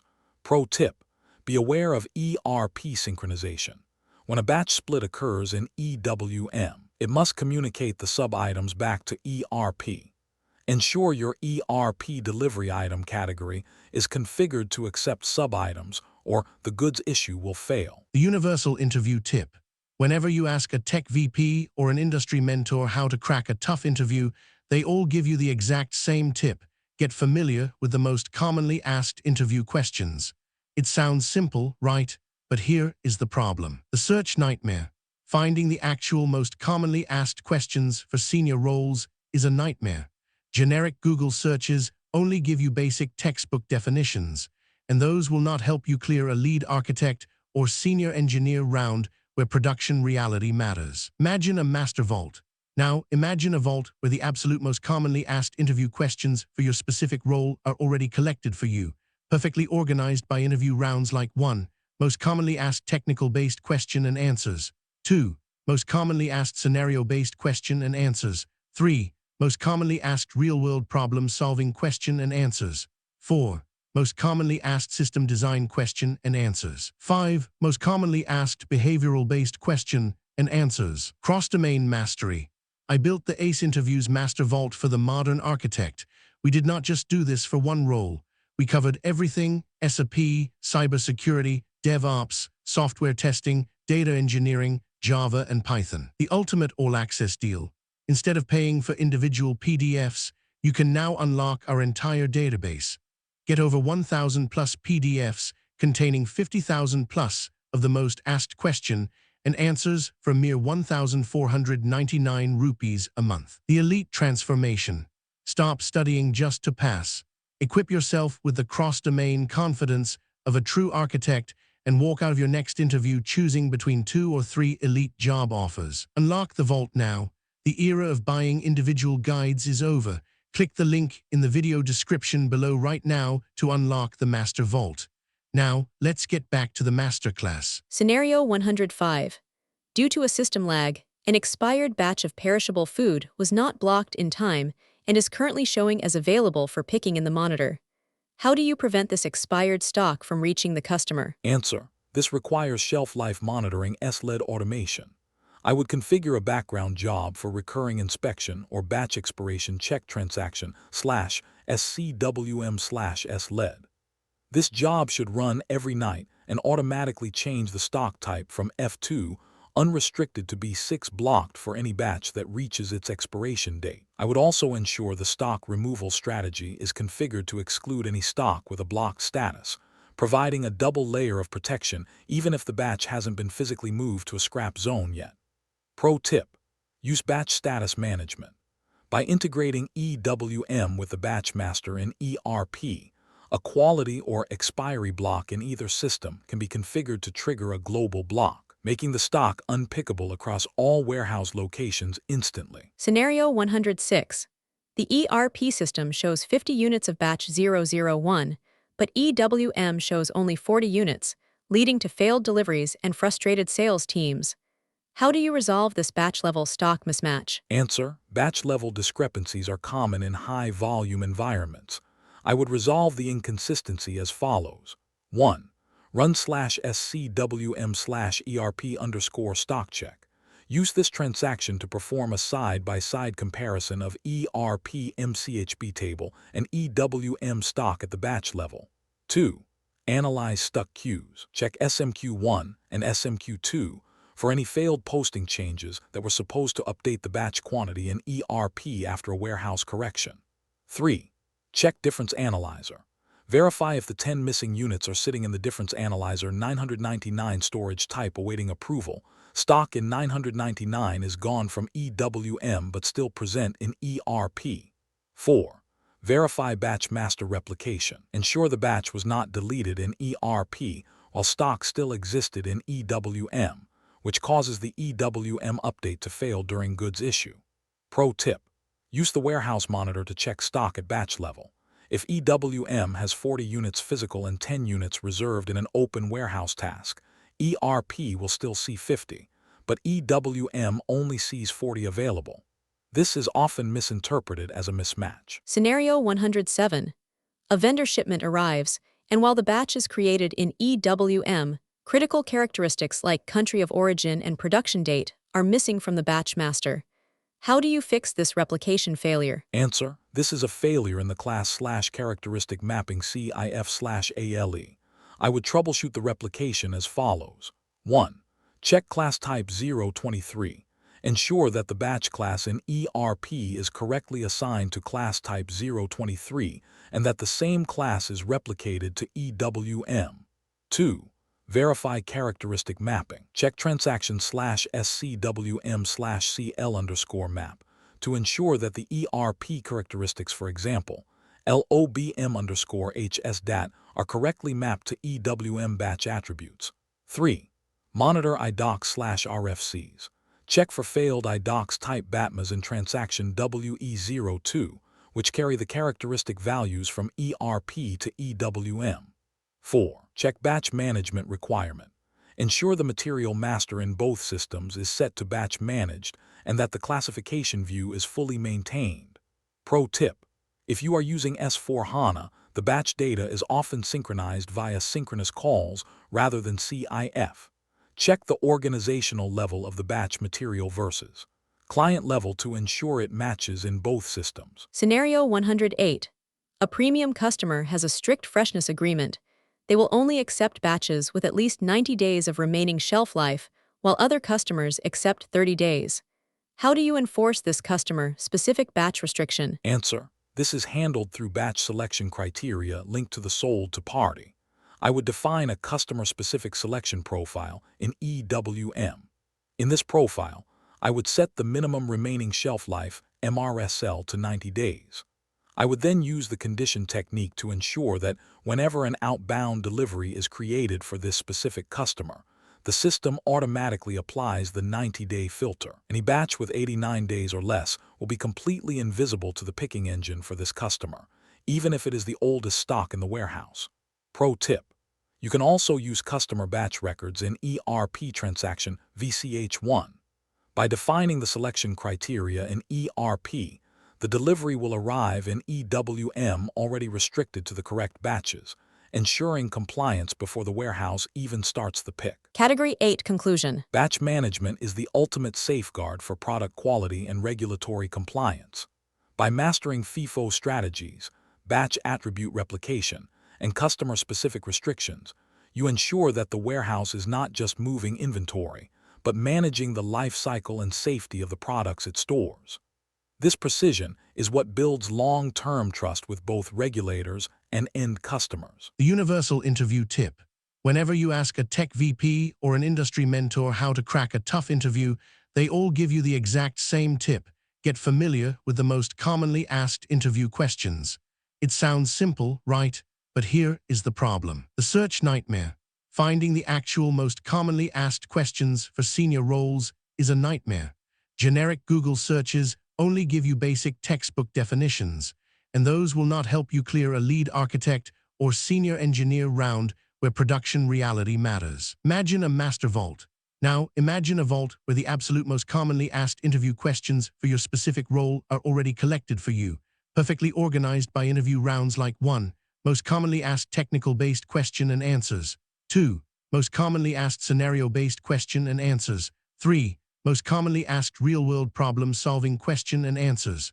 4. Most commonly asked system design question and answers. 5. Most commonly asked behavioral-based question and answers. Cross-domain mastery. I built the ACE Interviews Master Vault for the modern architect. We did not just do this for one role. We covered everything: SAP, cybersecurity, DevOps, software testing, data engineering, Java, and Python. The ultimate all-access deal. Instead of paying for individual PDFs, you can now unlock our entire database. Get over 1,000 plus PDFs containing 50,000 plus of the most asked question and answers for a mere 1,499 rupees a month. The elite transformation. Stop studying just to pass. Equip yourself with the cross-domain confidence of a true architect and walk out of your next interview choosing between 2 or 3 elite job offers. Unlock the vault now.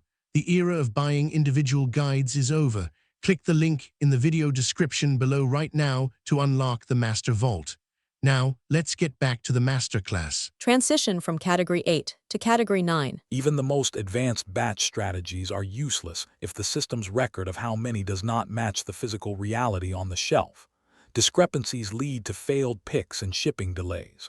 To ensure the digital world perfectly mirrors the physical one, we must now master the processes of counting and correction. We are moving from attributes to accuracy. Welcome to physical inventory. Let's explore Category 9. Category 9. Physical Inventory Scenarios. Physical inventory, PI, is the process of truth in a warehouse.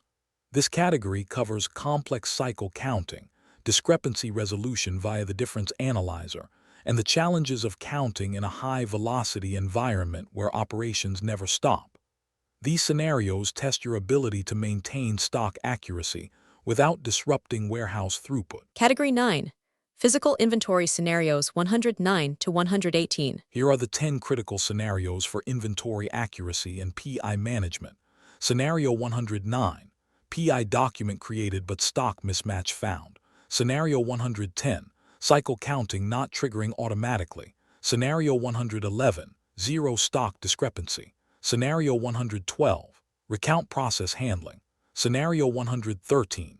Difference posting failing to ERP. Scenario 114. Lost stock investigation. Scenario 115. Inventory during active warehouse operations. Scenario 116. PI document locked by another user. Scenario 117. Physical stock available but system stock negative. Scenario 118. Ad hoc physical inventory requirement. Total 10 scenarios for physical inventory. Scenario 109. A physical inventory PI document was generated for a high-value zone, but after the count results were entered, the system shows a 20% mismatch that the supervisor believes is a data entry error. How do you troubleshoot and resolve this count discrepancy? Answer: to resolve a PI mismatch before it affects the balance sheet, I would follow this investigative process. 1. Validate entered results. In transaction/SCWM/PI_process, review the counted quantity against the book quantity to identify if the unit of measure, for example, cases versus pieces, was entered incorrectly. 2. Check for open tasks. Verify if any warehouse tasks were confirmed during the count, but after the PI document was created, which would artificially create a discrepancy. 3. Review inactive PI docs. Ensure no other active PI documents exist for the same bin, as overlapping counts can cause the book quantity to be frozen at the wrong value. 4. Trigger recount. If the discrepancy cannot be explained, use the Recount button in the PI monitor to generate a new count task for a different operator. Pro tip: use the count history report. It shows the book quantity at the exact timestamp the PI document was created, allowing you to cross-reference with the warehouse task log to see exactly what moved and caused the mismatch. Scenario 110. Your organization wants to use cycle counting to avoid a full warehouse shutdown, but the system is failing to automatically trigger PI documents for category A items. How do you resolve this automation failure? Answer: cycle counting automation depends on the interaction between the CC indicator and the background job. I would troubleshoot as follows. 1. Verify CC indicator in Product Master. Ensure that the cycle counting indicator A, B, or C is maintained in the Warehouse Product Master for the affected SKUs. 2. Check CC interval configuration. In the storage type settings, verify that the cycle counting interval, for example, every 30 days is correctly defined for Category A. 3. Check background job spool. Review the spool for program/SCWM/R_PI_CC_create. If the job is running but creating 0 documents, it often means all items were already counted within the current interval. 4.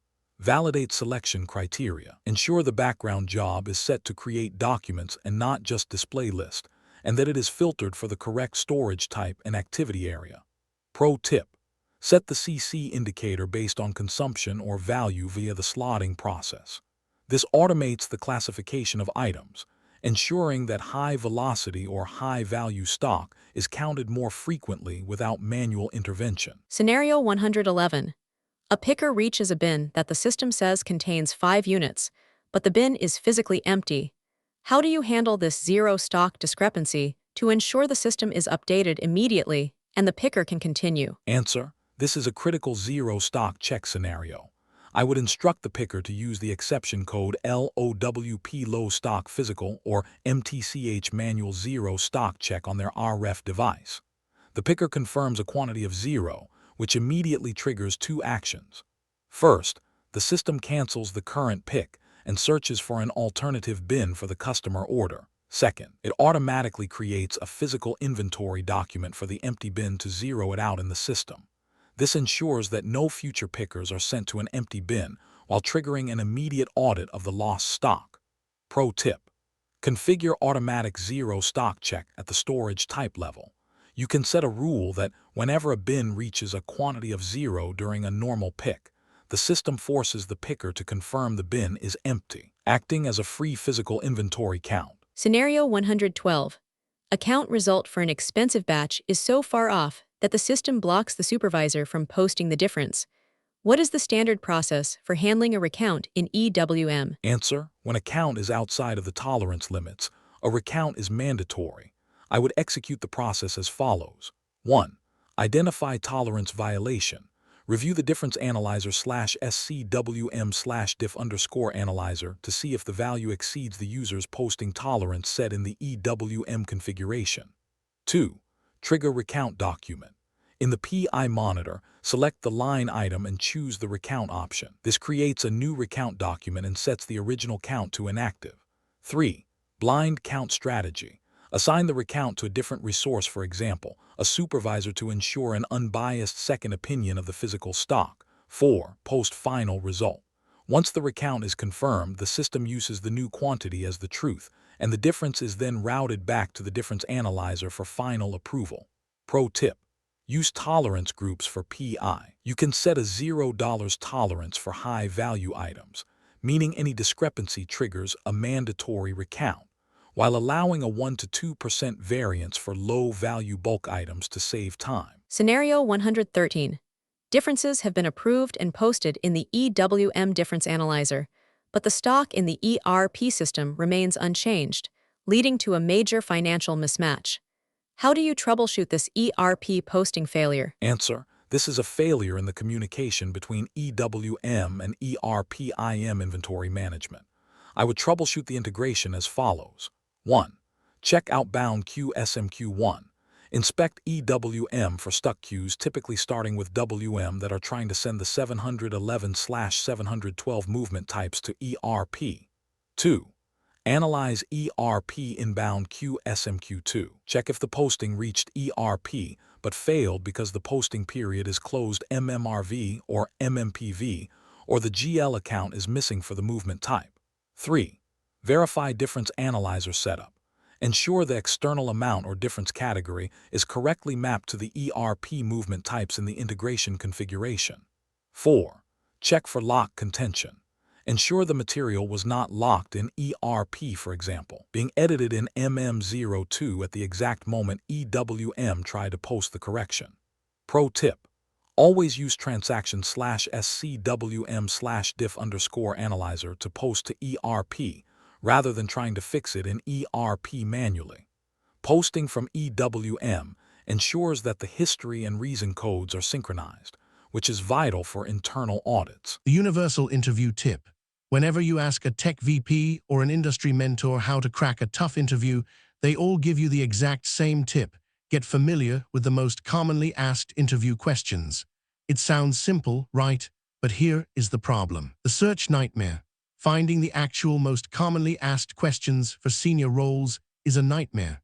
Generic Google searches only give you basic textbook definitions, and those will not help you clear a lead architect or senior engineer round where production reality matters. Imagine a master vault.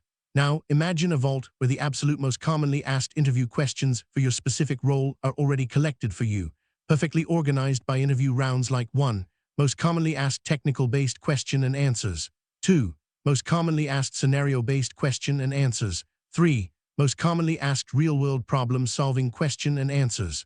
4. Most commonly asked system design question and answers. 5. Most commonly asked behavioral-based question and answers. Cross-domain mastery.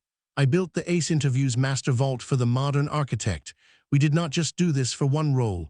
We covered everything: SAP, cybersecurity, DevOps, software testing, data engineering, Java, and Python. The ultimate all-access deal. Instead of paying for individual PDFs, you can now unlock our entire database.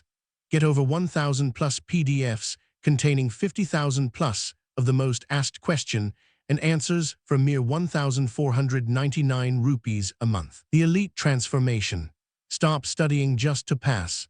Equip yourself with the cross-domain confidence of a true architect and walk out of your next interview choosing between 2 or 3 elite job offers. Unlock the vault now.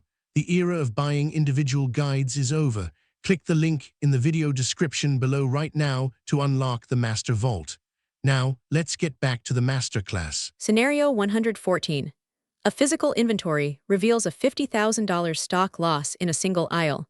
The CFO demands a lost stock investigation before the difference is posted. How do you approach this investigation using EWM tools? Answer: this investigation requires a forensic look at the warehouse task history. I would first use the warehouse monitor /SCWM/mon to extract all confirmed tasks for that aisle over the last 30 days. I would look for canceled tasks or exception codes like diff or CHBD used by specific resources. I would also check for inbound or outbound delivery reversals that might have left phantom stock in the bins. By cross-referencing user IDs with scan timestamps, I can identify if the loss was a systemic process failure, a training issue, or a physical security breach. Pro tip: check the 999 storage type difference analyzer. Often the stock is not lost. It was simply moved to the virtual 999 area by an earlier exception, but never cleared to ERP, making it look like a physical loss in the monitor, when it is actually just a pending system adjustment. Scenario 115. A 24/7 e-commerce warehouse cannot stop operations for a wall-to-wall count. Management wants you to perform inventory while pickers are active in the aisles. How do you manage this without causing data corruption? Answer: this requires the freeze book inventory and locking strategy. I would create the PI documents and immediately set the freeze book inventory flag. This records the book quantity at that exact second, but allows picking tasks to be created against the bin. When the counter reaches the bin, EWM temporarily locks the bin for the few seconds it takes to scan. The system then compares the count result against the frozen quantity, adjusted by any tasks confirmed after the freeze. This dynamic counting ensures accuracy while keeping the warehouse at 100% throughput. Pro tip: use low activity windows for counting. Even with a freeze, counting while picking is physically dangerous and prone to human error. Schedule your PI documents to be created at 2 a.m. when the wave volume is at its lowest to minimize physical interference. Scenario 116. A counter is trying to enter results on their RF device, but the system says physical inventory document is locked by another user. How do you resolve this document lock? Answer: PI document locks usually occur due to an open session or a background process. I would resolve the block as follows. 1. Identify the locking user. Use transaction SM12 in Q monitor to find the specific user ID or process holding the lock on the /SCWM/PI_HDR table. 2. Check the warehouse monitor. Verify if another supervisor is currently reviewing the same PI document in transaction /SCWM/PI_process on their desktop. 3. Clear crashed sessions. If the user is not actually active, use /SCWM/RSRC_admin to log off their RF session and release the document. 4. Check background jobs. Ensure no difference posting job is currently processing the document, as this will lock the record for the duration of the ERP communication. Pro tip: avoid creating PI documents with thousands of line items. By splitting your PI into smaller documents of 50 to 100 bins, You minimize the locking footprint, allowing multiple counters to work in the same zone without bumping into each other. Scenario 117. A warehouse clerk reports that the system shows a negative stock of -5 units in a bin, but physically there are 10 units available. How do you troubleshoot the root cause of negative stock in EWM? Answer: negative stock in EWM is generally caused by an out-of-sequence posting. I would resolve the discrepancy by checking 1. Storage type allow negative stock flag. Verify if the storage type has this flag active. It is often used for staging but should be disabled for racking. 2. Check posting change status. Look for posting change, for example, from quality to unrestricted that was processed in ERP but failed to update EWM, leaving EWM with 0 unrestricted stock while a pick was allowed to happen. 3. Verify GI before GR. If a goods issue was posted for a return before the goods receipt was processed, the system creates a negative balance to keep the shipping process moving. 4. Run /scwm/chm_log. Use the cross-system stock check tool to find the exact IDOC or telegram that caused the negative drift and post a manual correction. Pro tip: negative stock is often a timing issue. Always check for open warehouse tasks first. If a user has a task to move 5 out and it is confirmed twice by a system glitch, EWM will show -5 until the error is caught and reversed. Scenario 118. A high-priority customer claim has arrived regarding a wrong product shipment, and the manager needs an immediate count of the source bin to verify the stock. How do you execute an ad hoc PI requirement? Answer: ad hoc PI is the fastest way to perform an unplanned audit. I would execute the following. 1. Create ad hoc PI doc. Use transaction/SCWM/PI_create and select the ad hoc document type for the specific storage bin. 2. Immediate RF assignment. Trigger the document and assign it directly to the queue of the nearest available resource or supervisor. 3. Confirm blind count. Ensure the book quantity is hidden on the RF screen, forcing the operator to count the physical stock without system bias. 4. Analyze and adjust. Review the results in the difference analyzer immediately to see if the customer claim is valid, that is, if the wrong product is physically in that bin.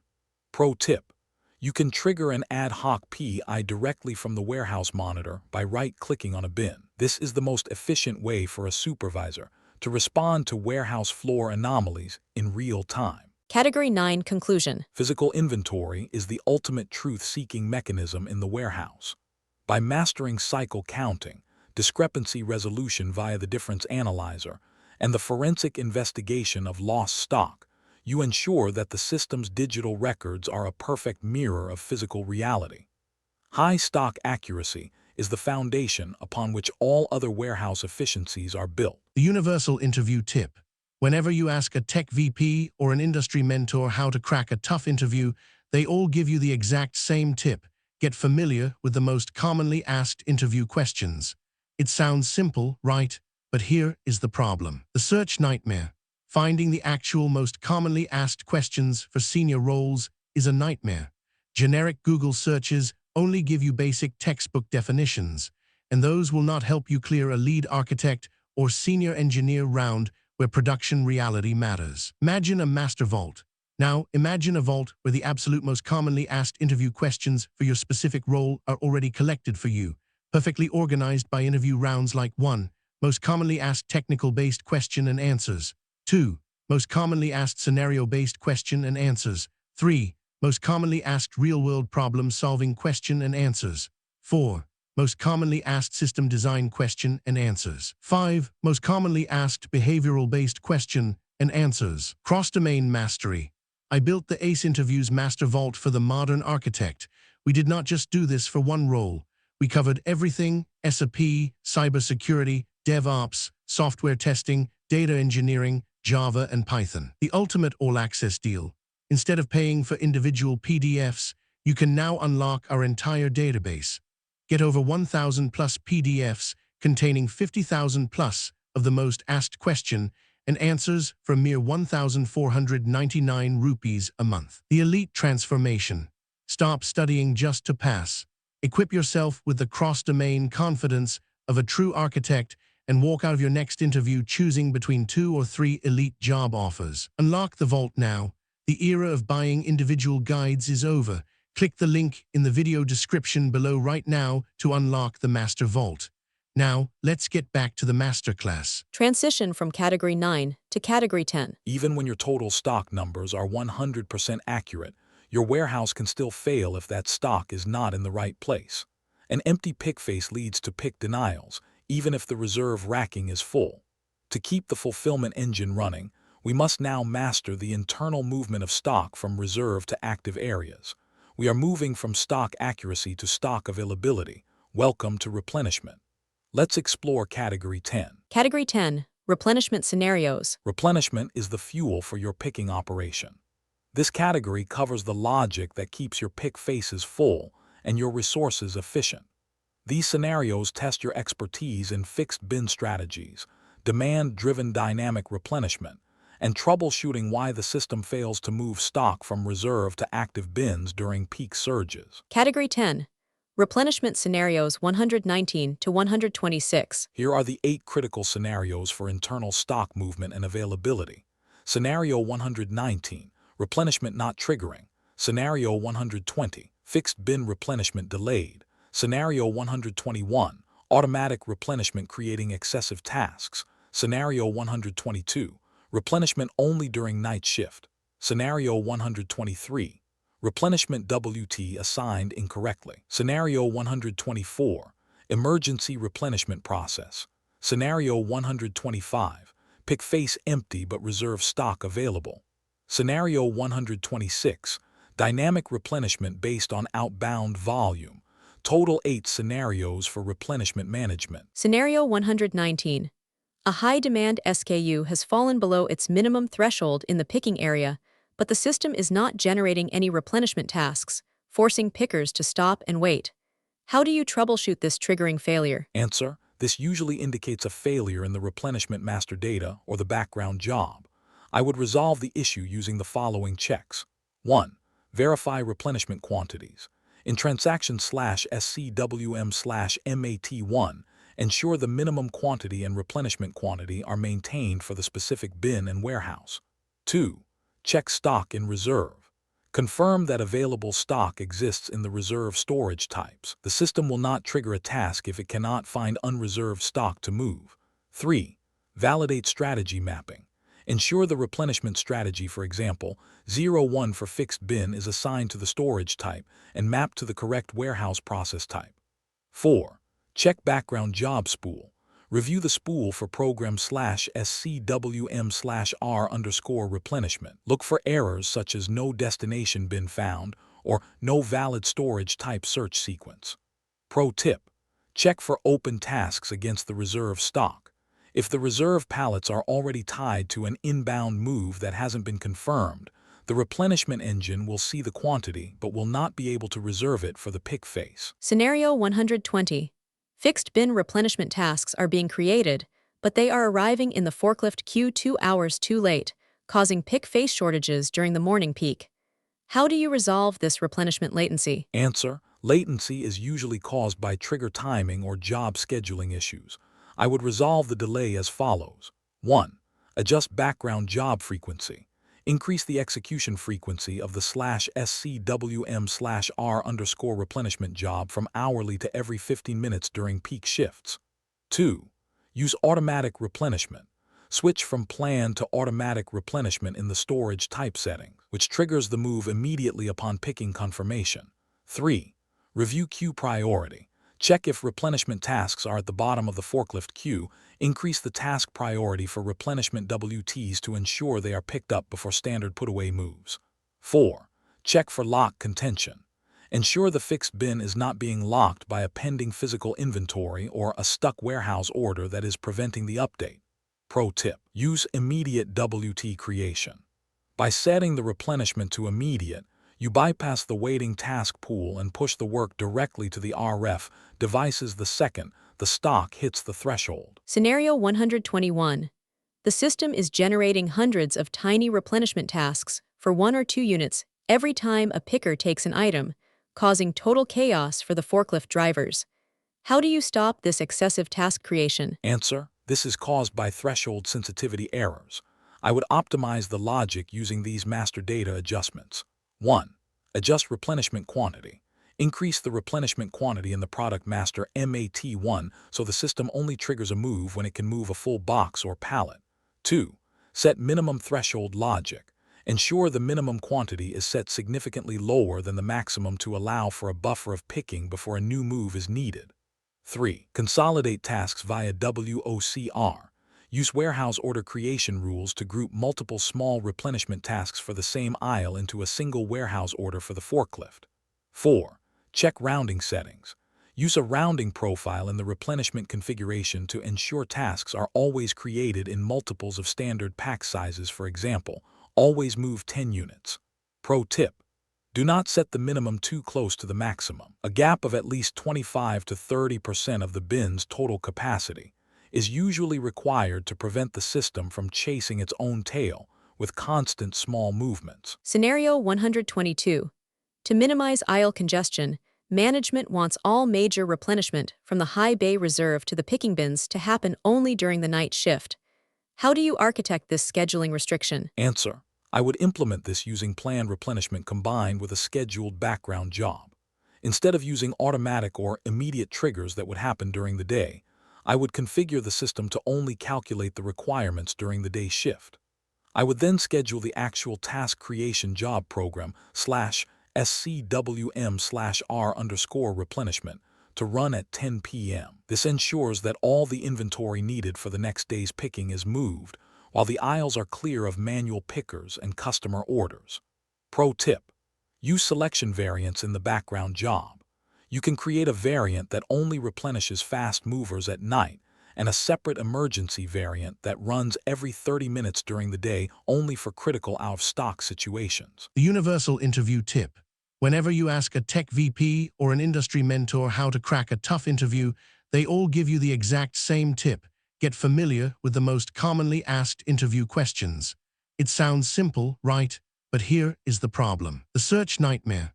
Finding the actual most commonly asked questions for senior roles is a nightmare. Generic Google searches only give you basic textbook definitions, and those will not help you clear a lead architect or senior engineer round where production reality matters. Imagine a master vault. Now, imagine a vault where the absolute most commonly asked interview questions for your specific role are already collected for you, perfectly organized by interview rounds like 1. Most commonly asked technical-based question and answers. 2. Most commonly asked scenario-based question and answers. 3. Most commonly asked real-world problem-solving question and answers. 4. Most commonly asked system design question and answers. 5. Most commonly asked behavioral-based question and answers. Cross-domain mastery. I built the ACE Interviews Master Vault for the modern architect. We did not just do this for one role. We covered everything: SAP, cybersecurity, DevOps, software testing, data engineering, Java, and Python. The ultimate all-access deal. Instead of paying for individual PDFs, you can now unlock our entire database. Get over 1,000 plus PDFs containing 50,000 plus of the most asked question and answers for a mere 1,499 rupees a month. The elite transformation. Stop studying just to pass. Equip yourself with the cross-domain confidence of a true architect and walk out of your next interview choosing between 2 or 3 elite job offers. Unlock the vault now. The era of buying individual guides is over. Click the link in the video description below right now to unlock the Master Vault. Now, let's get back to the masterclass. Scenario 123. Forklift required replenishment. Tasks pallets are being incorrectly assigned to manual pickers with trolleys, leading to physical impossibilities and task rejections. How do you correct this task assignment error? Answer: this is a failure in the queue determination for internal movements. I would resolve it by 1. Check queue determination internal. Ensure transaction /SCWM/QDET_out has a specific entry for the replenishment REPL activity that points to the forklift queue. 2. Validate resource type permissions. Confirm that only forklift resource groups are assigned to the replenishment queues. 3. Check activity area mapping. Verify that the internal activity is correctly sorted and mapped for the bins where the replenishment starts and ends. 4. Review HU type check. Ensure the system recognizes that a full pallet move requires a specific resource type that can handle heavy HU types. Pro tip: if you have different sized forklift equipment, use the bin access type as a filter. This ensures that narrow aisle replenishment tasks only go to VNA certified forklifts and not standard wide aisle equipment. Scenario 124. During a lightning sale, a pick face has completely emptied in 5 minutes, and 50 sales orders are now blocked. The standard background job will not run for another 30 minutes. How do you execute an emergency replenishment? Answer: in this high-pressure scenario, I would use order-related replenishment or a manual ad hoc replenishment. First, I would use the warehouse monitor to manually select the empty bin and trigger a replenishment move immediately, which overrides the background schedule. To prevent this in the future, I would configure direct replenishment, where the system is allowed to take a pallet from a recently received inbound delivery and move it directly to the pick face if it is currently below the maximum level, bypassing the reserve racking entirely. Pro tip: teach your lead pickers to use the RF transaction for ad hoc replenishment. This allows the person who physically sees the empty bin to trigger a move instantly from their handheld, rather than waiting for an office supervisor to notice the bottleneck. Scenario 125. The warehouse monitor shows 500 units in reserve stock, yet the pick face bin remains empty, and the system says no replenishment needed. Why is the system ignoring the available reserve stock? Answer: this usually indicates a stock type or storage type search mismatch. I would investigate the following. 1. Check stock type compatibility. Ensure the stock in reserve is unrestricted F1/F2. If it is in quality Q1 or blocked B1 status, the replenishment engine cannot use it. 2. Validate storage type search sequence. Confirm that the reserve storage type is included in the search sequence for replenishment moves. 3. Check bin to product assignment. If using fixed bin replenishment, ensure the bin is actually assigned to that specific SKU in /SCWM/binmat. 4. Check warehouse task locks. Verify if the 500 units are already reserved by an open outbound task that hasn't been picked yet, making the stock unavailable for replenishment. Pro tip: look for owner or entitled mismatches. If you are a 3PL and the stock belongs to client A, but the pick face is for client B, the system will correctly ignore the stock, even if the material number is the same. Scenario 126. Your e-commerce business has massive spikes every Friday. You want the system to predict the replenishment needed based on open sales orders rather than just waiting for bins to get empty. How do you implement this dynamic replenishment? Answer: this is achieved using order-related replenishment.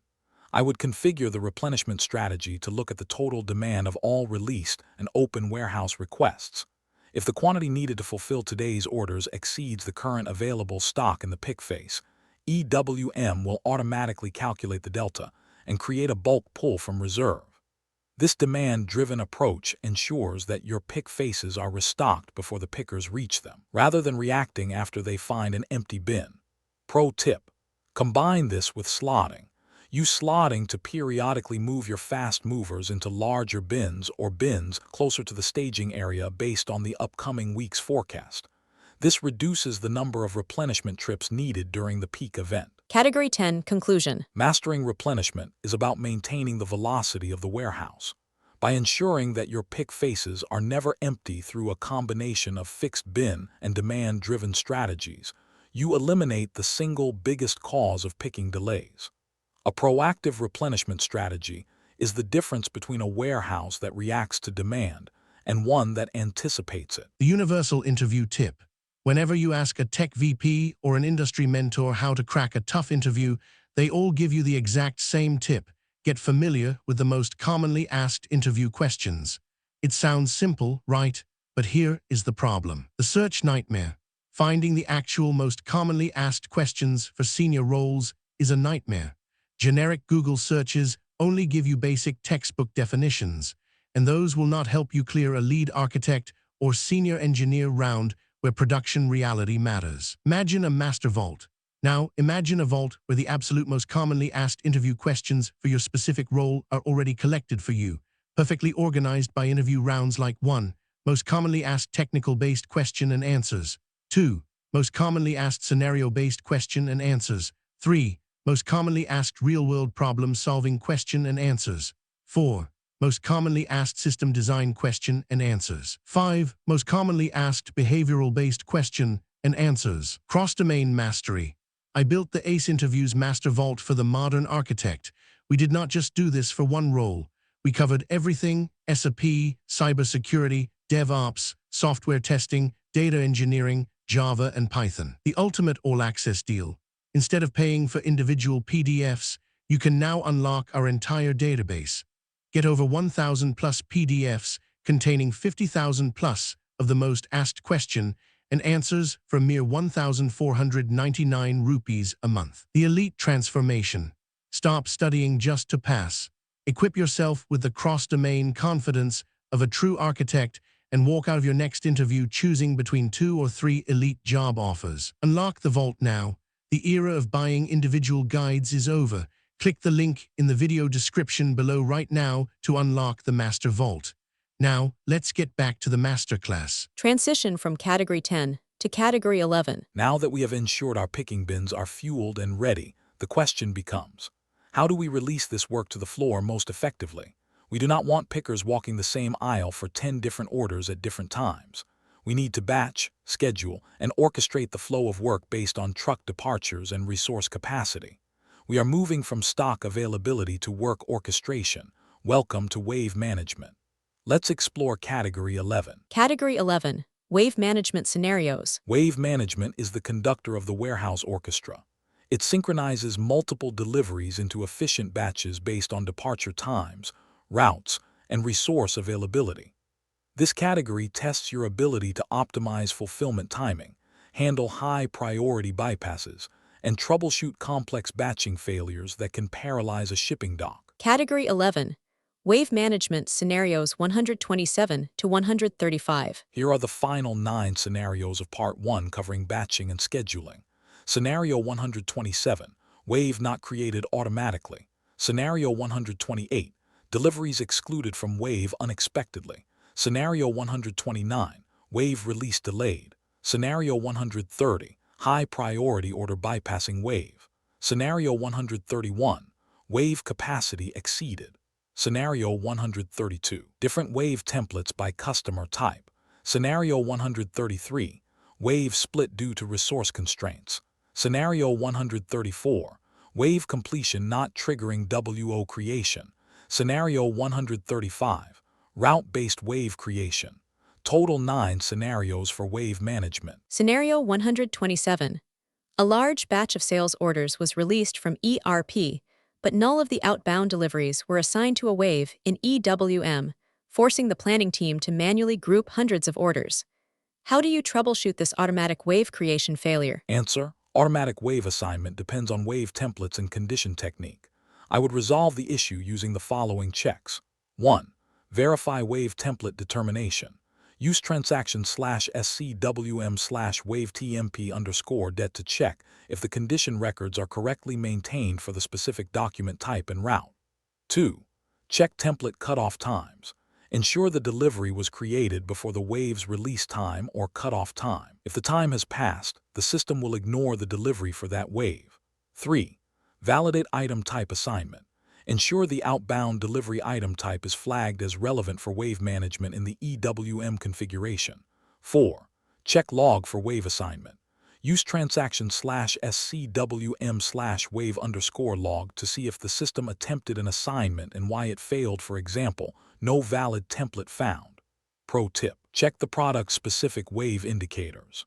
If you have a rule that only certain products are wave relevant and the product master is missing this flag, the delivery will fall through the cracks even if the template is perfect. Scenario 128. Several deliveries for a specific route were unexpectedly excluded from the morning wave, despite being created well before the cutoff. How do you identify the logic that excluded these deliveries? Answer: this is typically caused by a wave option mismatch or stock unavailability. I would first check the wave template settings to see if partial wave assignment is prohibited. If one item in the delivery has 0 stock, the system may exclude the entire delivery from the wave. I would also check for locks. If the delivery was being edited by a user or an integration queue at the moment the wave assignment job ran, the system would skip it. Finally, I would verify the calendar settings for the route to ensure that the delivery date matches a valid working day in the wave template. Pro tip: use the Simulate Wave Assignment button in the warehouse monitor. Select the excluded deliveries and run the simulation. The system will provide a detailed trace showing exactly which condition failed to match for each line item. Scenario 129. A wave was scheduled to release at 8 a.m., but the system is lagging, and warehouse tasks are still not created by 8:15 a.m., creating a bottleneck for the picking crew. How do you resolve this release delay? Answer: release delays point to performance bottlenecks or background job issues. I would troubleshoot as follows. 1. Check SM37 for release job. Verify if the background job /SCWM/R_wave_release is currently running, and if it is stuck on a lock or long-running SQL query. 2. Analyze SMQ2 queues. Look for stuck inbound/outbound queues that are blocking the delivery updates required for task creation. 3. Review wave monitor /SCWM/wave. Check the message log for the wave. If it says release in progress, the system may be struggling with a massive volume of items, for example, 5,000 plus lines. 4. Resource group overload. Ensure that the warehouse order creation process triggered by the wave is not failing due to a lack of available resources or a database lock on the activity area. Pro tip: for high-volume waves, use parallel processing in the wave release settings. By splitting the release across multiple background work processes, you can reduce the release time for large batches from minutes to seconds. Scenario 130. An urgent same-day order has arrived and needs to be picked immediately. If it gets assigned to a wave, it will not be released for another 4 hours. How do you architect a process for urgent orders to bypass waves? Answer: I would implement this using wave assignment exclusion rules or a priority bypass. In the wave template determination, I would add a condition that excludes any delivery with priority 1 from wave assignment. I would then configure the warehouse process type for priority orders to trigger immediate warehouse task creation.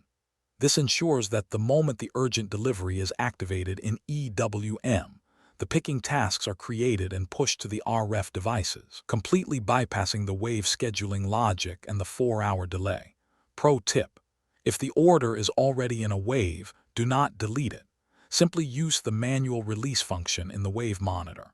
This allows you to release just that one delivery from the wave instantly while leaving the other orders to follow their standard schedule. Scenario 131. A wave release fails with the error capacity exceeded because the system is attempting to assign more work than the picking zone can physically handle. How do you implement wave capacity limits? Answer: I would use the wave capacity settings in the wave template. I would execute the following. 1. Define capacity limits. In the wave template, set limits based on number of items, total weight, or total volume. 2. Configure overflow logic. Set the system to either block the wave creation or automatically split the excess deliveries into a new, subsequent wave. 3.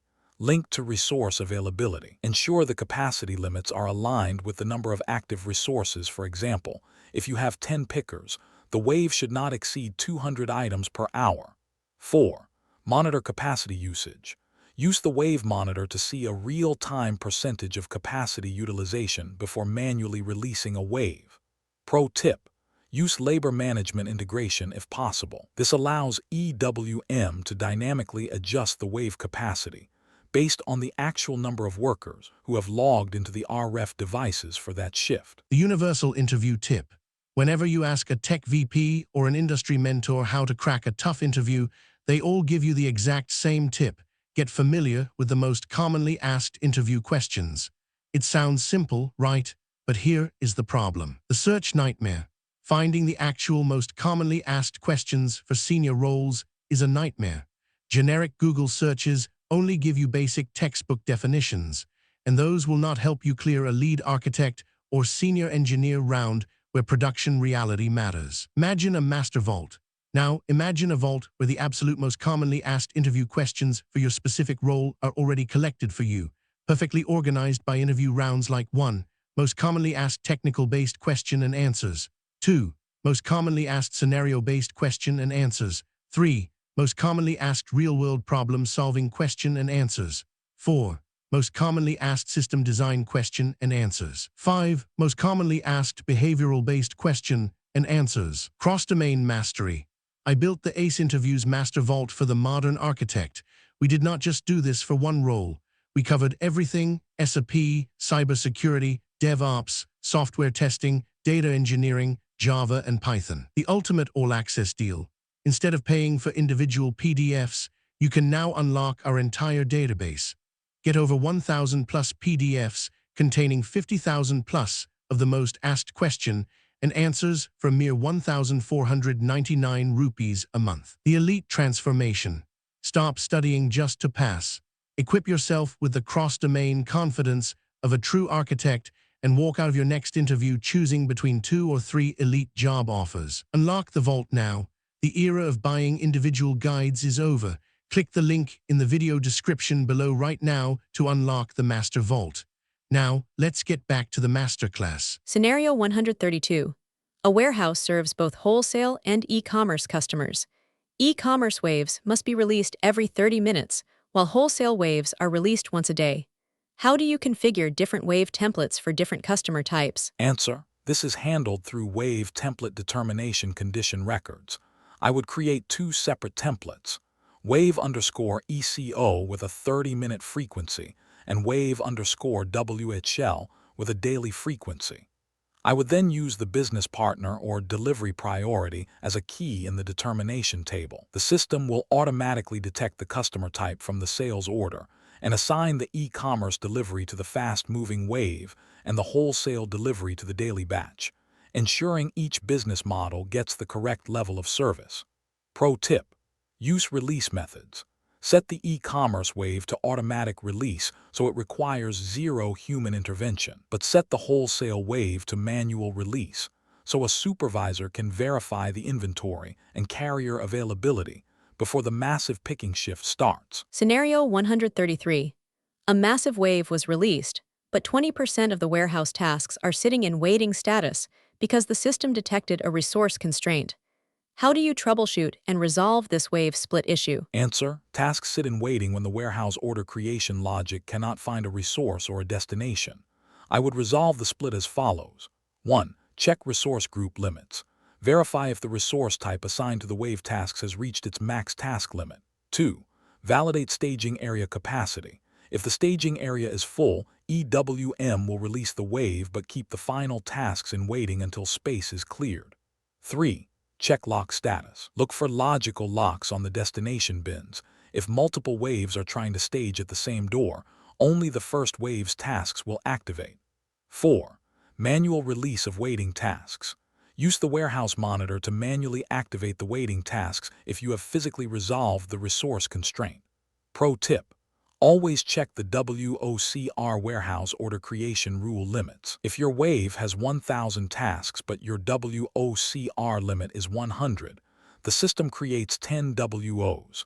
If the 11th WO violates a limit, its tasks will stay waiting. Scenario 134. A wave release shows as completed, but no warehouse orders were created for the pickers, and the monitor shows items without WO.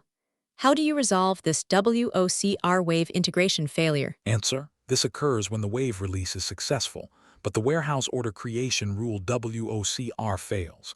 I would resolve it by 1. Check WOCR determination.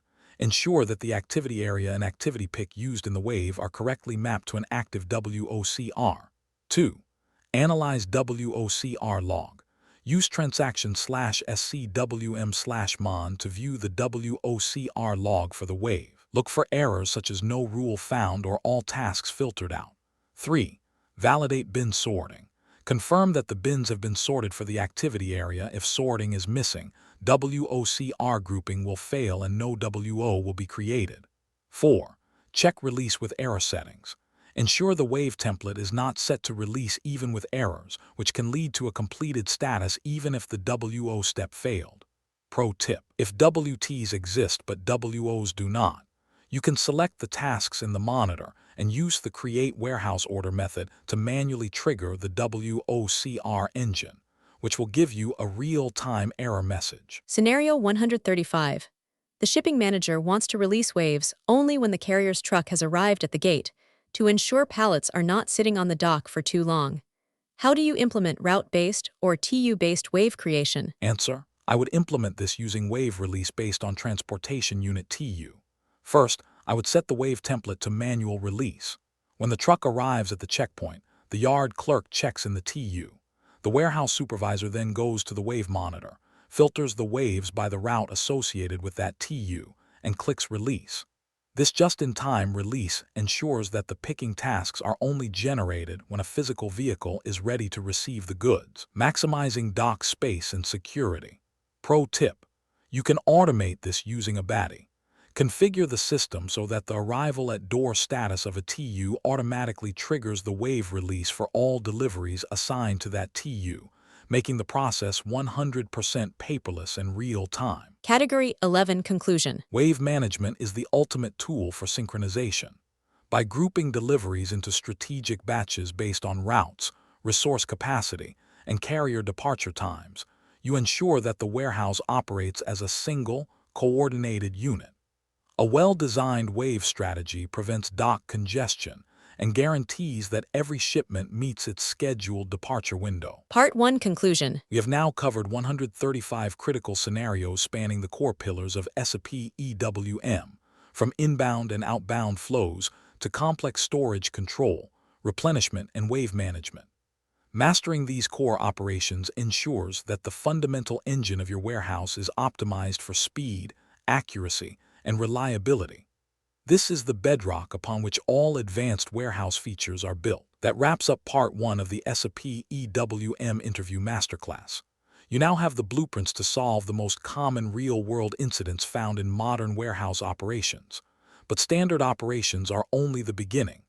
In Part 2, we dive into the advanced engine room, covering production integration, quality management, TM and EWM integration, MFS automation, and the latest S/4HANA innovations like advanced shipping and receiving ASR. Check the link in the description below to jump straight into Part 2. Do not forget to like and subscribe to stay updated. I will see you in Part 2. The universal interview tip. Whenever you ask a tech VP or an industry mentor how to crack a tough interview, they all give you the exact same tip. Get familiar with the most commonly asked interview questions. It sounds simple, right? But here is the problem. The search nightmare. Finding the actual most commonly asked questions for senior roles is a nightmare. Generic Google searches only give you basic textbook definitions, and those will not help you clear a lead architect or senior engineer round where production reality matters. Imagine a master vault. Now, imagine a vault where the absolute most commonly asked interview questions for your specific role are already collected for you, perfectly organized by interview rounds like 1. Most commonly asked technical-based question and answers. 2. Most commonly asked scenario-based question and answers. 3. Most commonly asked real-world problem-solving question and answers. 4. Most commonly asked system design question and answers. 5. Most commonly asked behavioral-based question and answers. Cross-domain mastery. I built the ACE Interviews Master Vault for the modern architect. We did not just do this for one role. We covered everything: SAP, cybersecurity, DevOps, software testing, data engineering, Java, and Python. The ultimate all-access deal. Instead of paying for individual PDFs, you can now unlock our entire database. Get over 1,000 plus PDFs containing 50,000 plus of the most asked question and answers for mere 1,499 rupees a month. The elite transformation. Stop studying just to pass. Equip yourself with the cross-domain confidence of a true architect and walk out of your next interview choosing between 2 or 3 elite job offers. Unlock the vault now. The era of buying individual guides is over. Click the link in the video description below right now to unlock the Master Vault. Now, let's get back to the masterclass. For more exciting tips, tricks, and more importantly, for valuable insights of interviews, please share, like, and subscribe to my channel. It has a lot of valuable information about various insights of interviews.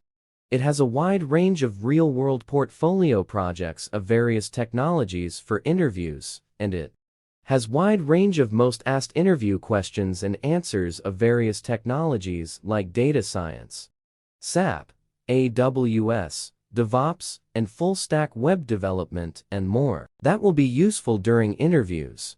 It has a wide range of most asked interview questions and answers and real-world portfolio projects of various technologies for freshers.